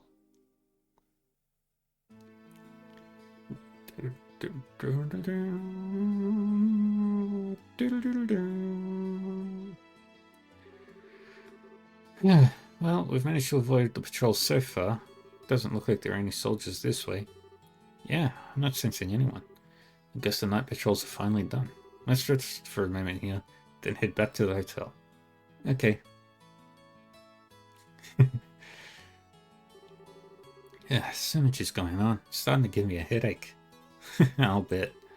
I never would have imagined it to be Lieutenant Schwartz waiting for us at the cathedral.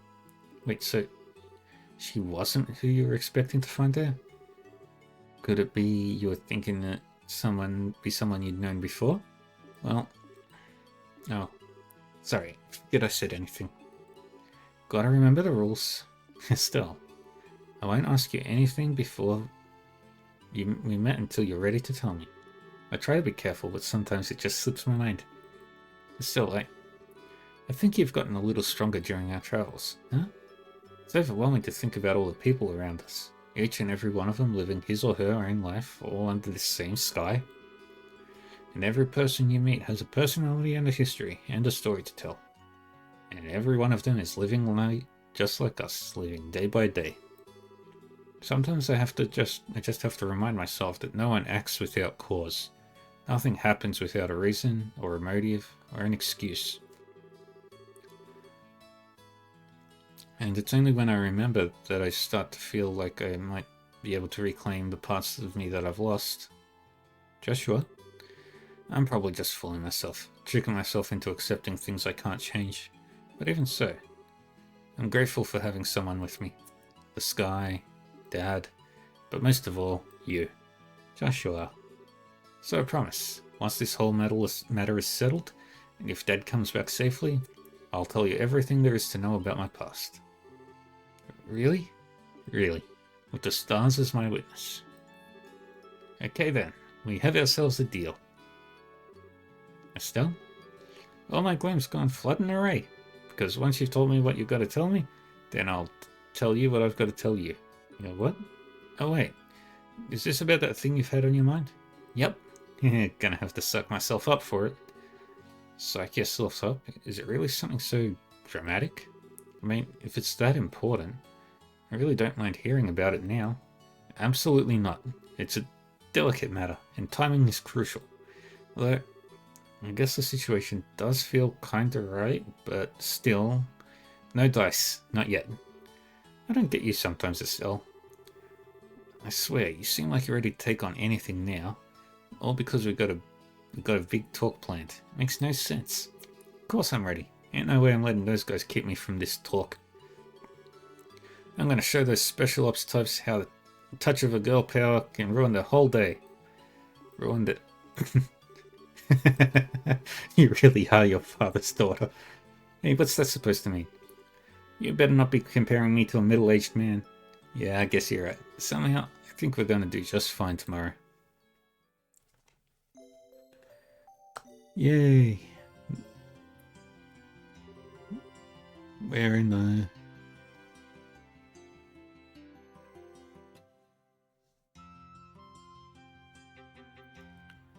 Yesterday was genuinely awful. I returned to the embassy overfull of spirit when those tiresome guards saw fit to stop me and cast flaming, stinking disparagements at me. They've tightened security at night, supposedly for anti-terrorist purposes. Were you two okay? Yeah, we went to bed rather early, so we didn't have any problems.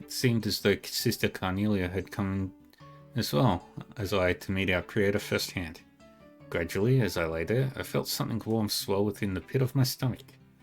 Weary and spent, I just let the feeling spread over me.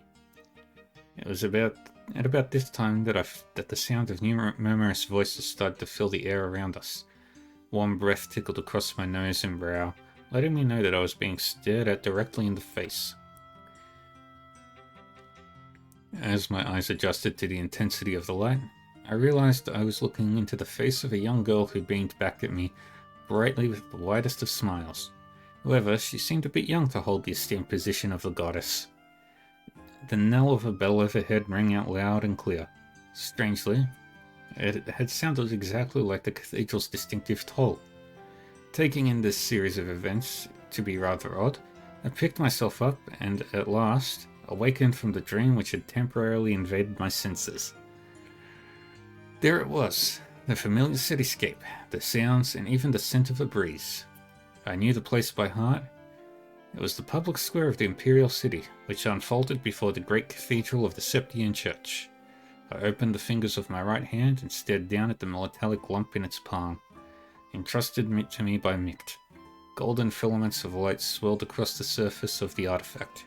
I instantly recalled Sister Carnelia's words. "It's alive," she had said, and I watched as the ancient light gradually fade away. Before closing my hand around its surface once more, I believed it. Supporting each other by wrapping around one another's shoulders, Sister Carnelia and I hobbled and limped our way toward the magnificent cathedral as the awe-inspiring figure of the goddess Aetius stood silently with unfurled wings, watching over us from the deep-hued stained glass window above. And as for the events which followed, they were all settled in an orderly fashion. The metallic lamp which Sister Carnelia had so daringly risked her life for was turned over to His Eminence, the Cardinal, who presided over the cathedral. He disappeared with it through the thick open door of a sacred vault.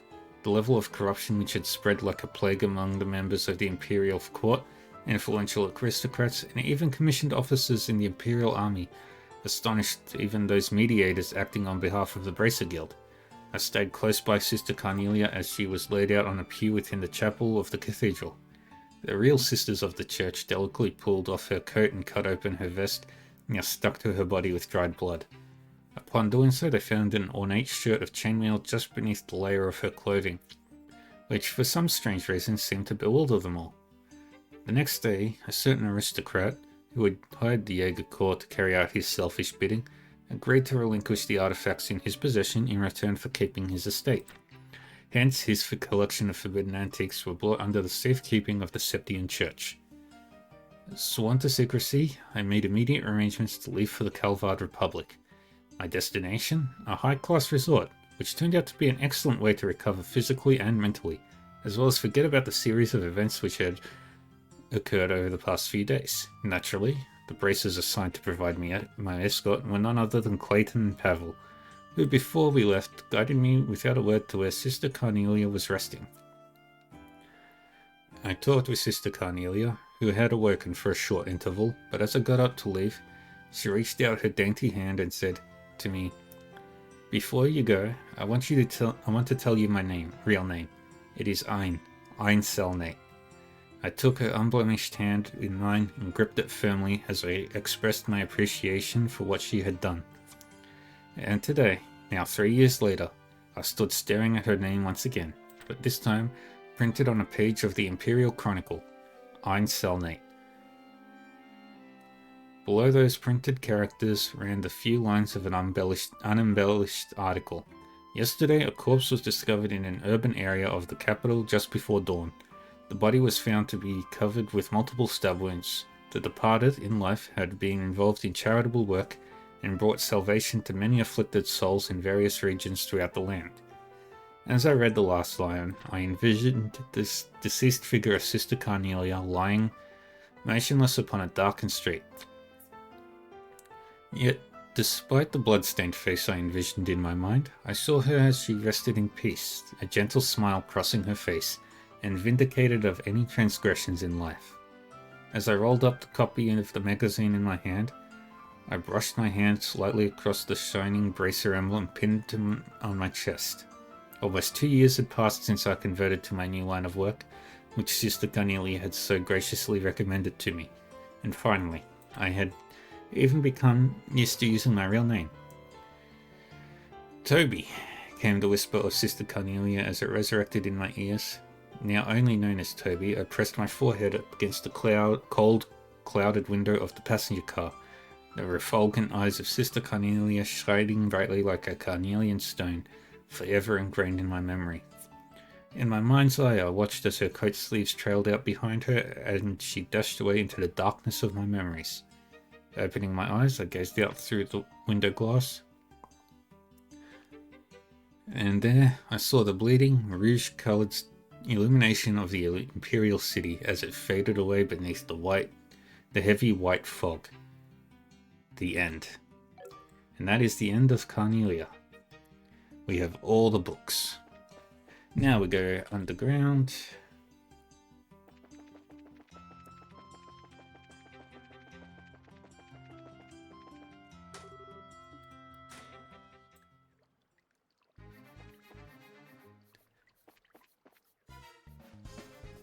Alright. Let's go this way first. Okay, that leads to a dead end.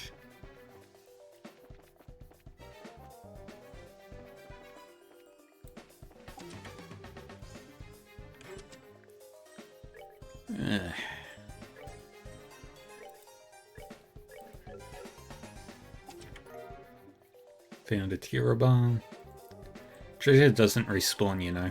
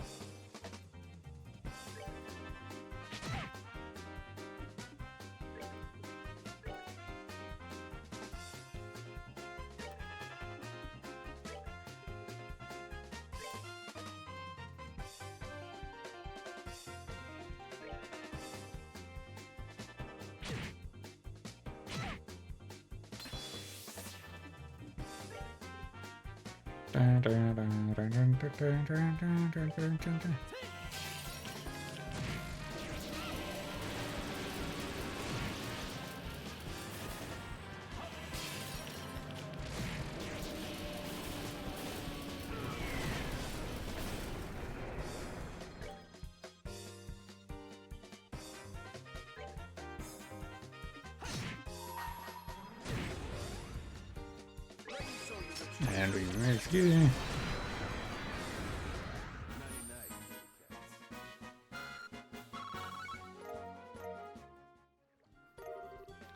Gladiator headband.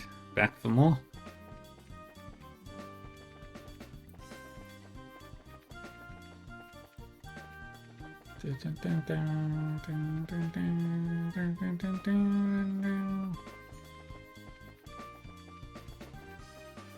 Okay, nothing there.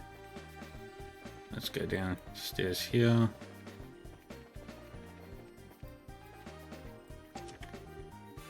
More monsters.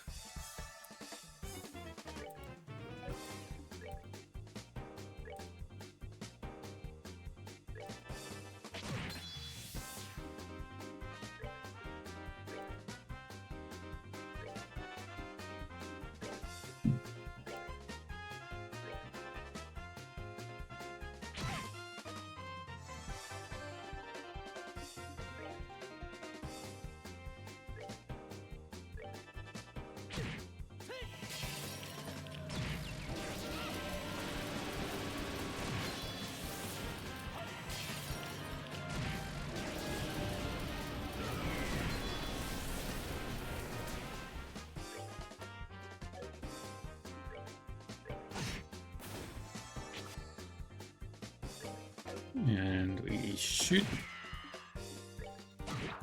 There we go.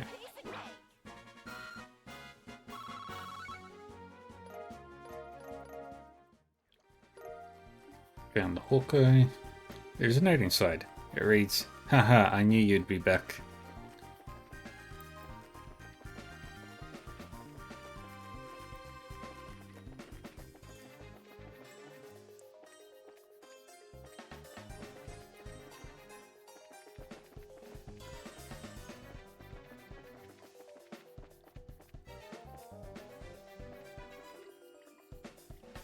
Exterminate monster.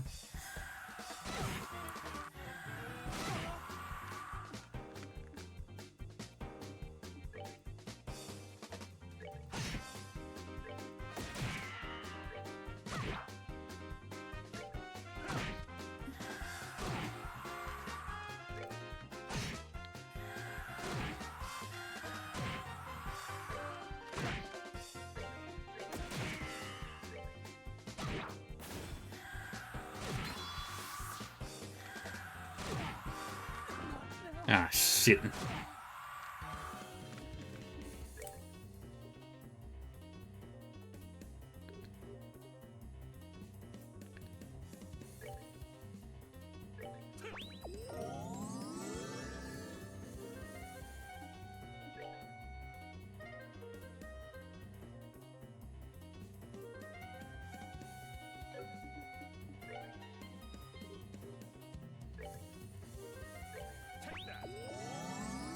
Heal that.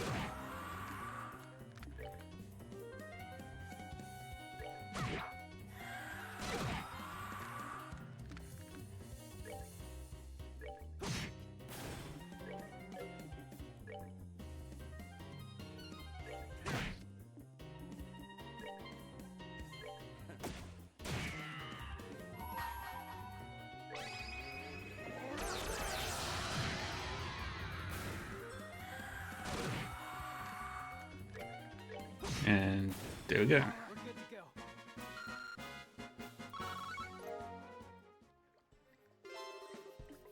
Good.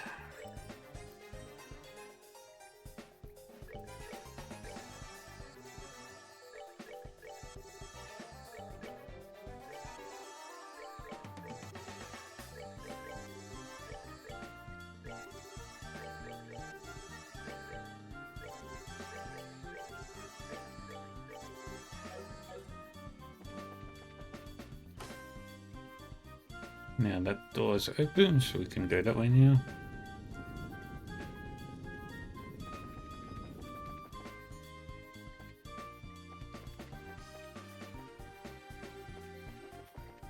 Yep.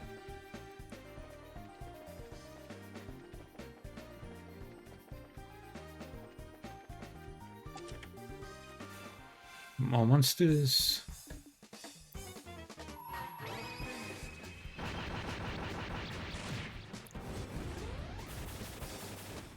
Yeah. Move out. And we leveled up.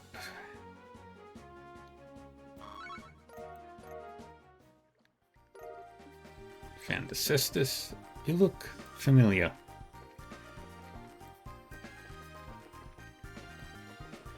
Okay, there's nothing up in these areas. Discard another one of those. Grab that. Chest is so very, very, very empty. And we go back down through here. Hooray! Okay, so we've secured all that area. Still need to find where the freaking whale frogs are. Unless they're in the final area of the dungeon. Okay, we've already explored that side. Yeah, I think we've done everything down here. 2 terror bombs.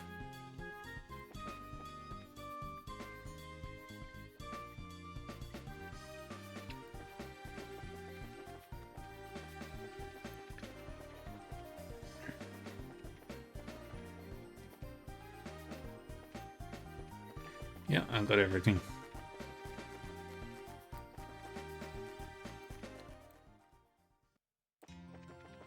Alright, we'll go dump our crap.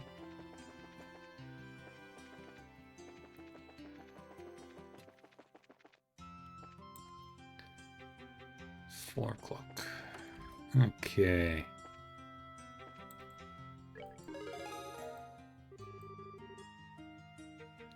And we've done all of the... We've done all but one quest.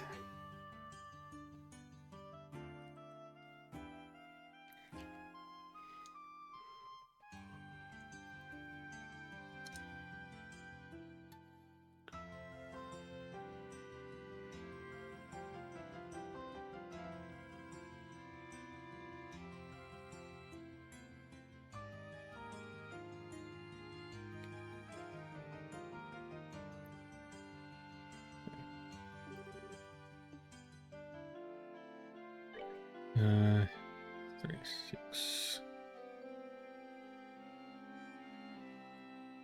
If I did it right, I should be right on the money right now.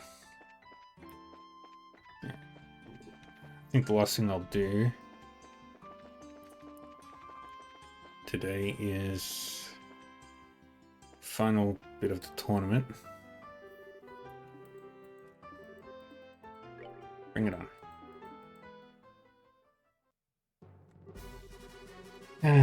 Looks like it's just us in here. This waiting room feels awfully big right now. Well, it actually is a pretty big room. Team sports events and circuses alike used to be held here. That was back in the time when gladiators fighting monsters was a man's only source of entertainment.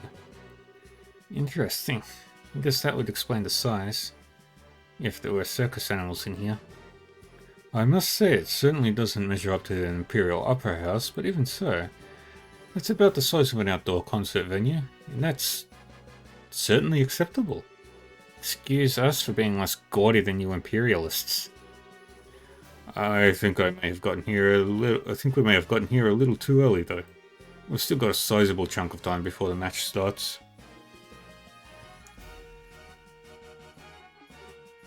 Really? Waiting around for your match to start really does get kind of boring. Why don't we walk around the grounds for a little while then? Works for me. We're gonna go out for a walk, guys. Sure. Just make sure you're back here in time for the match.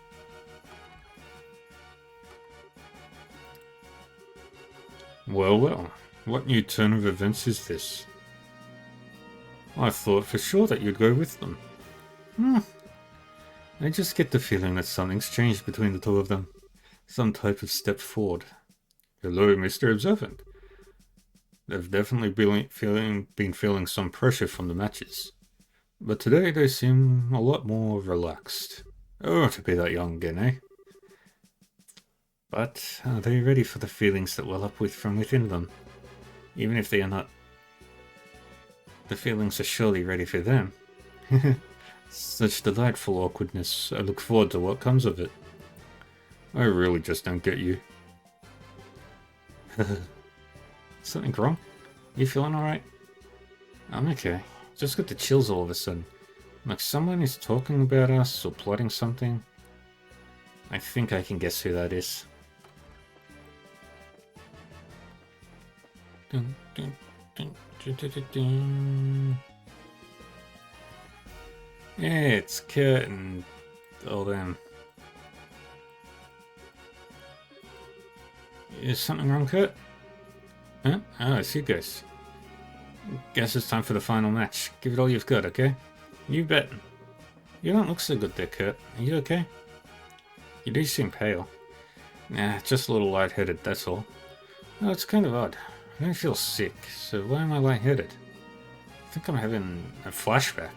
A flashback from what, yesterday? No. From an accident I had about 3 months ago. Seems I screwed up on a job and messed myself up pretty bad. What do you mean, seems? You don't mean amnesia, do you? I do. It's kind of embarrassing, perhaps even a bit cliched. But I actually don't remember a thing about it. Or didn't, anyway. I still can't even remember what job I was doing that got me hurt in the first place. The doctor said it wasn't shock or anything, but offered no other explanations as to what it could be. Wow, what a story. But you were still okay to participate in a match even in that condition? I told you, physically there isn't a thing wrong with me. In fact, I'm feeling a lot better just talking it over with you. And in time, these flashbacks will start to take shape and I'll remember what happened. So don't worry about me, okay? Okay, I guess, if you say so. You are starting to look a little better than you did a minute ago. Just be careful though, okay? Thanks. You guys too. Good luck out there. We're all here to root for you today. You're representing the Bracer Guild out there, so be sure to make us proud. Hey guys, listen, just relax and do what you've always done. There's no pressure. Hey newbies, your opponents are tough, but you guys should be able to take them out no sweat. Break a leg out there, and we'll be cheering for you like you wouldn't believe. Estelle, Joshua, Professor, you came to watch us. But of course, you've always been such a big help to me. I owe you two at least that much. Thanks, Professor, but how'd you scrape together a mirror for a ticket? Well, that was a bit of a lucky break on my part, actually. The museum director had some sudden business to attend to, so he couldn't make it today. And here I am in his stead. Should have guessed you would never have been able to get in here out of your own pocket. Not that I wouldn't try, of course. I'm sure I could find a way if I put my mind to it. At any rate, I'm here, and here I am. And I'll be shouting your names for sure. Knock 'em dead, you two. You bet we will. Thank you, Professor. And there's Dorothy. Hey, Estelle, you did it! The final fight. It's so exciting. Deep breaths, Dorothy. Come on, now, do it with me. If you don't relax and keep yourself still and focused, you won't be able to get any good shots. Oh, don't you worry about that. I take my best pictures when I'm all hyped up like this. They're more natural, you see. I guess they would be. Dorothy, I think you're some kind of savant or something.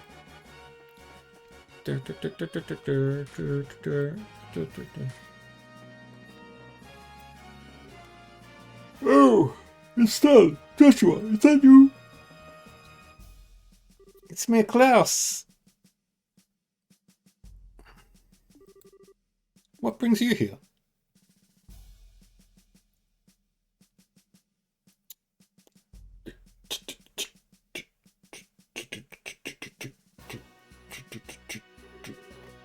It's good to see you both again.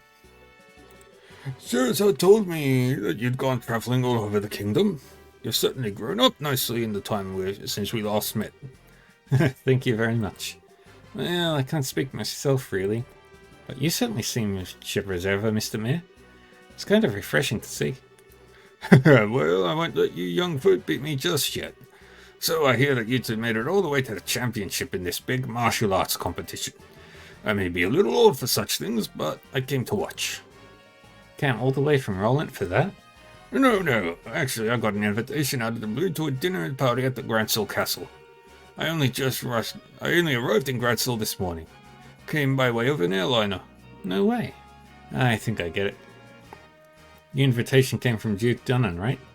Oh, you know of it. I was originally planning to attend the birth ceremony for this married couple and then journey here, but this lady officer approached me out of nowhere and told me that I was invited to this dinner party. One guess as to who that was. It had to be Captain Amalthea. Sadly, my wife's just not much of a traveling sort, so I didn't have much choice but to come here by myself. Ah, she's not here. Pardon me, Mayor. There is a chance we may also be attending this dinner party. Oh? Estelle and Joshua explained that the Duke had stated that the winner of the competition would receive a formal invitation to the party. Ah, I see. Well, that explains it. It hardly seems appropriate to call for a dinner party when Her Majesty is taken ill. But if you two will be there, I might not feel quite so awkward. So that just means you'll have to try that much harder to win. You bet. We'll try our best to meet your expectations. I think I'm going to find myself a seat then. Best of luck to the both of you. I can't believe he's going to be at the dinner party too. I think Mayor Maybell will be there as well. It seems likely. There'll probably be a lot of influential people in attendance. Well. We just need to focus on winning our match, and then we'll see everyone there. Sounds good. Speaking of which, it's almost time. Let's return to the waiting room. Okay.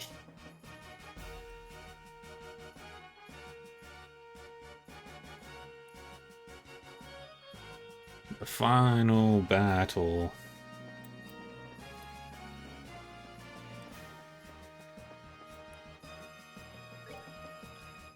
I'm going to do this first. Get everybody.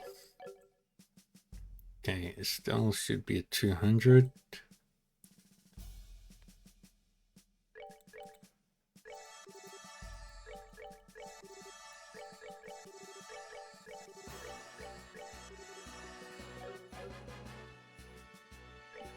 Let's do 2 or 3 more.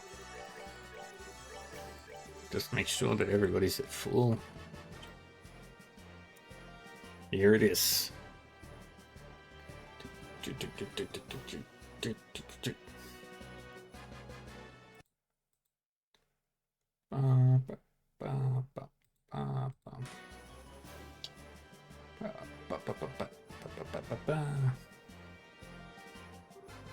Oh, looks like the Duke and Colonel Richard are showing up together today. Indeed. Maybe he's here to watch his subordinates compete. Oh, so that's the Royal Army's darling of the public, eh? He's handsome enough, well groomed, seems like he looks like the capable sort. Yeah, I guess so. He doesn't seem to bear much resemblance to when I saw him in Bose, at least in terms of character. But, what indeed can one do? I suppose that he is worthy of being considered a rival to the great Olivier Weinheim. I doubt he's worried about that. Looks like it's starting. We must apologize to everyone for the long wait. We now open the final day of the martial arts competition full contact matches.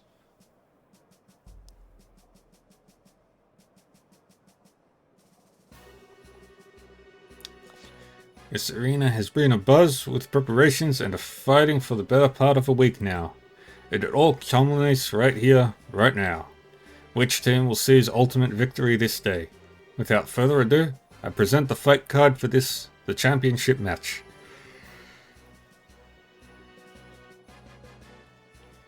Southside Blue Team from the Calvard Republic, Captain is Zin. Northside Red Team from the Royal Army Intelligence Division Special Forces, the Captain is Second Lieutenant Lawrence. Alright, we're up. Finally. I trust everyone is ready to put everything into this. For tears or for laughter, this is it. Game faces, guys. Alright, let's save it just in case it crashes like it did in that other fight.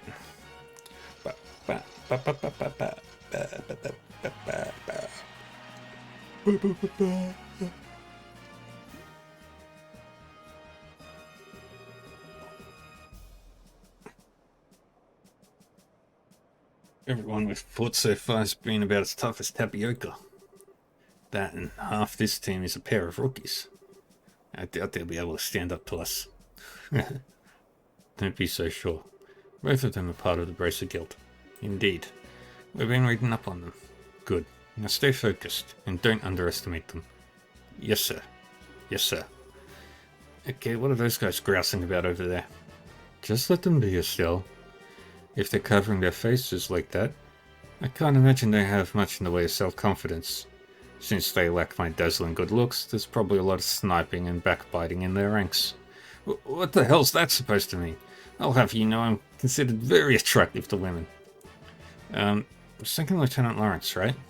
What is it, boy? Joshua? That's sword technique. Never mind. Best of luck. And to you.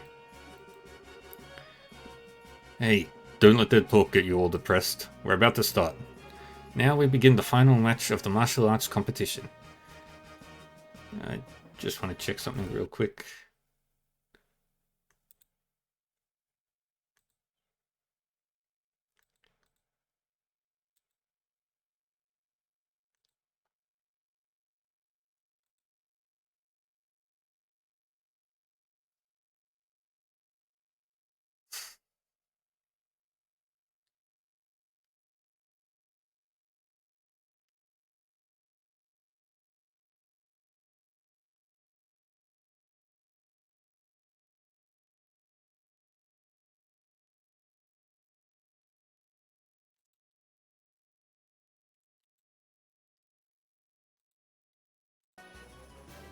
Both teams, go to your starting places. Radios be with you. Ready? Begin.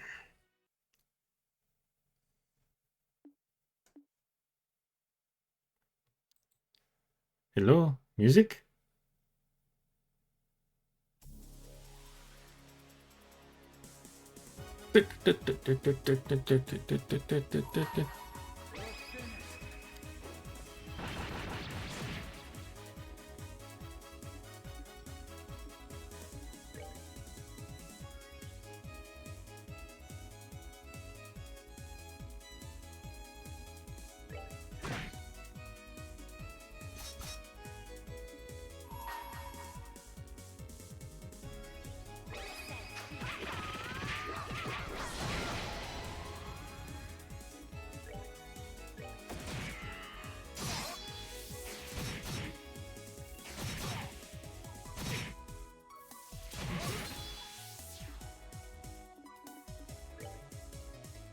Alrighty.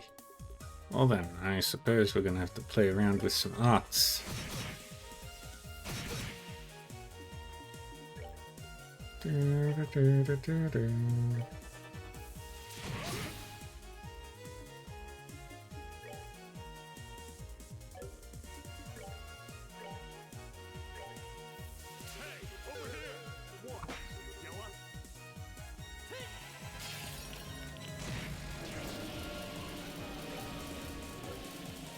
Craft. Hurricane.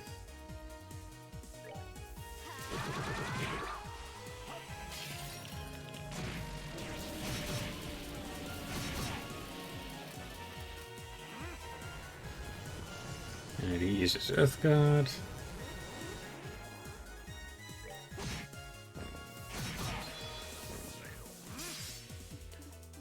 Alright.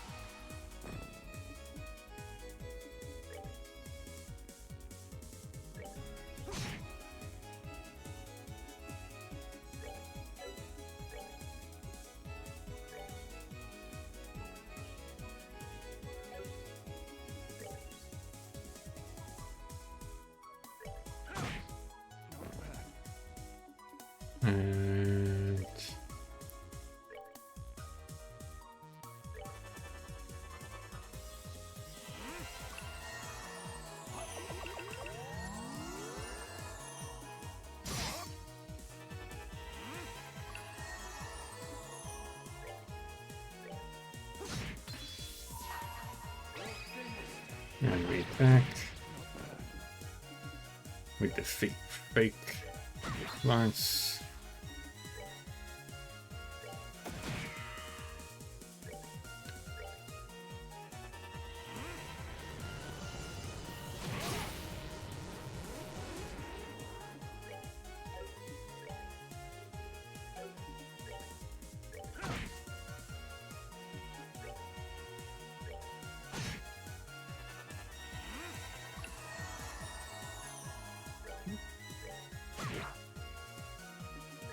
At Latira.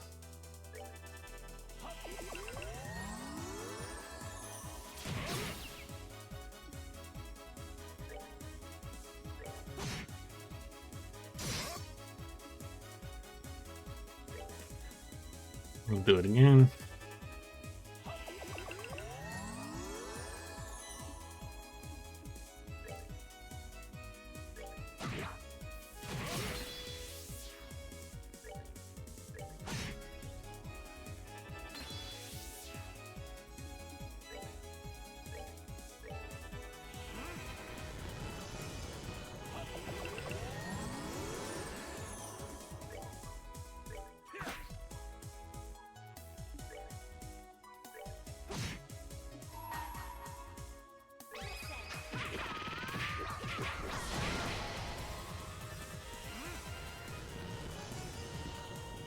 Alrighty.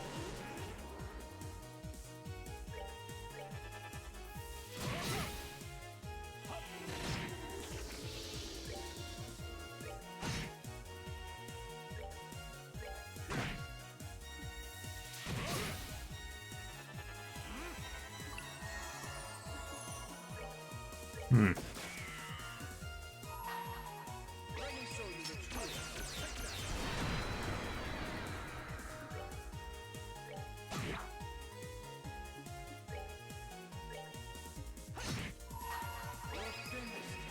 And there we go. We're good to go. Yay. KO. Winner is Zin's team. It can't be. We're the best of the best that the special ops have to offer. How could we lose? We're beaten. Yahoo! We won. We really won. And I am exhausted.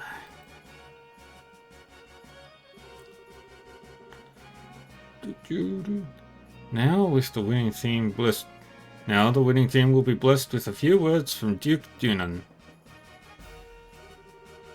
Representing the team will be Zin Vathek.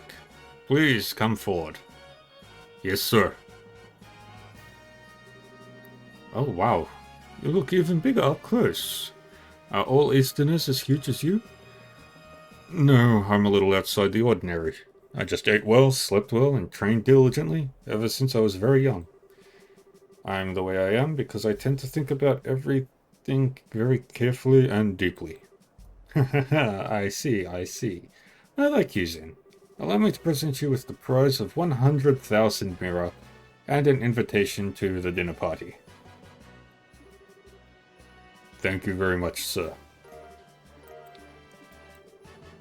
Arios shine her light and glory upon you and your friends.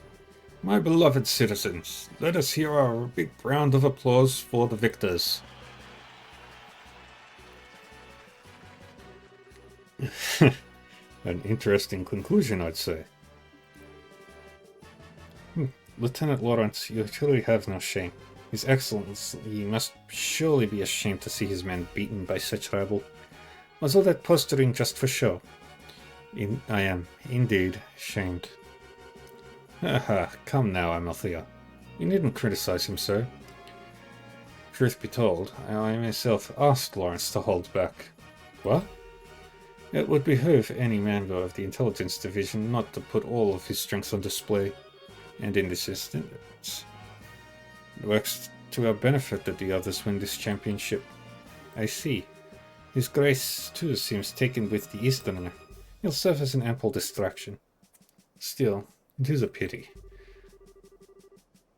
If Lieutenant Schwartz or General Morgan had participated, the show would have been far more dynamic. Surely you'll jest, sir. If you truly wanted the tournament to be more dynamic, perhaps you should have participated yourself. Likes of Julia had no match for your strength after all.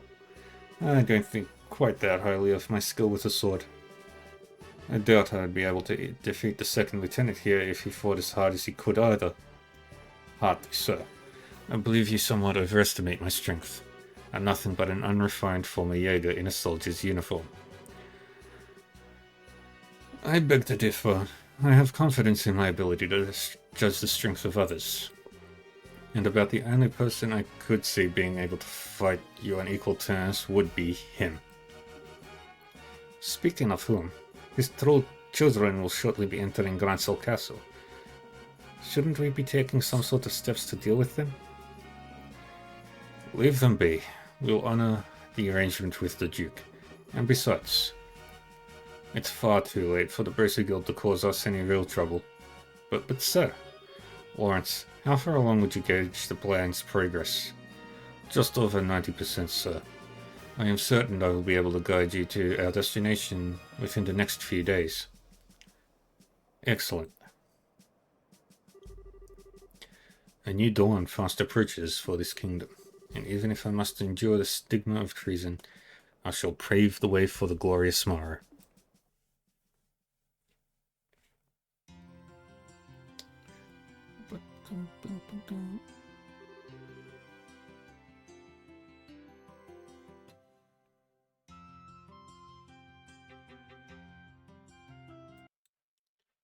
I just want to check a thing.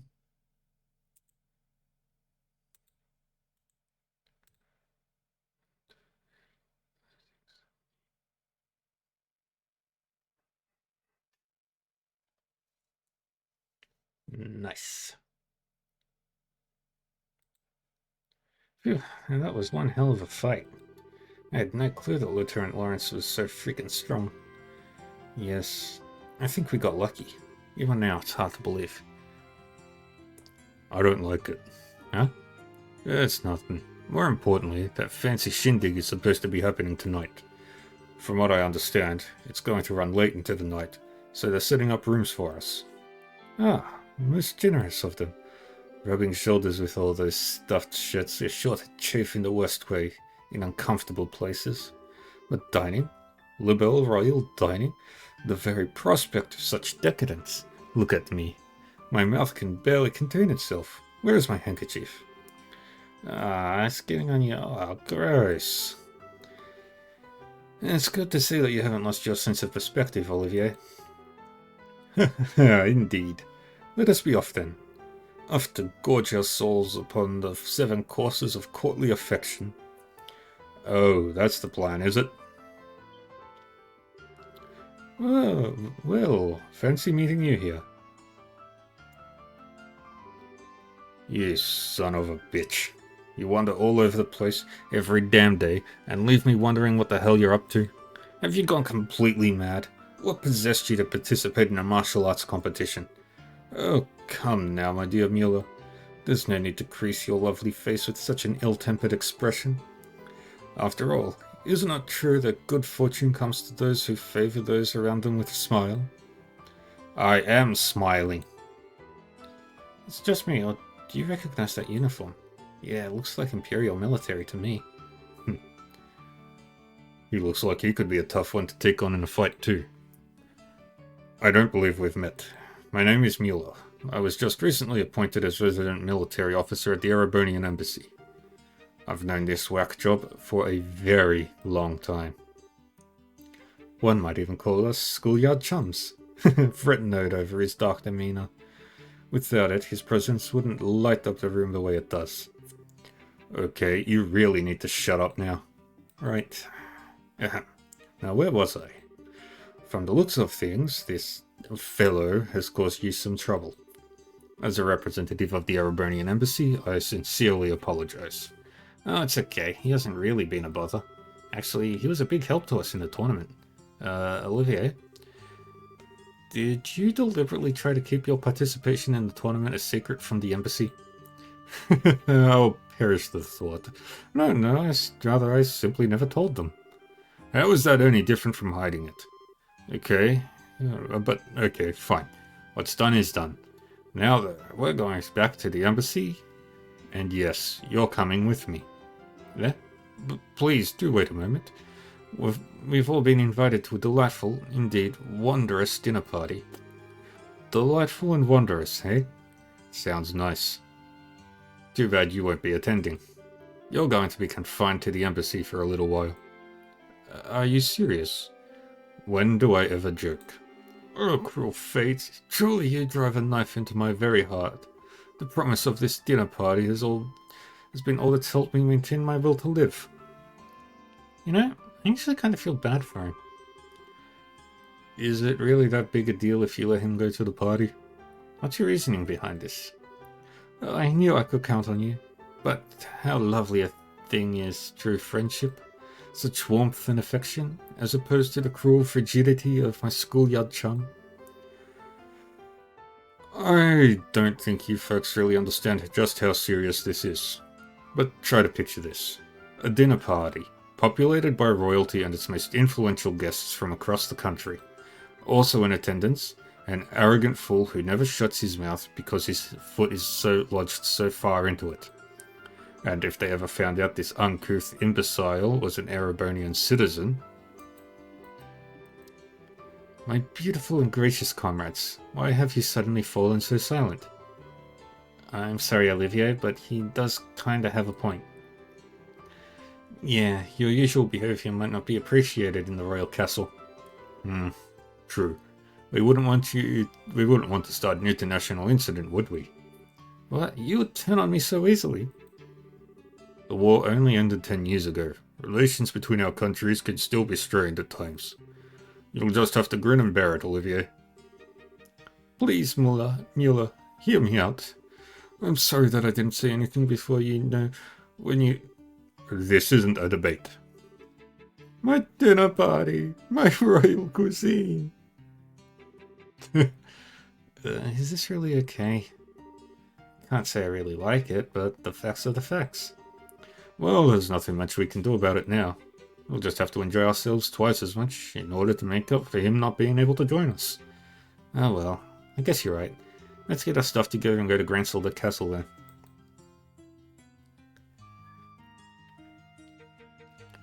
Alright, that's gonna be it for today. Yeah. And tomorrow should be the final...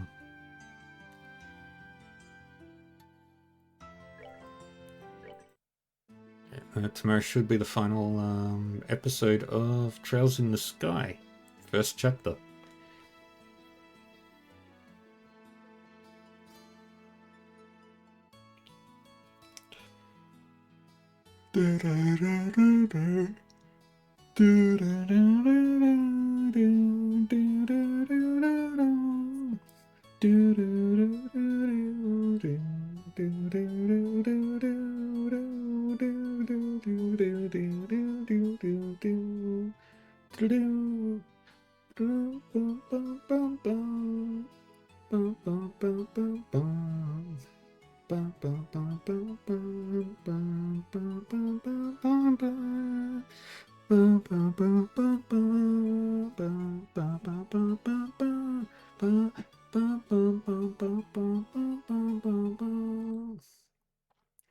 All right. Well,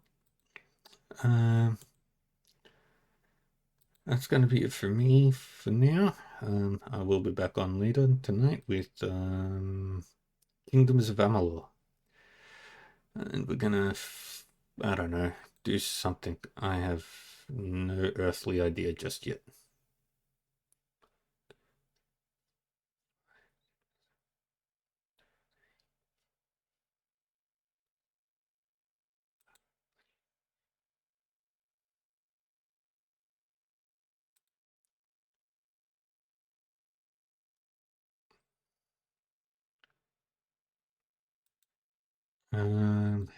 Yeah. Thank you all for watching and joining. If you're new here, feel free to drop a follow. You can catch VODs of this and plenty of other games that I've streamed over on my YouTube channel. And I have a Discord server. If you want to know when and what I'm streaming next, then check out my schedule here.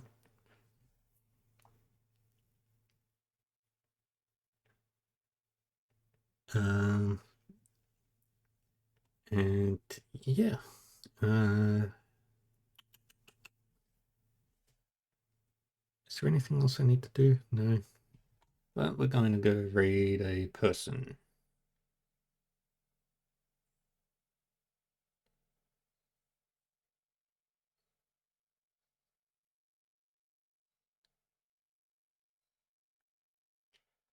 Who do I want to raid? Actually, is anybody... Let's see if anybody's playing Trails. Nobody. Who's cool? Let's see, who are we following?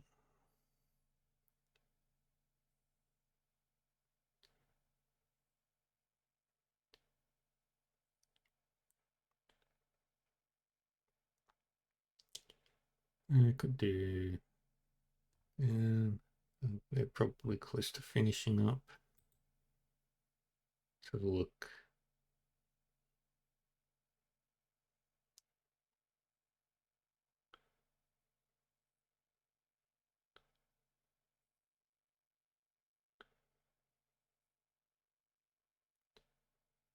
Mm.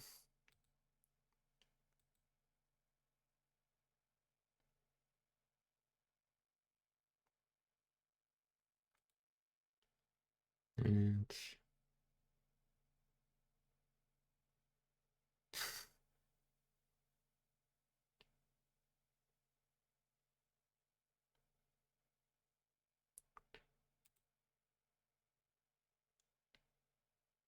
yeah, let's go with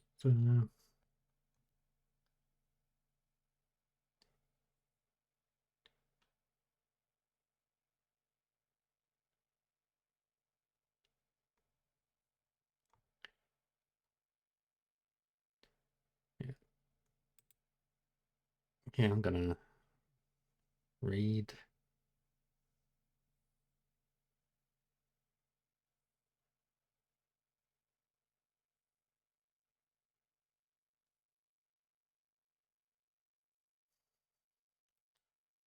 Alright.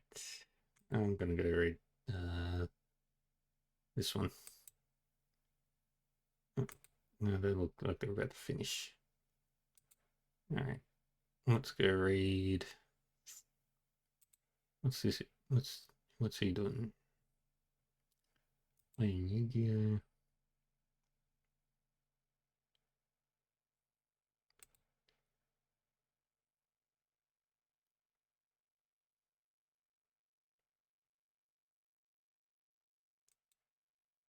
Um,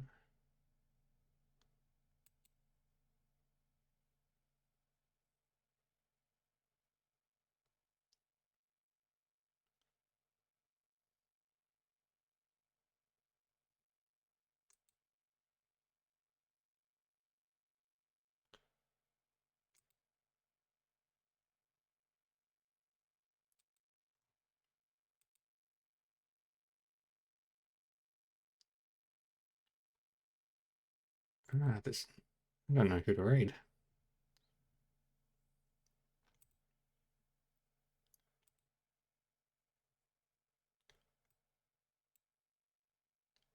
Yeah, it's good. Maybe not now. Alright. Well, thank you everyone for joining, and I will be back on later with Kingdoms of Amalur. Till then, take care of yourselves, and I will see you all next time. Bye bye.